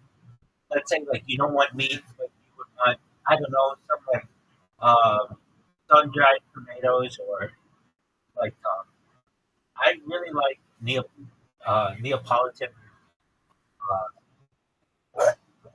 like pizza, like sun dried tomato and fresh mozzarella, that kind of stuff. So maybe maybe maybe fresh mozzarella, or they call it like mozzarella medallions are more expensive than just shredded cheese. So if somebody wanted that, they could get that. There's an issue with any kind of pizza restaurant or whatever in terms of contamination and like like many people in the vegan community will not eat your pizza if you serve any meat. So um, I don't know if pizza is the best way to go into it, but there's this fascinating uh, there's this fascinating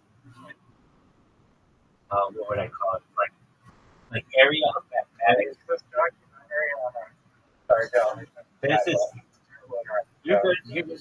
There's this fascinating area of mathematics known as pizza logic, pizza math. And like, if I were to say to you, what's a better deal? Two 6-inch pizzas or one 10-inch pizza?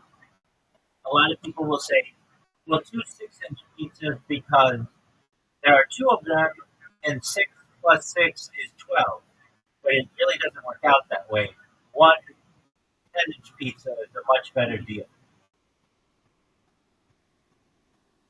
Oh, that's funny. Yeah. Doing some high calculations on the simple. Yeah, and that's why it's like a special. Or it's become more pop culture, but companies have been doing this for a long time. That's why they always say get two medium-sized pizzas or one large for $14.99 or whatever. You know, you would see advertisements like that, and it's like, whoa, I can get two pizzas for the price, two mediums for the price of one large. That's such a better deal, but it's really not when it comes to where sarcasm, circular ink. Circular. Exactly. If it was square though, or the math square is better to go to, right? Better than. Well, it depends. Probably, yeah. It depends. It generally depends on well, how big are the medium? Assuming the pizza is square, 10 by 10 or Hold on. 6 by 6 Hold on. You're adding all kinds of stuff in. So is it let's say 2 5 by 5 is equivalent to 1 10 by 10. It's pretty easy to do the math. No, 5 by 5 square, the area that's 25. Oh yeah. 10 by 10 Actually, square, right. 100. You're 100% right. 100% on this guy. Listen to this guy. That's nifty. So what am I thinking? 10 by 10. Nobody does pizza. 1 10 by 10 is 100 square inches. 5 by 5 is 50 square inches.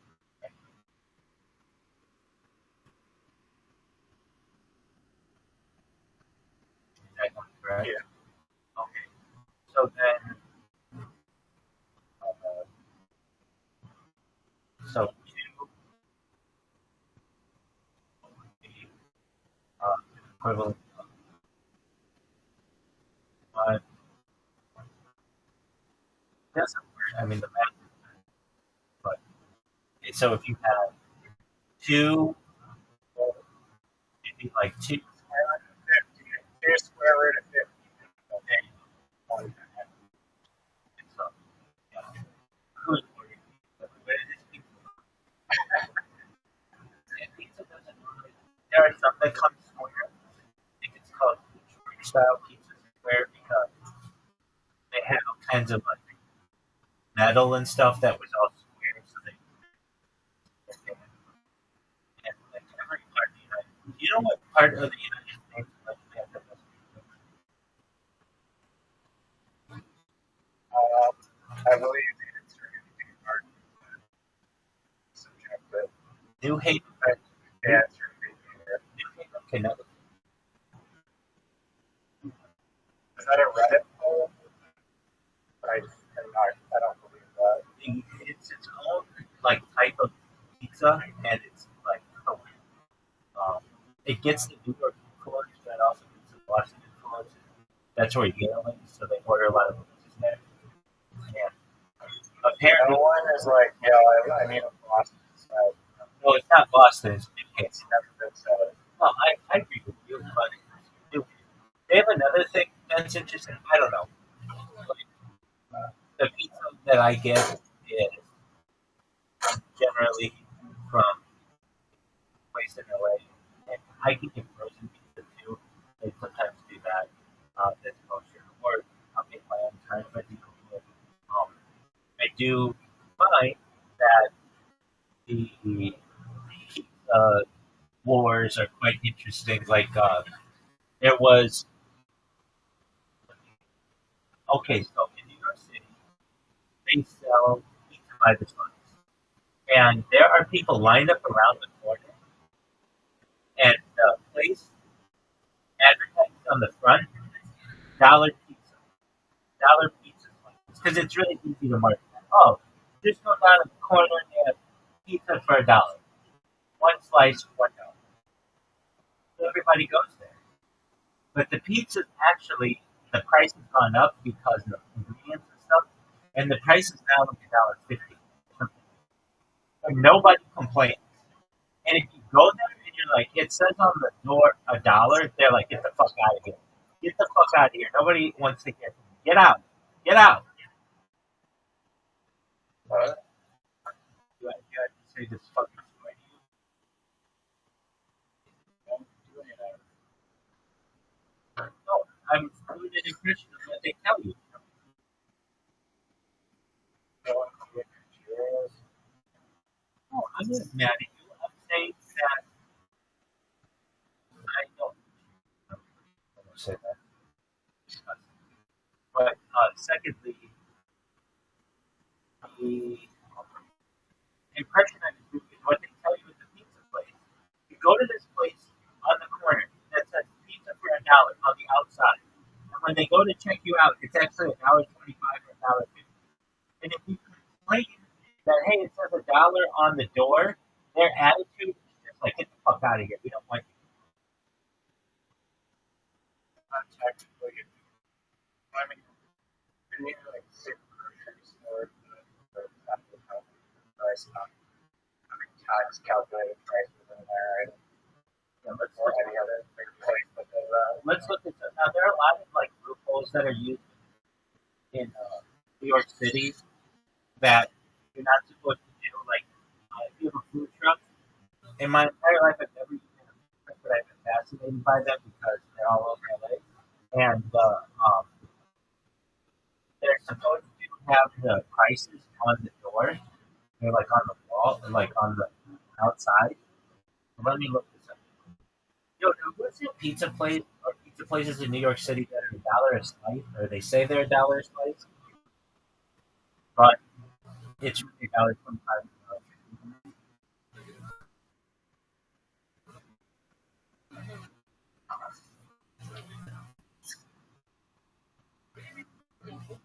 Okay, the iconic Two Bros Pizza thing, which popularized the dollar slice, raised prices to $1.50 across all locations in 2023 due to inflation.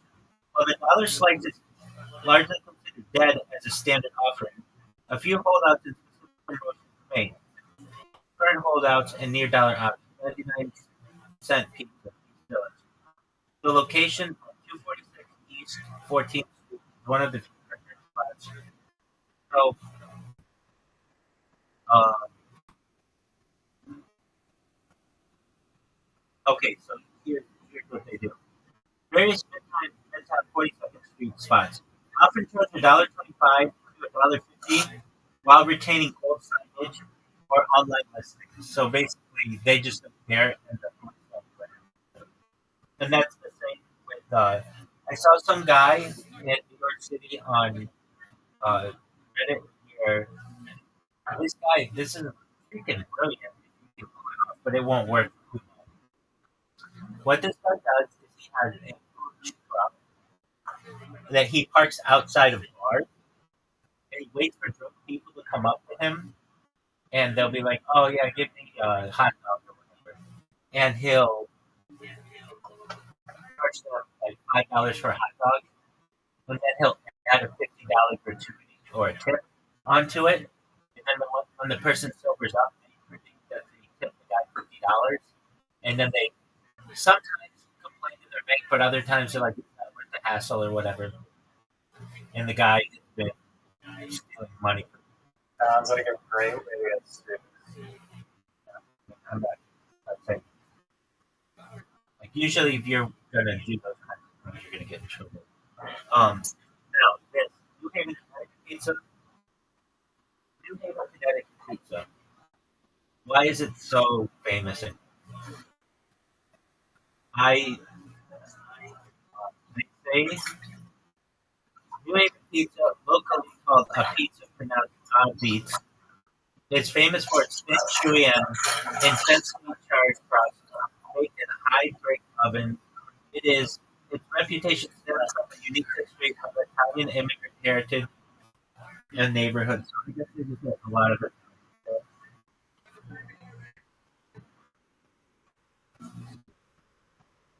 I don't know. I like white Who's pizza. ranking the best pizza? What'd you say? Who's ranking it the best pizza? I think it was. Oh, why is New Haven pizza considered so good that it best cold? Oh, or maybe we got Dave Portnoy really like that or something. I don't know. It's something like that. So New Haven pizza is widely considered exceptional due to its distinct thin, charred crust, cooked in coal-fired brick ovens, its unique smoky flavor and crisp texture that differs significantly from New York style pizza. Reddit discussions highlight several key factors contributing consistent critical acclaim. Style is consistently ranked as the top of national and international pizza lists for decades, earning consensus approval from chefs and food publications. Yep, yep, yep. Very subjective. But it is what I will say is it's the one kind of pizza that is not like a large city. Like North style pizza is a thing, Chicago style pizza is a thing, Detroit style pizza is a thing. Uh,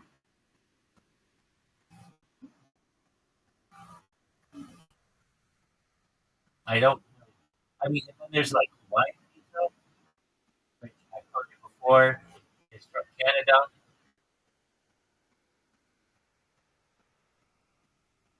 You didn't even know that. Oh, this motherfucker! What the fuck? He doesn't even know that Hawaiian pizza is Canadian. Now I can. Did you Did know you that? say earlier, like the Foley pizza?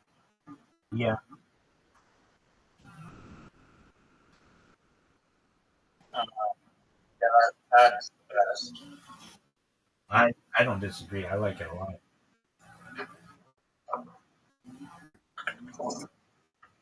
Like not even close. I also like white pizza. Just like your white cheese. Very good too. All right. So here's my question for you. Did you not know that Hawaiian pizza was invented in Canada? Yeah, I heard that. I told you that. And it became a phenomenon. I'm not a fan of. And it became a phenomenon. People putting pineapple on pizza in the United States in the late 1990s. Phenomenon. And now it is like a, it's basically like a them versus us type mentality. I personally love pineapple on pizza. Eat it all day. I love pineapple. I love pizza. Why not combine the two? Because it doesn't belong at all. Oh, no problem. I totally like it. Are you ready to play? Are you ready to jerk yourself off? No, it's fine. That was me. That was me. Okay, so if you're ready, Amish style. I'm gonna start with hey, dog. I'm gonna tell you this. I'm gonna tell you this. The rest of my ability. I want to know how much time you need for how much time you Or at least 10 minutes to get started. okay, that's fine. How many pints? Okay.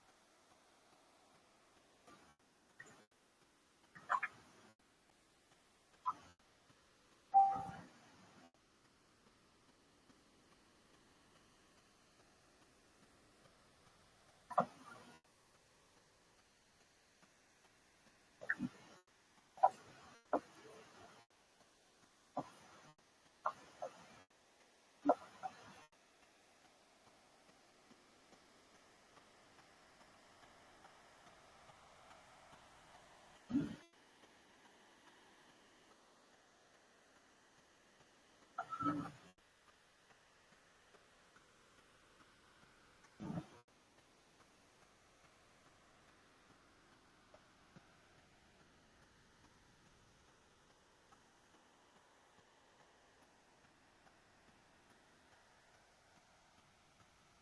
about with the chicken at pizza place? You're just kind of halfway.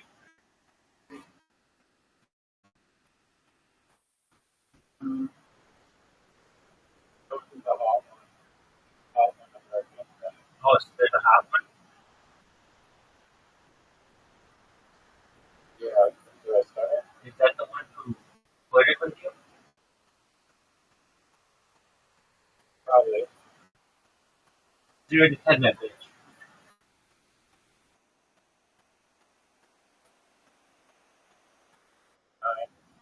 There you go. That's not something. I shout out to that girl. She can get railed in the future.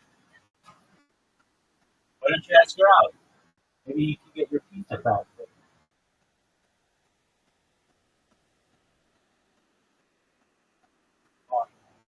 Yeah, actually. Yeah, dog. Wouldn't it be? Oh, dude, that's a fucking. That's a Seinfeld episode where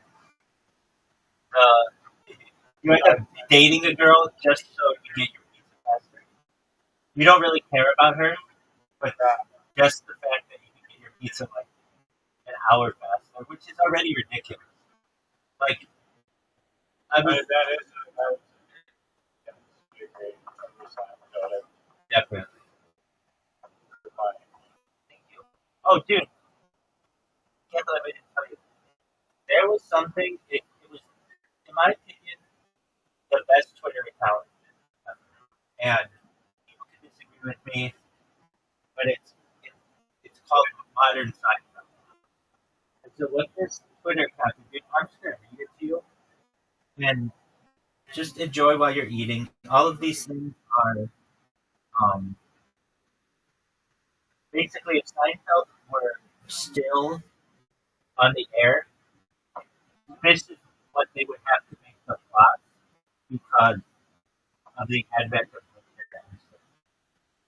And it's so funny. Okay, and they don't do it anymore because I think they were threatened um, to get. And Larry David was asked about it, and he's like, I don't think it's that funny, but in reality, some of these ideas are exactly what Seinfeld thought should be. So, right? Yeah. So the tweet and they got silent over that. Yeah, they did write a book, uh, but they haven't tweeted in more than 10 years. But these are so funny. All right, here we How's it not freedom of speech? go. I think that you're using the likeness of someone else. I mean, I agree, but I think Larry David just said he did not like. But well, they're using the name Seinfeld, and that might happen. But here we go. George's girlfriend wants a no phones at dinner rule. Girlfriend, or no, pardon, George. We had a good thing going, Jerry. Now we're supposed to talk. That can only end badly. Next one. After her fuck buddy texts her that she should come over to watch Netflix, Elaine is pissed, but he actually just wants to watch Netflix. Next one. Jerry refuses to go to a cash only diner. Jerry says, they've seen the credit card. They know the credit card. It's time to accept the credit card. Next one. When George falls for a Twitter bot, Kramer claims he once catfished himself. Jerry, how's that even possible? Kramer, oh, I'm good, Jerry. I'm real. Next one. Elaine's autocorrect makes her look racist in front of her new boss, Elaine. Why would they even program that in? Jerry, I'm sure they didn't. Next one. Kramer thinks the NSA is spying on him, so he goes off the grid. Except he uses Jerry's phone, computer, and email. You're just on my grid. Next one. When the Wi-Fi George usually steals suddenly has a password, he becomes addicted to trying to hack it. Jerry, just get your own, George. Never. Jerry meets an amazing woman on J-Day, but when he begins to suspect she's faking her Judaism, Kramer volunteers to investigate. Next one. George refuses to listen to his girlfriend's voicemails. Gets dumped. It's 2015. Send a text. I don't want to hear your voice if I don't have to. Next one. Elaine has no idea what her boyfriend does for a living, and now it's too late to ask. Elaine, teacher, I think, or a doctor? What is his computer job? Next one. When Jerry dumps a woman who works for Time Warner Cable, his internet stops working. She won't get it fixed unless he takes her out again. That's kind of the situation we just talked about with the pizza. Next one. George goes to war with an evil barista who writes embarrassing things on George's cup instead of his name. Next one. George refuses to date a woman when he sees her on 2 different dating apps. George, too desperate. Jerry says, how'd you find out? George says, I'm on both. Next one. Jerry's girlfriend texts in the movies but asks like it's okay because she sits in the last row. The girlfriend says, who am I bothering? Jerry says, me, you're bothering me. Next one. Jerry takes a date to Tim Watley's Super Bowl party. She dumps Jerry when he cries at a commercial. What? The dog really loved them. Next one. A woman accuses George of harassing her by DMing him. George, I was being friendly. Elaine, oh please, there's no such thing as a friendly DM. Are you listening to these?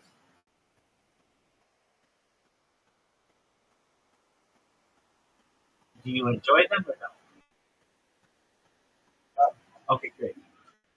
After Elaine's boyfriend logs into his email on her computer, she makes the mistake of searching her name and seeing everything he said about her. Next, Kramer pitches an insane ad to McDonald's. Sure, everyone loved your burgers, but what if you made it seem like your burgers loved everyone? Next one. George rejects the Tinder girl when all her photos feature multiple girls. Elaine, what if she's the pretty one? George, how naive can you be, Elaine? Next one. When George brings his girlfriend to Festivus, only for her to dump him after agreeing with his dad's grievances, George vows to destroy the holiday. Next one. Kramer gets a tip that Newman may have secretly caused Jerry to be dumped years earlier and begins obsessively investigating the cold case. Next one. Jerry's girlfriend calls him Babe. Jerry, how hard is it to say an extra B? Babe. Kramer says, no, it's an acronym. Jerry, how do you know that? Kramer says, how do you not? Next one. Kramer has a scheme. So Jerry's girlfriend calls him Babe, like B-A-E. Jerry says, how hard is it to say an extra B? Babe. Kramer says, no, it's an acronym. Jerry says, how do you know that? Kramer says, how do you not? And I think that it's not a real acronym, it's just shorthand's way of saying Babe. But there's a backronym of it or something where they put be before all else or something like that. Anyway, next one. Kramer has a scheme to sell off spots in Black Friday, but when other shoppers find out about it, they purposely trample them. Next one. Barry buys priority boarding for his flight. It's actually the 4th group on board. Why call it priority? If anything, it's a low priority. Next one. At a Giants game, George intercepts a football that a player meant for another home. When he won't give it up, he becomes nationally reviled. Next one. Elaine is furious when her coworker calls her basic. Jerry, that's ridiculous. Elaine, thank you. Jerry, if anything, you're too complicated. Next one. Jerry discovers that Kramer keeps a list of all Jerry's passwords. Kramer, what if you forget one? Jerry says, they have a whole book just for them. Next one. Jerry and George compete to pick up the same woman on a plane. When Jerry sneezes, George jokes about Ebola and gets the whole quarantine. Next one. George is pissed when he shows his girlfriend a funny pic on his phone and she begins swiping through his photos. George says, "She swiped." Jerry says, "You can't swipe." Next one. Elaine is convinced that a vintage store is stealing her clothes. When the train gets stuck, George gets caught peeing between subway cars. Next one. George's Facebook photo is used in online ads for penis enlargement. Kramer tries to pumpkin spice every food. Next one. Jerry's girlfriend dumps him when he tweets a joke making fun of Beyonce. Jerry, I don't get it. Elaine, people don't like jokes about their religion. Next one. Elaine responds to a 2 a.m. text from an awful ex. Jerry, you never respond to you up. You never respond to a you up text. Your writing checks your body half the cash. Next one. George wants a tattoo to impress his hipster girlfriend, but can't handle the pain. She dumps him when she sees his finger has half a mustache on it. Next one. Elaine discovers that an erotic bestseller may be based on Kramer's life. Jerry's girlfriend makes a terrible web series he has to pretend to like. Next one. Elaine goes nuts trying to analyze her boyfriend's one-word text. You can't send the letter K with a period. A period is too aggressive. Next one. Inspired by LeBron, George tries to reunite with an ex he dumped. He slaps him. Jerry, he's the LeBron of basketball. You're the LeBron of nothing. Next one. Kramer rents out his apartment every night on Airbnb and lives in the hallway. Kramer, I'm making cash hand over fist. Jerry, you're homeless. Next, when Jerry's girlfriend says he's no fun, he starts using emojis constantly. She dumps him. Jerry, I was being fun. Elaine, emoji guy is not fun. He's sad. Next one. Kramer tries to watch the World Cup after overdosing in 2010. Pardon. Kramer tries to not watch the World Cup after overdosing in 2010. The highs are highs, but lows, oh, they're low. They're low, Jerry. Next one. Jerry gets paranoid about his girlfriend's past when her iPhone automatically connects to the Wi-Fi at Newman's apartment. Next one. Elaine's coworker is creepily obsessed with Frozen and brings it up constantly. You're a grown woman. It's for children. This is not cute. Next one. George is too scared to break up with his intimidating girlfriend, so he just repeatedly responds to her text with, "New phone. Who's this?" Next one. Jerry's girlfriend dumps him for not wishing her happy B-Day on Facebook. Jerry, I said it to her face. Elaine, when her friends can't see that, you get jealous. Next one. Elaine dates a gorgeous Hispanic man, but she hides him from Jerry and George because she's ashamed that he's in a subway mariachi band. Next one. Elaine's boyfriend notices he has no Instagram to slag people. She awkwardly tries to take pics with black coworkers to prove she's not racist. Next one. George suspects the girl he's meeting from OK Cupid is using fake pictures, but he can't confront her because he is too. Next one. Jerry's girlfriend always smokes an e-cig in bed. The girlfriend says, but it's vapor. Jerry says, you say that like vapor's something I want. I don't want vapor. No vapor. Next one. Jerry is paranoid that autocorrect is trying to read his mind. Jerry's girlfriend makes him do a juice cleanse that slowly drives him wild. Next one. Newman reads the Game of Thrones books just to spoil the news. Kramer sells the milk from his finished bowl of syrup. Next one. Kramer is insanely paranoid that everything on April Fool's is a prank. Jerry, we're going to the coffee shop when it's on Kramer. Who's asking? Next one. Lane's boyfriend won't stop posting BuzzFeed quiz results. Stop it. You're none of those people. And you're a grown man. Next one. Kramer tries to avoid all March Madness news for a month so he can DVR the whole tournament and binge watch. Next one. Jerry's girlfriend won't stop saying that she literally can't. What? Can't what? Finish your sentence. Next one. When a website claims that Jerry is dead, he's annoyed people aren't more upset. It turns out Newman runs a website that spreads death hoaxes. Next one. Jerry goes on the Tonight Show and pisses Fallon off when he refuses to play any games. George, him? I didn't know he got mad. Jerry? Well, he does. Next one. When George's ex changes her HBO Go password, George tries to reconcile with her just long enough to get the new one. Next one. At a party, Elaine pretends to have seen 12 Years a Slave, and it becomes clear she's lying. Kramer gets Kim Novak drunk before the Oscars. Next one. Kramer convinces George to cheat on his Oscar ballot in an attempt to impress George's girlfriend, but he gets caught then dumped. Next one. George promises not to watch House of Cards without his girlfriend, but can't help himself. She dumps him when he badly pretends to do something. Next one. Jerry gets stuck on a never-ending group text. He used to be able to avoid people. Now they can choose to live in their pocket forever. Next one. George's girlfriend refuses to tag herself on Facebook in any photos with George. George, it's like she's hiding something, Jerry. Jerry, she is. For you. Next one.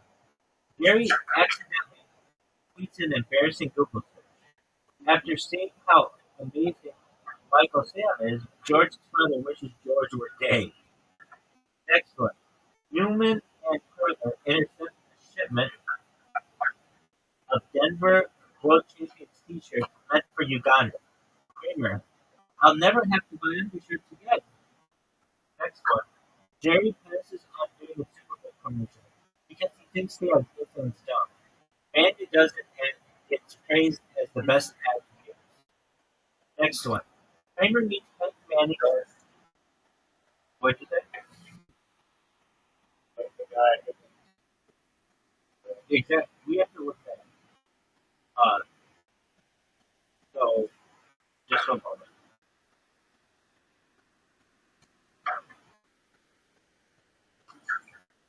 I'm going to look that up right now. George Foreman Grill. Have some of that. Somebody I think. I could be wrong on this, but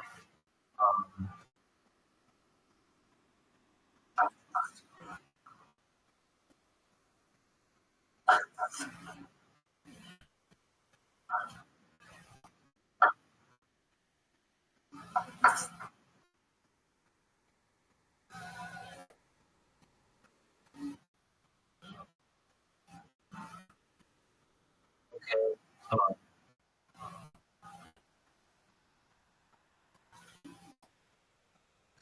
What athlete passed the George Foreman Grill?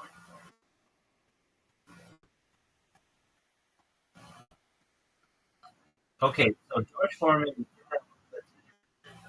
The ridiculous story of Hulk Hogan and the George Foreman Grill. Maybe it was Hulk Hogan.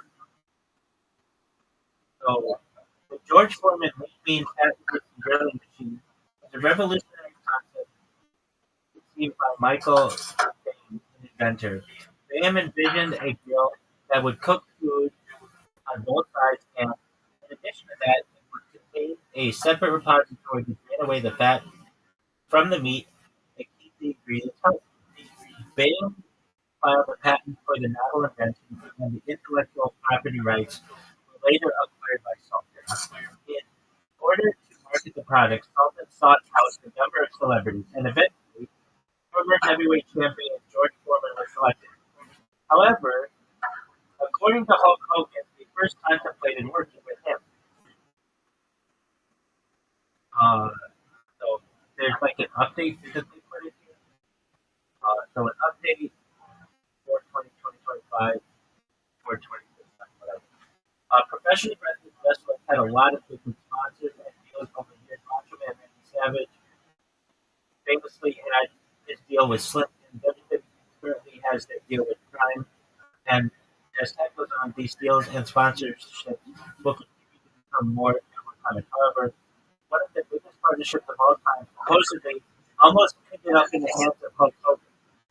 That deal was for what ended up being the George Foreman deal.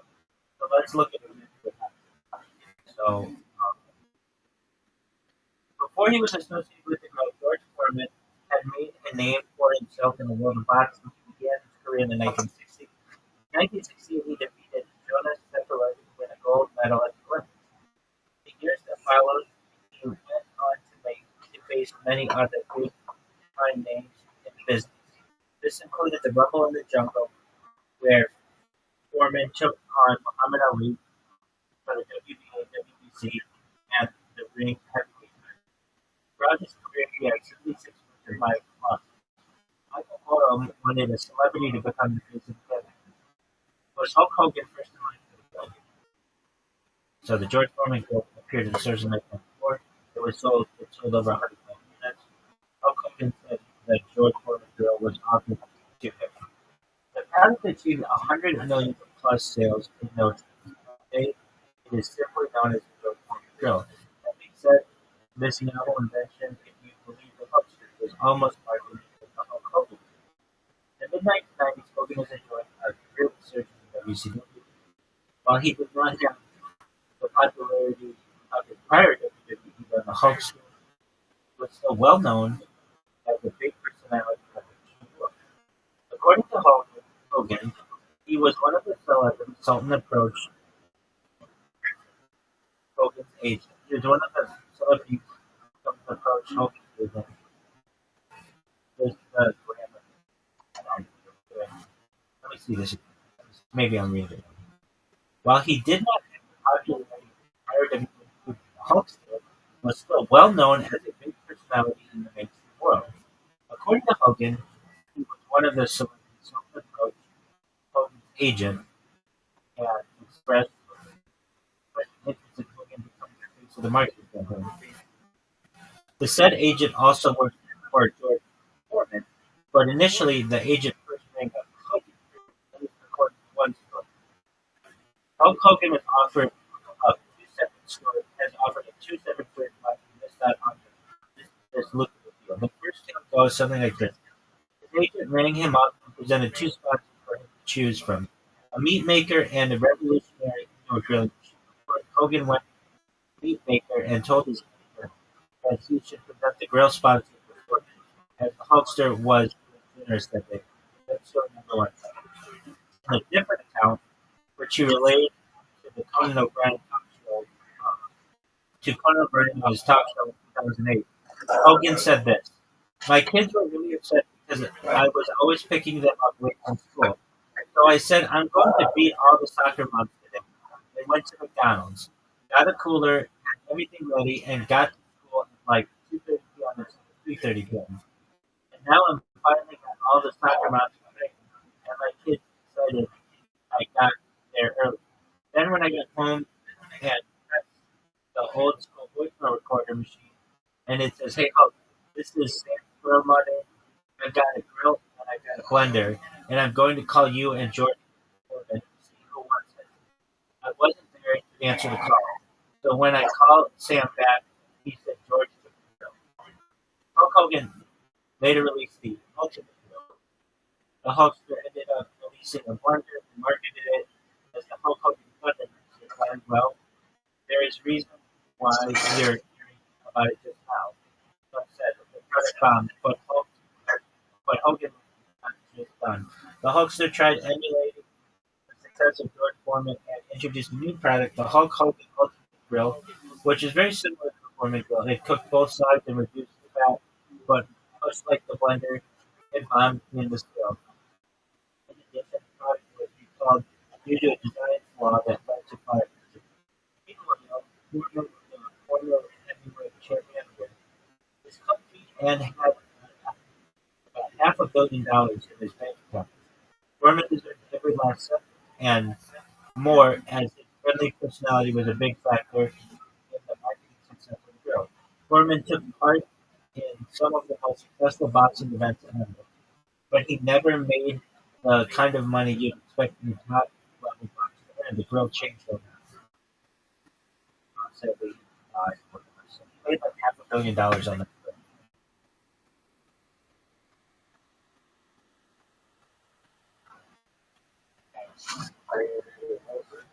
Just one moment.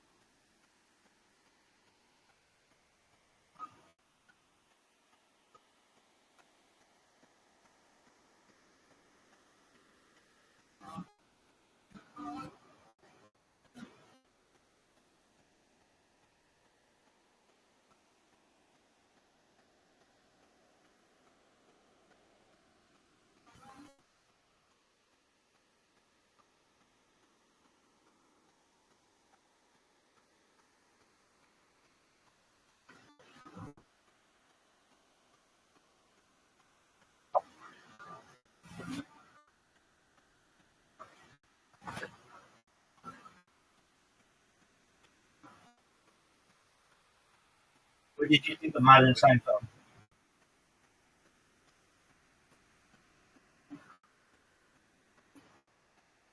Those were perfectly real. They incorporated into the show. Some of them are not like close to internet related at all. Or even like premises where show episodes, some of them are like ideas for general show episodes, some of them are just like visual lines that would be in each episode. Yeah, they're pretty Seinfeld. Seinfeld. How many Seinfelds have you seen? Like,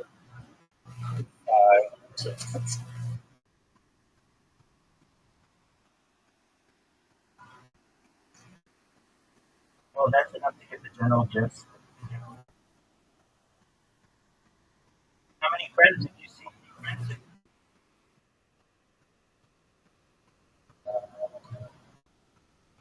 probably around the same.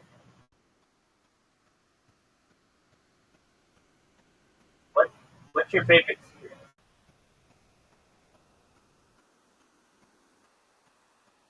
Demographics.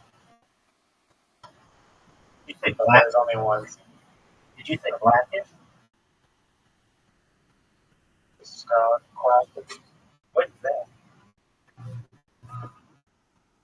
This one coming up to the forefront of my brain. It's this animation show. It has John C. Riley in it. And John C. Riley plays this police officer that just like hardly like, and has this like latest romantic relationship with this other guy, and I like that more. I wish there was.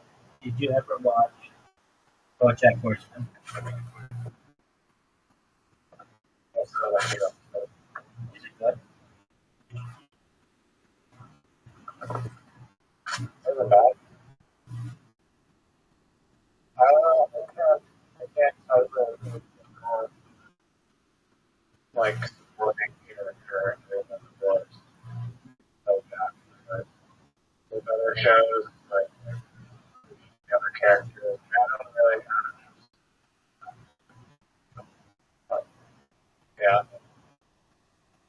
In a way, it kind of spoiled my own. Okay. Did you ever watch? How many seasons of Family Guy have Seasons of what? you seen? Family Guy. No, Fox. Starring Peter Griffin, Griffin, Chris Griffin. You said no, you said there's such a thing. No. It said how many seasons? It said how many.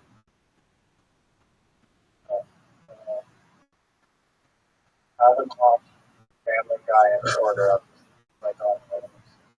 So it's, I don't know. I've seen had maybe like somewhere between 20% of all the episodes. Probably close to 40. Yeah, 25% of episodes. When that show came out,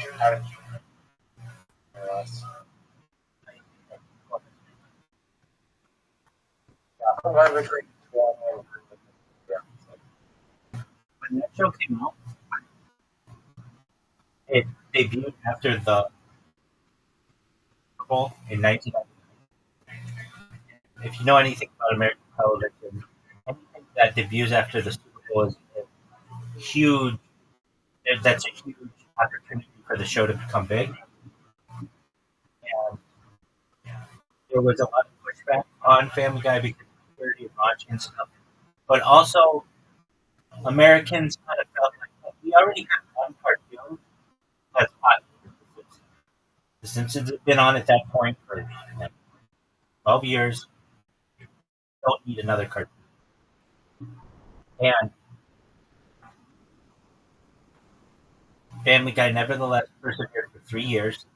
And then they did an episode, When You Wish Upon a Weinstein. Uh, and they got, you know, and the show disappeared until the DVD sets came out. And the DVD sets resurrected that television show in a way that is never, to my knowledge, ever been done. It was the first time it had happened at that point, where series was completely off the air. But because its DVD sales were so monstrous, they brought the show back. And then it's been going now for like 20 some seasons or whatever. There's also a story. The character who played Matt, was not Christopher Simpson. It was woman who does was it Mean Girls, I forget her name.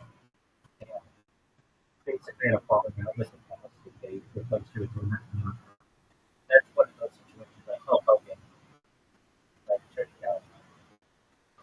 This woman, she's already said she's like considered the queen of the Hallmark show, or yeah, Hallmark movies. But they they just replaced her. I haven't seen Family Guy, but it is one of those shows that I think just did watch. Like, like, oh, and I was gonna ask, did you ever see the movie?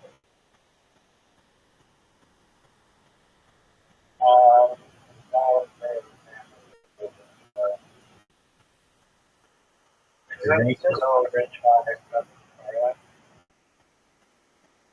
Yes, and as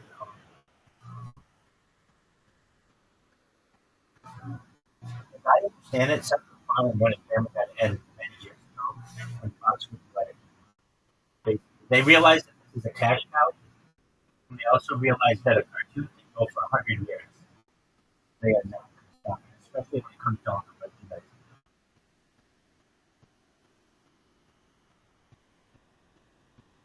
That'd be crazy if it ended after 3 years. That's like too big to end. Exactly, and that's what something. Like people like just people end them and then it's like upset. Like nothing. I don't know. There's no new ideas and then no things. I don't know. I feel like whenever I done like more her kind of does. Have you heard the term flanderization? I think you've mentioned it before. Perhaps not. It's the idea. It's based on Ned Flanders, the next door neighbor of The Simpsons. Like in the early seasons, Ned was like this really religious guy. And just wanted to be a good father and a good husband and such. And the show forced him to become all these different things, including I think murdering his wife or being accused of murdering his wife. And it's like these are not things that he would have done in the early shows, but they basically had made him. There's another television trope of jumping the shark. If you don't know what that is, from a television show called Happy Days, where the show had done everything that the characters could do, they had to add something. So there's one episode where the Fonz water skiing, and he has to jump over a shark. That was so ridiculous. Basically, people recognized it. Like this show has just gone through all of its. Well, Flander is a similar concept.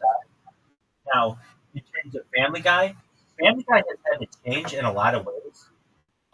I'll just put it to you as a question. Let's see if you can guess any of them. In what ways has Family Guy changed?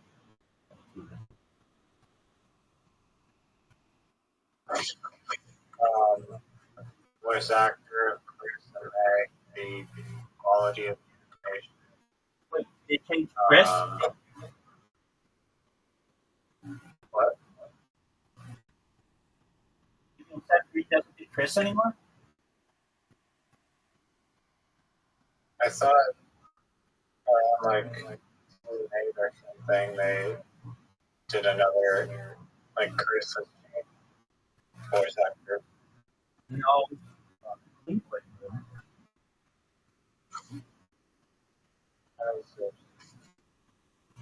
I don't really see this. I'm already looking it up. Seth Green has voiced Chris on animated show since the show's premiere. So, been doing that for 2014.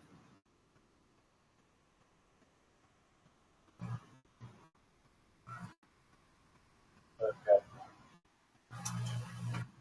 Oh, never mind. That's okay. So I'm gonna tell you some other things. We'll see if you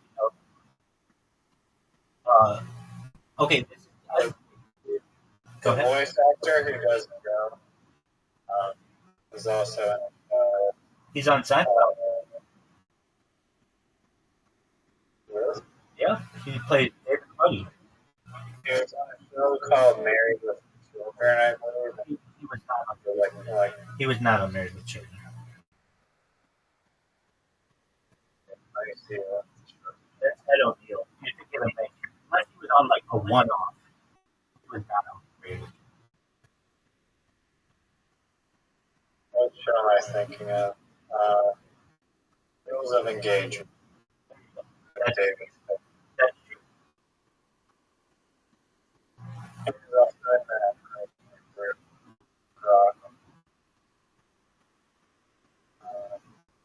Yeah. I believe he did some show called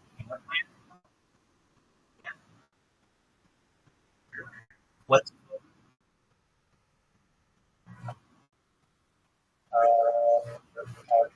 Patrick Ward. or maybe it's Murphy.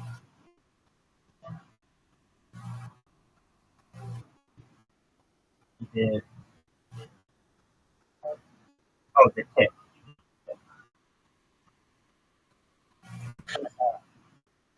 Yeah. Okay, so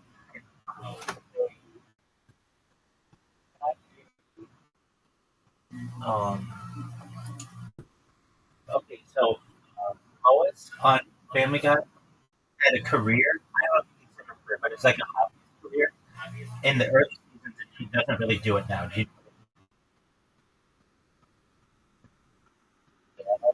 That's exactly right. She would play the piano in a part of the room or in a room. They have like a secret room. I don't want to call it secret, but it's like not utilized anymore. It's the it's like a Four Seasons room or something. It's like a screened off room where they used to have the piano. Like they have a few scenes. But never mind. All right.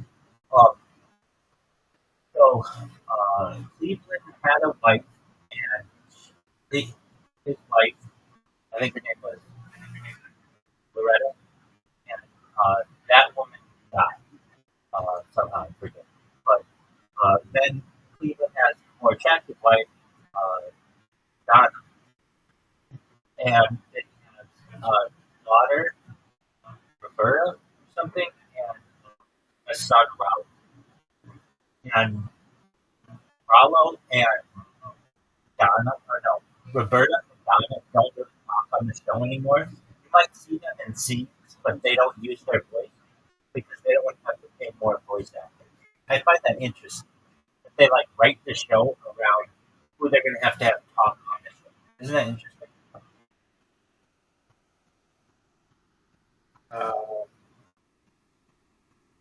I guess, yeah, they don't have the probably like the cost of the hiring them anymore.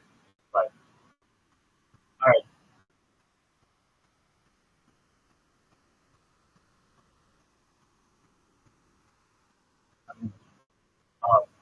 But what up, big dog? How are you?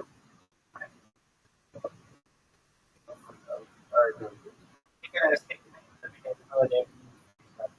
God, what's doing your next year?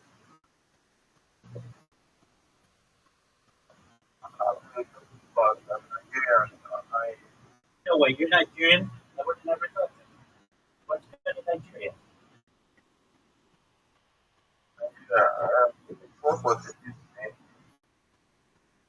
Hey, hey, 47 here.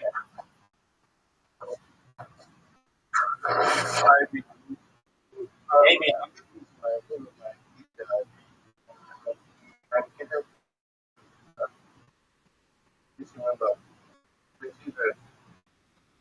What you say, big dog? Yeah, you go ahead.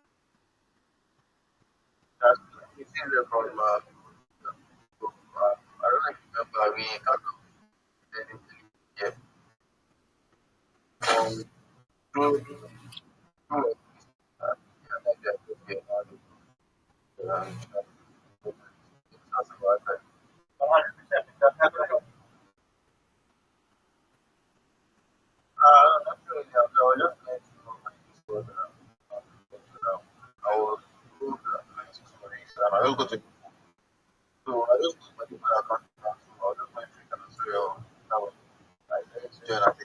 Absolutely. You're always welcome.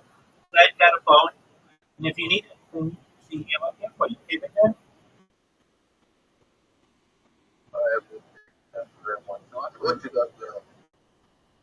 You know what Scrabble is?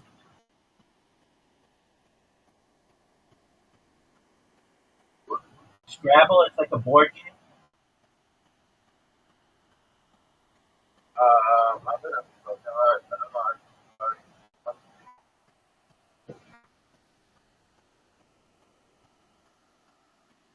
You have different tiles and you make words. No big deal. But that's what we're going to be playing. How about you? Aren't you going to get some sleep son?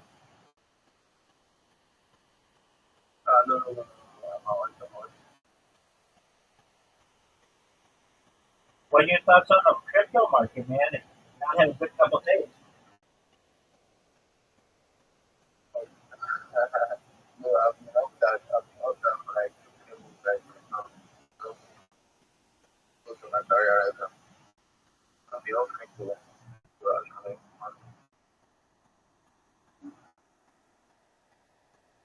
Have you been in any Twitter spaces?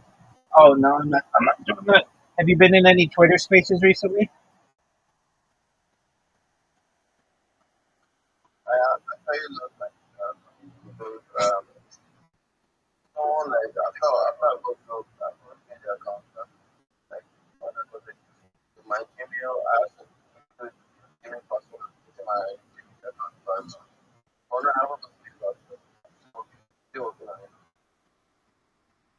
right, big dog. Well, if you need anything, if you need any help, you let me know, okay, big man?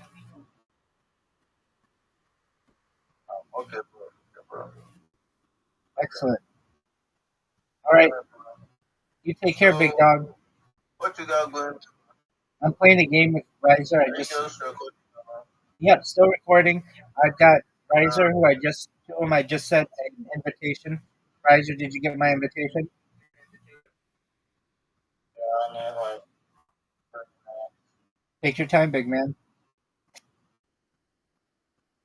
Never.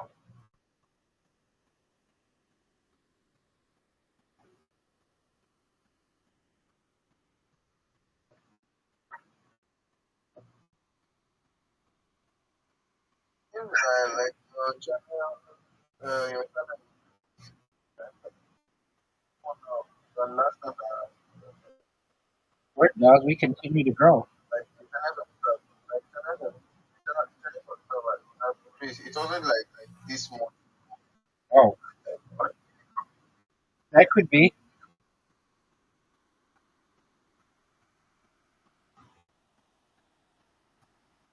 so you're working with I got that dog in me. I keep grinding them, man.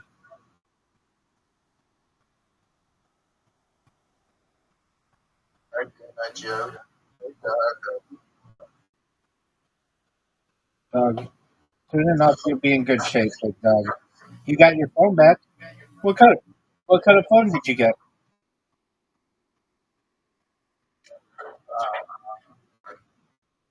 so see, I, Baller. Is it do you like it? huh? Do you like your phone?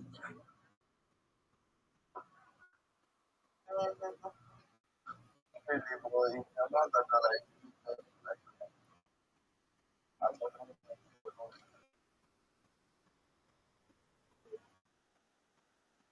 All right, big dog. Well, you know I'm always here if you need to talk to anybody. I'm here to support you, and I want to see much success for you and those around you. How does that sound?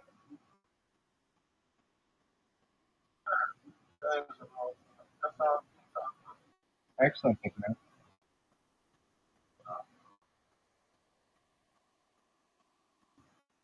You like to play so chip? any No, same old, same old.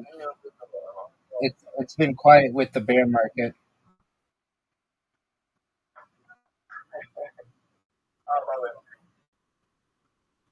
That's a bear market. So, have you been?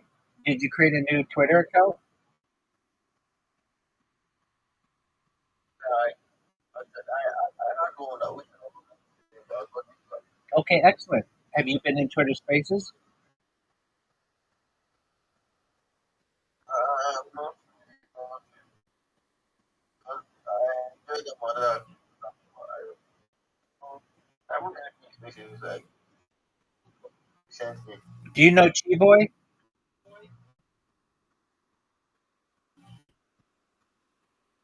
Boy, Chiboy.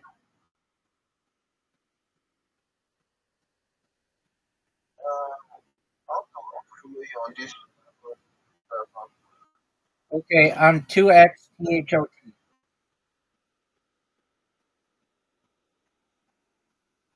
Uh, thanks. THOT. 2X thought.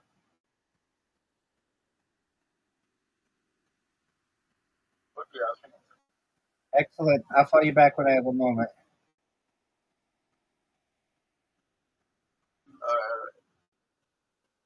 Get in those Twitter Spaces, big dog.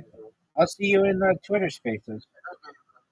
Excellent. I'll send you a reply when I have a moment. I'm in the middle of another lap.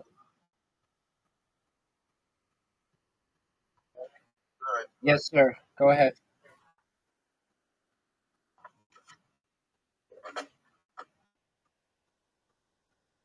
so, so what are you talking about just now? My friend Riser.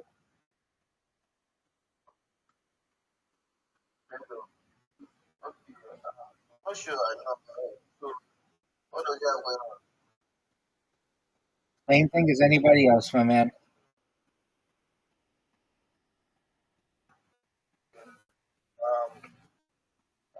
Any, I don't know an update, web update, any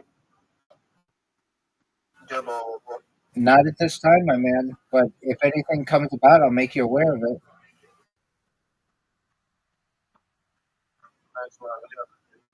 Absolutely, Biggie.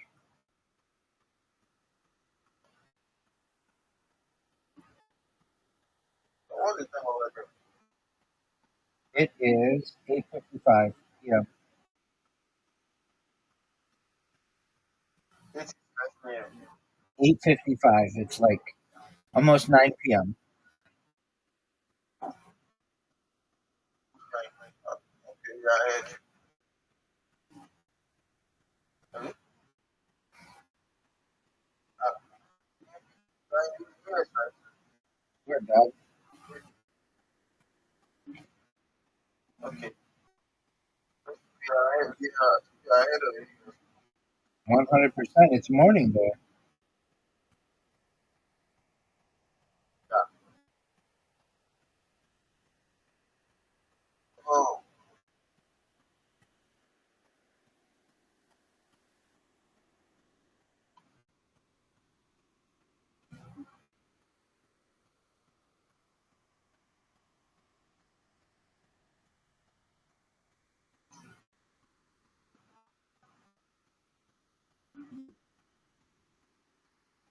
I want to share something with you. I don't know if Please do. I don't know if like, yeah, I don't know if you don't know, I'm just like telling you. Oh, yeah, they always have people not making these calls and that. There is this, so,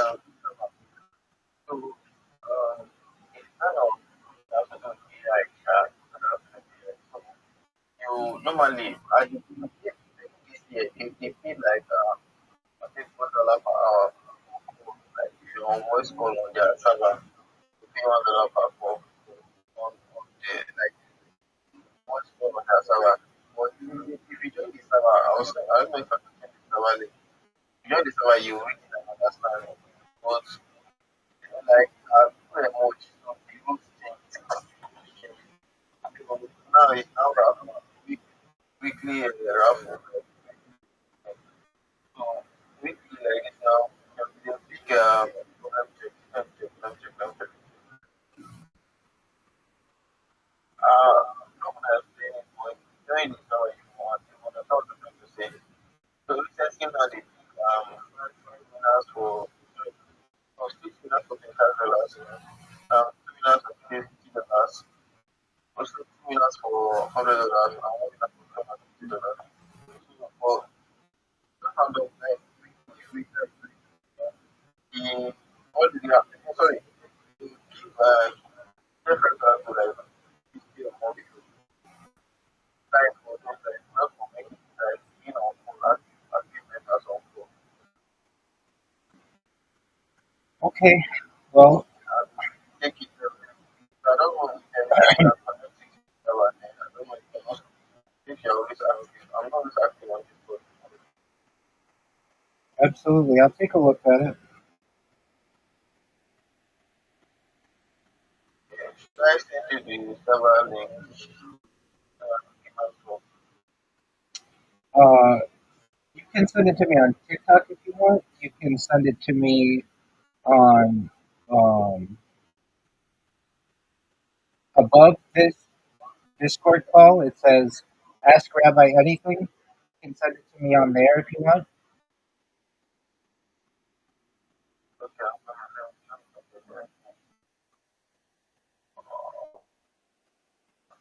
I'm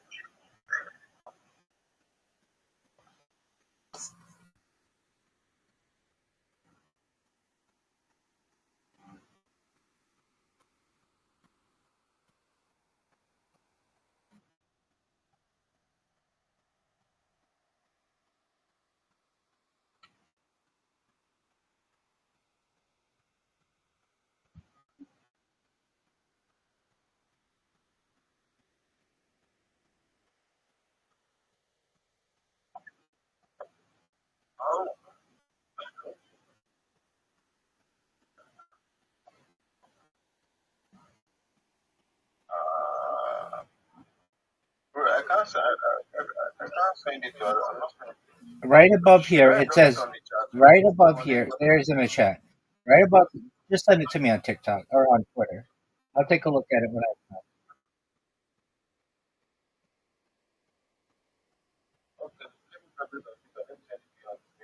Excellent, big man. I appreciate it.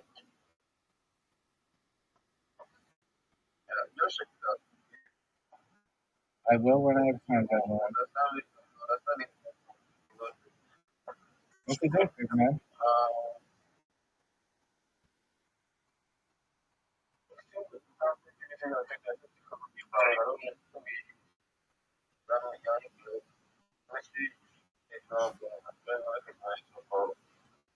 Yeah, because I take messages from anybody.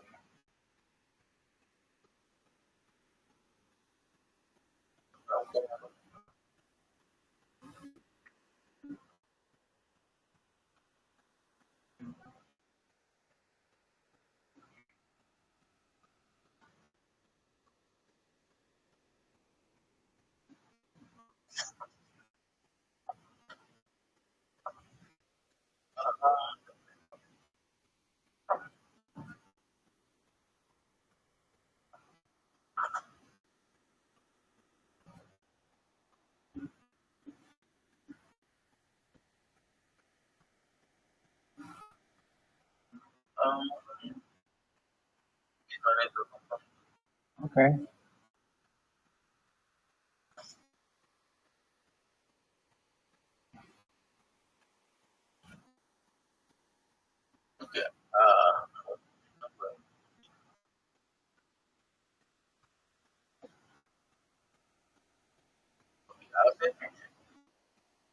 Excellent. I will when I have time, my friend.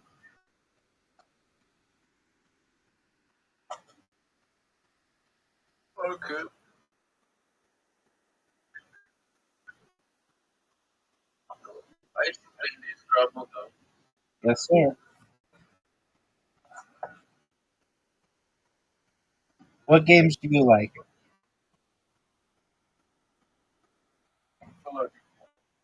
You like GTA?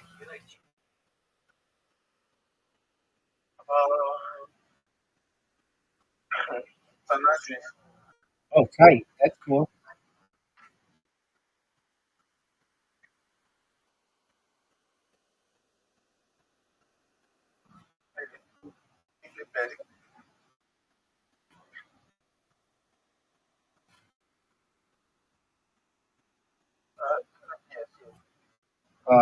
You mean PlayStation? Yeah, sometimes.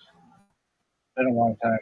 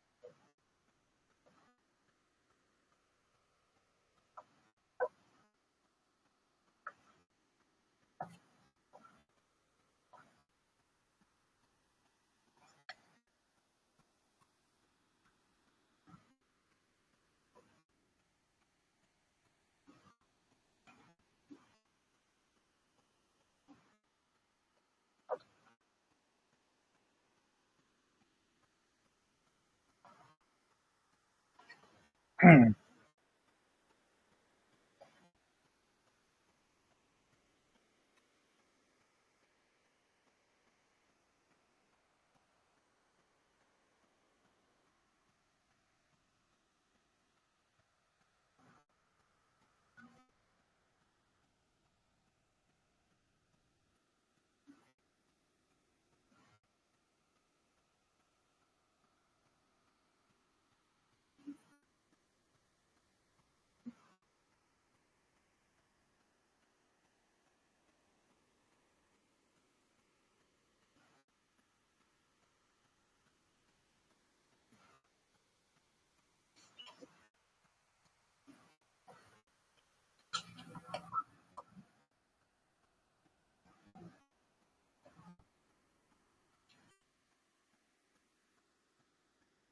Can I have more time?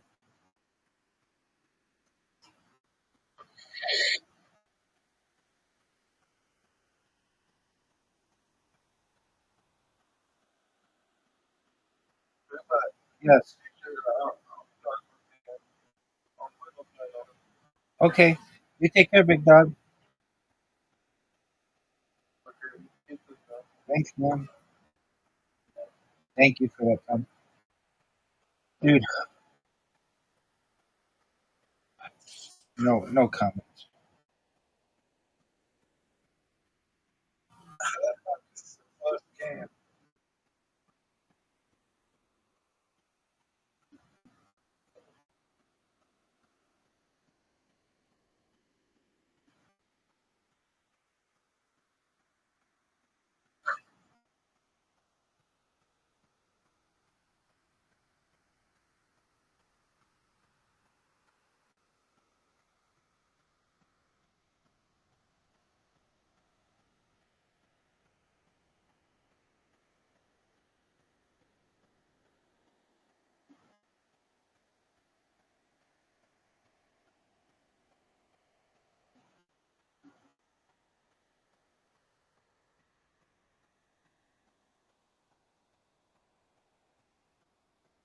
Oh, wait, give me. I want more time. Wait. Oh, shit. No. I just thought of a good word, I think. If not,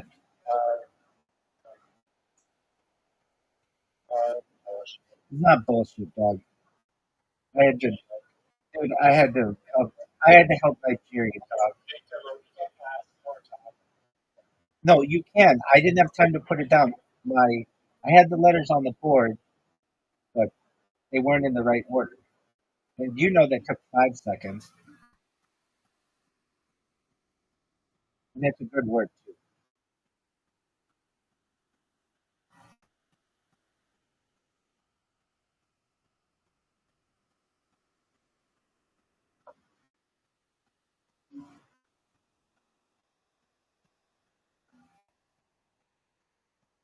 That was good.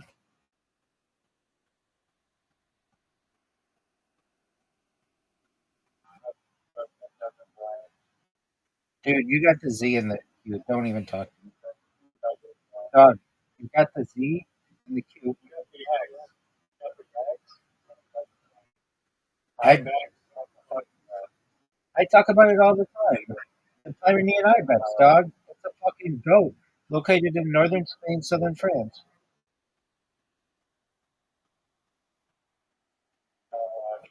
It is. I use it all the time. I used it today, dog.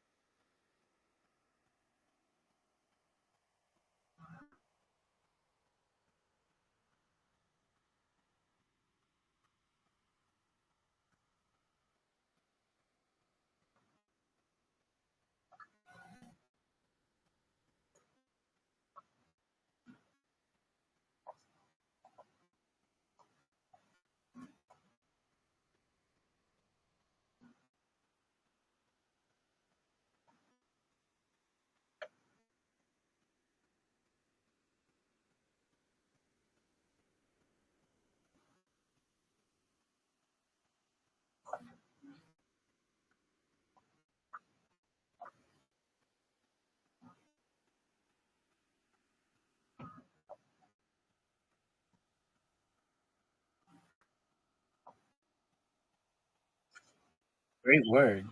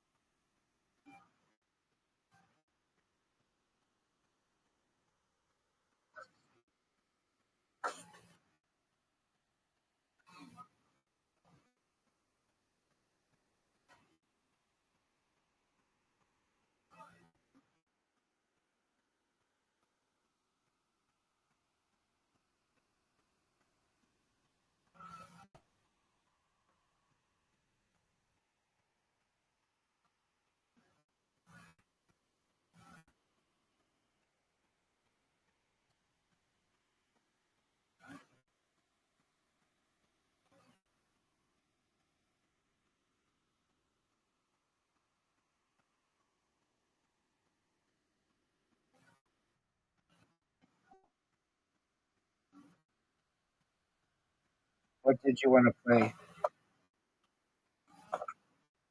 I can't say.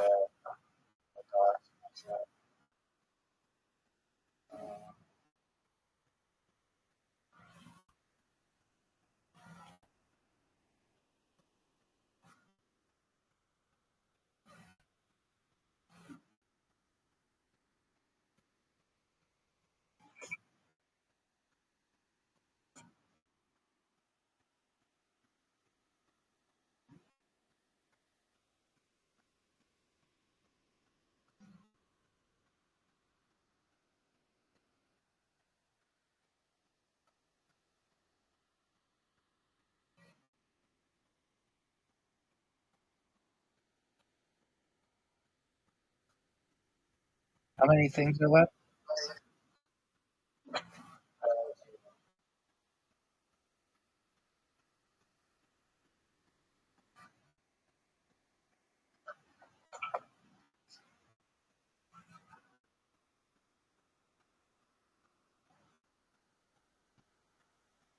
Oh, I have a feeling this is going to be bad. You have Joe called it. I fucking called that. I could have been like a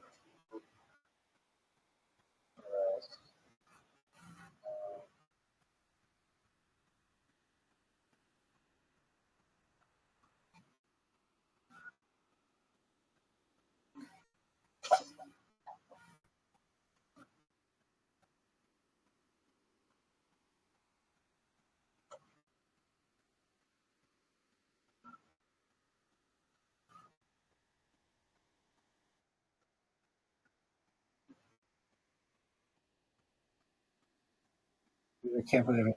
Didn't let that go.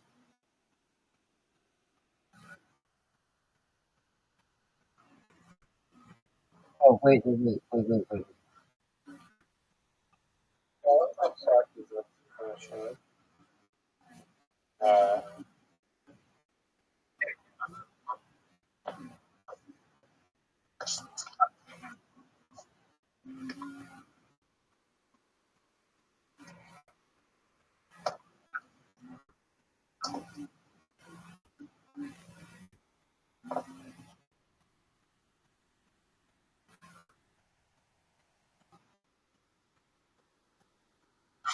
How many things are going?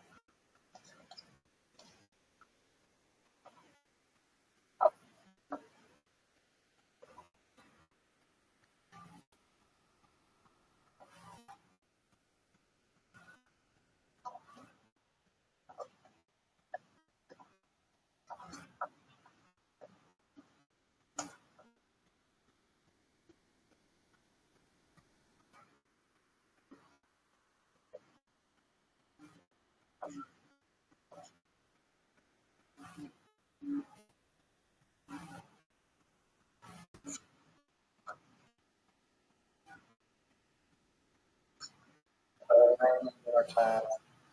That's okay. That's okay. Yeah.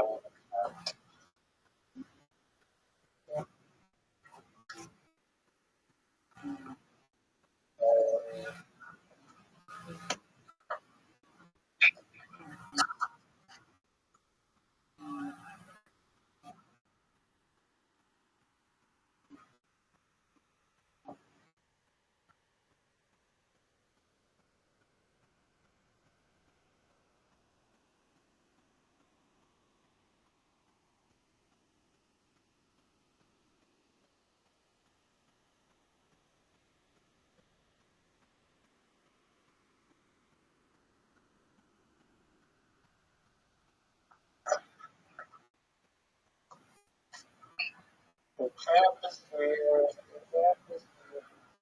Let's go.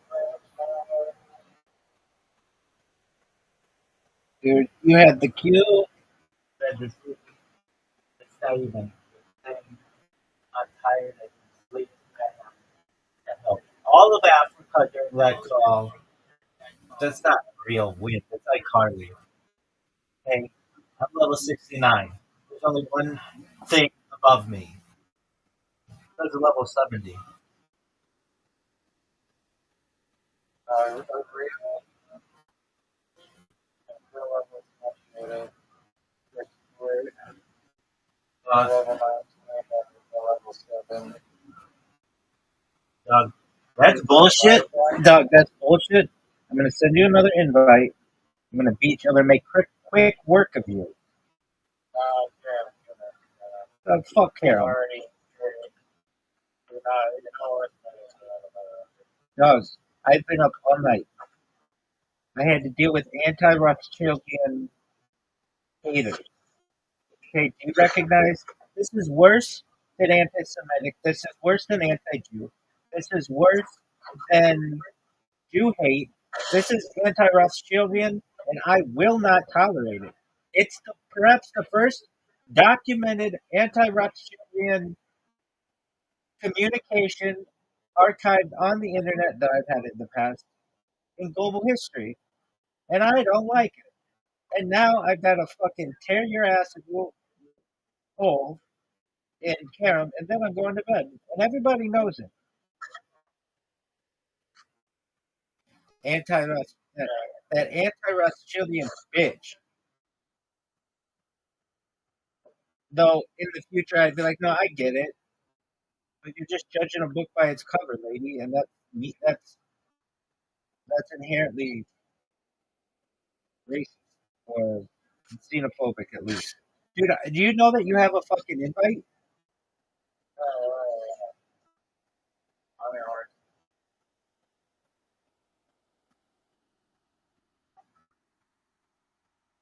Oh, dude, he's got it. He's got the touch.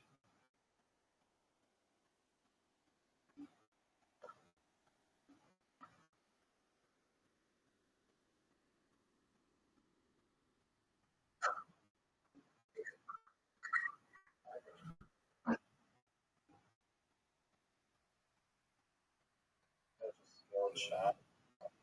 Dude, get out of here. That's not even close, dog. Actually, it wasn't just a lack of skill. It it was ugly.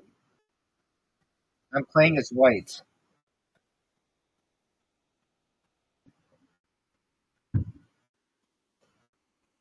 Yeah, I think there's a disadvantage.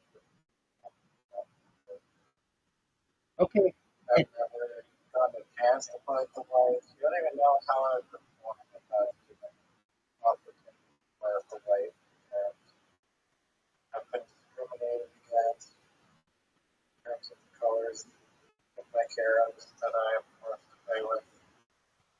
That is a host advantage for you went first, dog. as a lane issue.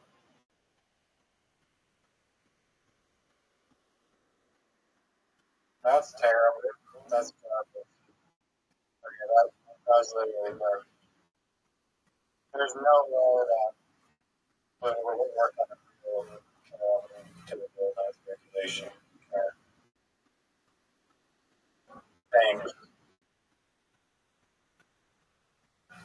Thank you.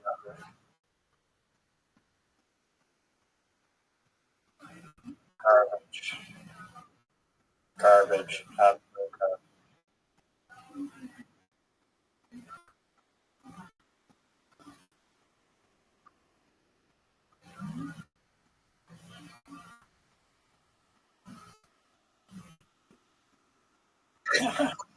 Someone's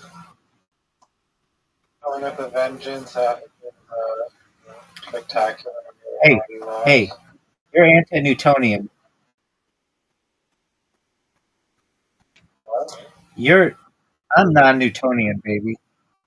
I'm relativity. I'm the sexiest beast in global history. Not only that, but I'm a level 69. I'm tier 69. Uh, that are you proud of that shot? That was one of the worst shots I've ever seen. I'm just going to be honest with you. If I thought it was good, I would tell you, Liza, that was a good shot. But it actually sucked. That's terrible. That's garbage. Might be the worst shot I've ever seen. Oh, he's talking to my backswing. Yeah, perhaps. Perhaps there isn't a backswing. Are you going to be able to hit the shot? The answer is no. What are you doing? What are you doing? Did you think that was a smart move? You think that was a smart move? I'm going to punish you. Big dog, what do you want me to do about it? Big dog. Do you know what the dragon attack is? Right there, baby. That's game over, folks. That's it. That's all she wrote. Riser wants to give me one game of literati. I give him one game of carom. That's all she wrote, folks.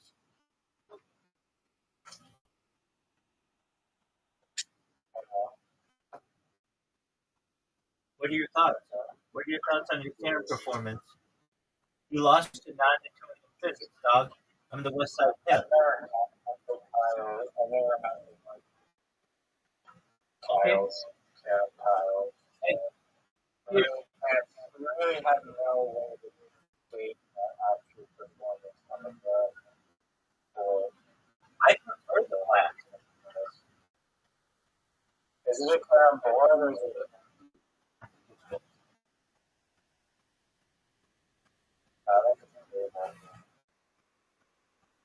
Well, it depends. a couple board is It depends. It depends, dude. Dude, you're making wild assumptions. Let's think about this. Let's use non-iCarly logic to diffuse this situation. Does it have legs? Yes or no? Some do, some don't. Some you could just put on a table. So if you just put it on a table, I think then it's a carom board. But if it has legs and it's its own piece of furniture, then it's a carom table. Everybody knows this. Yes knows this. Lucy Smartbush knows this.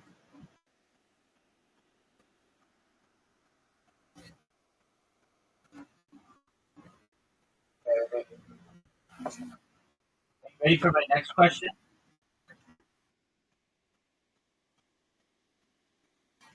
good question.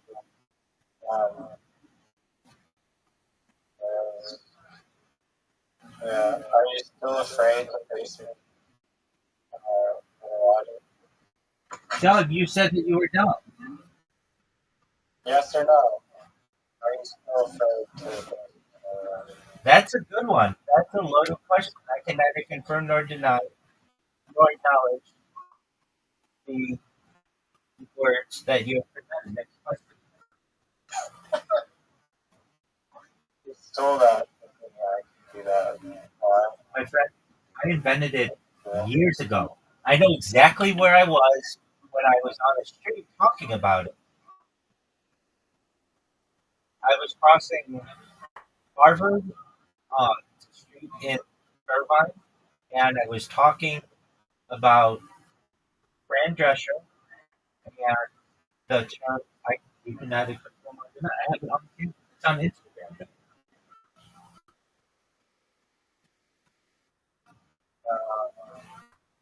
Everybody knows I'm that. not gonna. I'm not going to. Let me just ask you this question. And this to me is an I'm not important, gonna test. this is an important question that you haven't been asked yet. When are you gonna watch Ringo Pop? It's 24 minutes, dog. You want my answer or my serious answer? Yeah. I cannot attest to any of the data. Until You don't have to attest to it. It would be better to say, I can not acknowledge any of the data presented before me.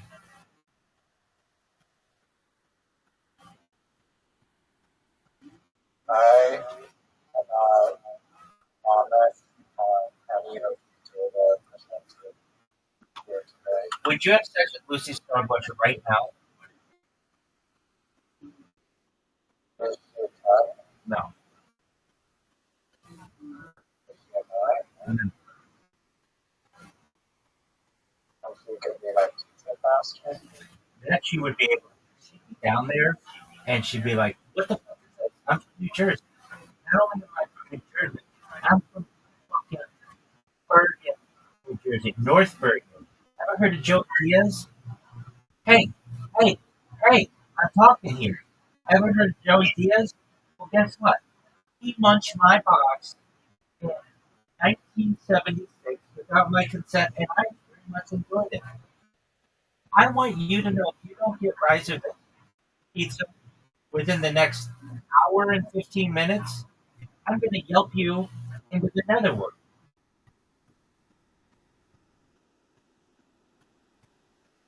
Wouldn't that be a dick move? Just yelped him now. After you were like, I love the pizza. You guys are my favorite. Then you just go and one star them. You have no idea. You know what Yelp is. You know Billion Dollar Bully. Yeah. Kind of a little bit. Wait times are absurd. Every place, like, yeah, one takeout order. That's only 6 takeout orders per hour. Doug, That's, I don't make 6 pizzas. Doug, this is iCarly. I would have been like, hey, have you ever heard of McDonald's? Do you think they use that type of logic? Do they tell people when they line up in the drive-thru, hey, excuse us, we only do one drive-through order every 10 minutes? No, they get that shit out to people like it's going out of style. You want me to take you to McDonald's so you can learn from them?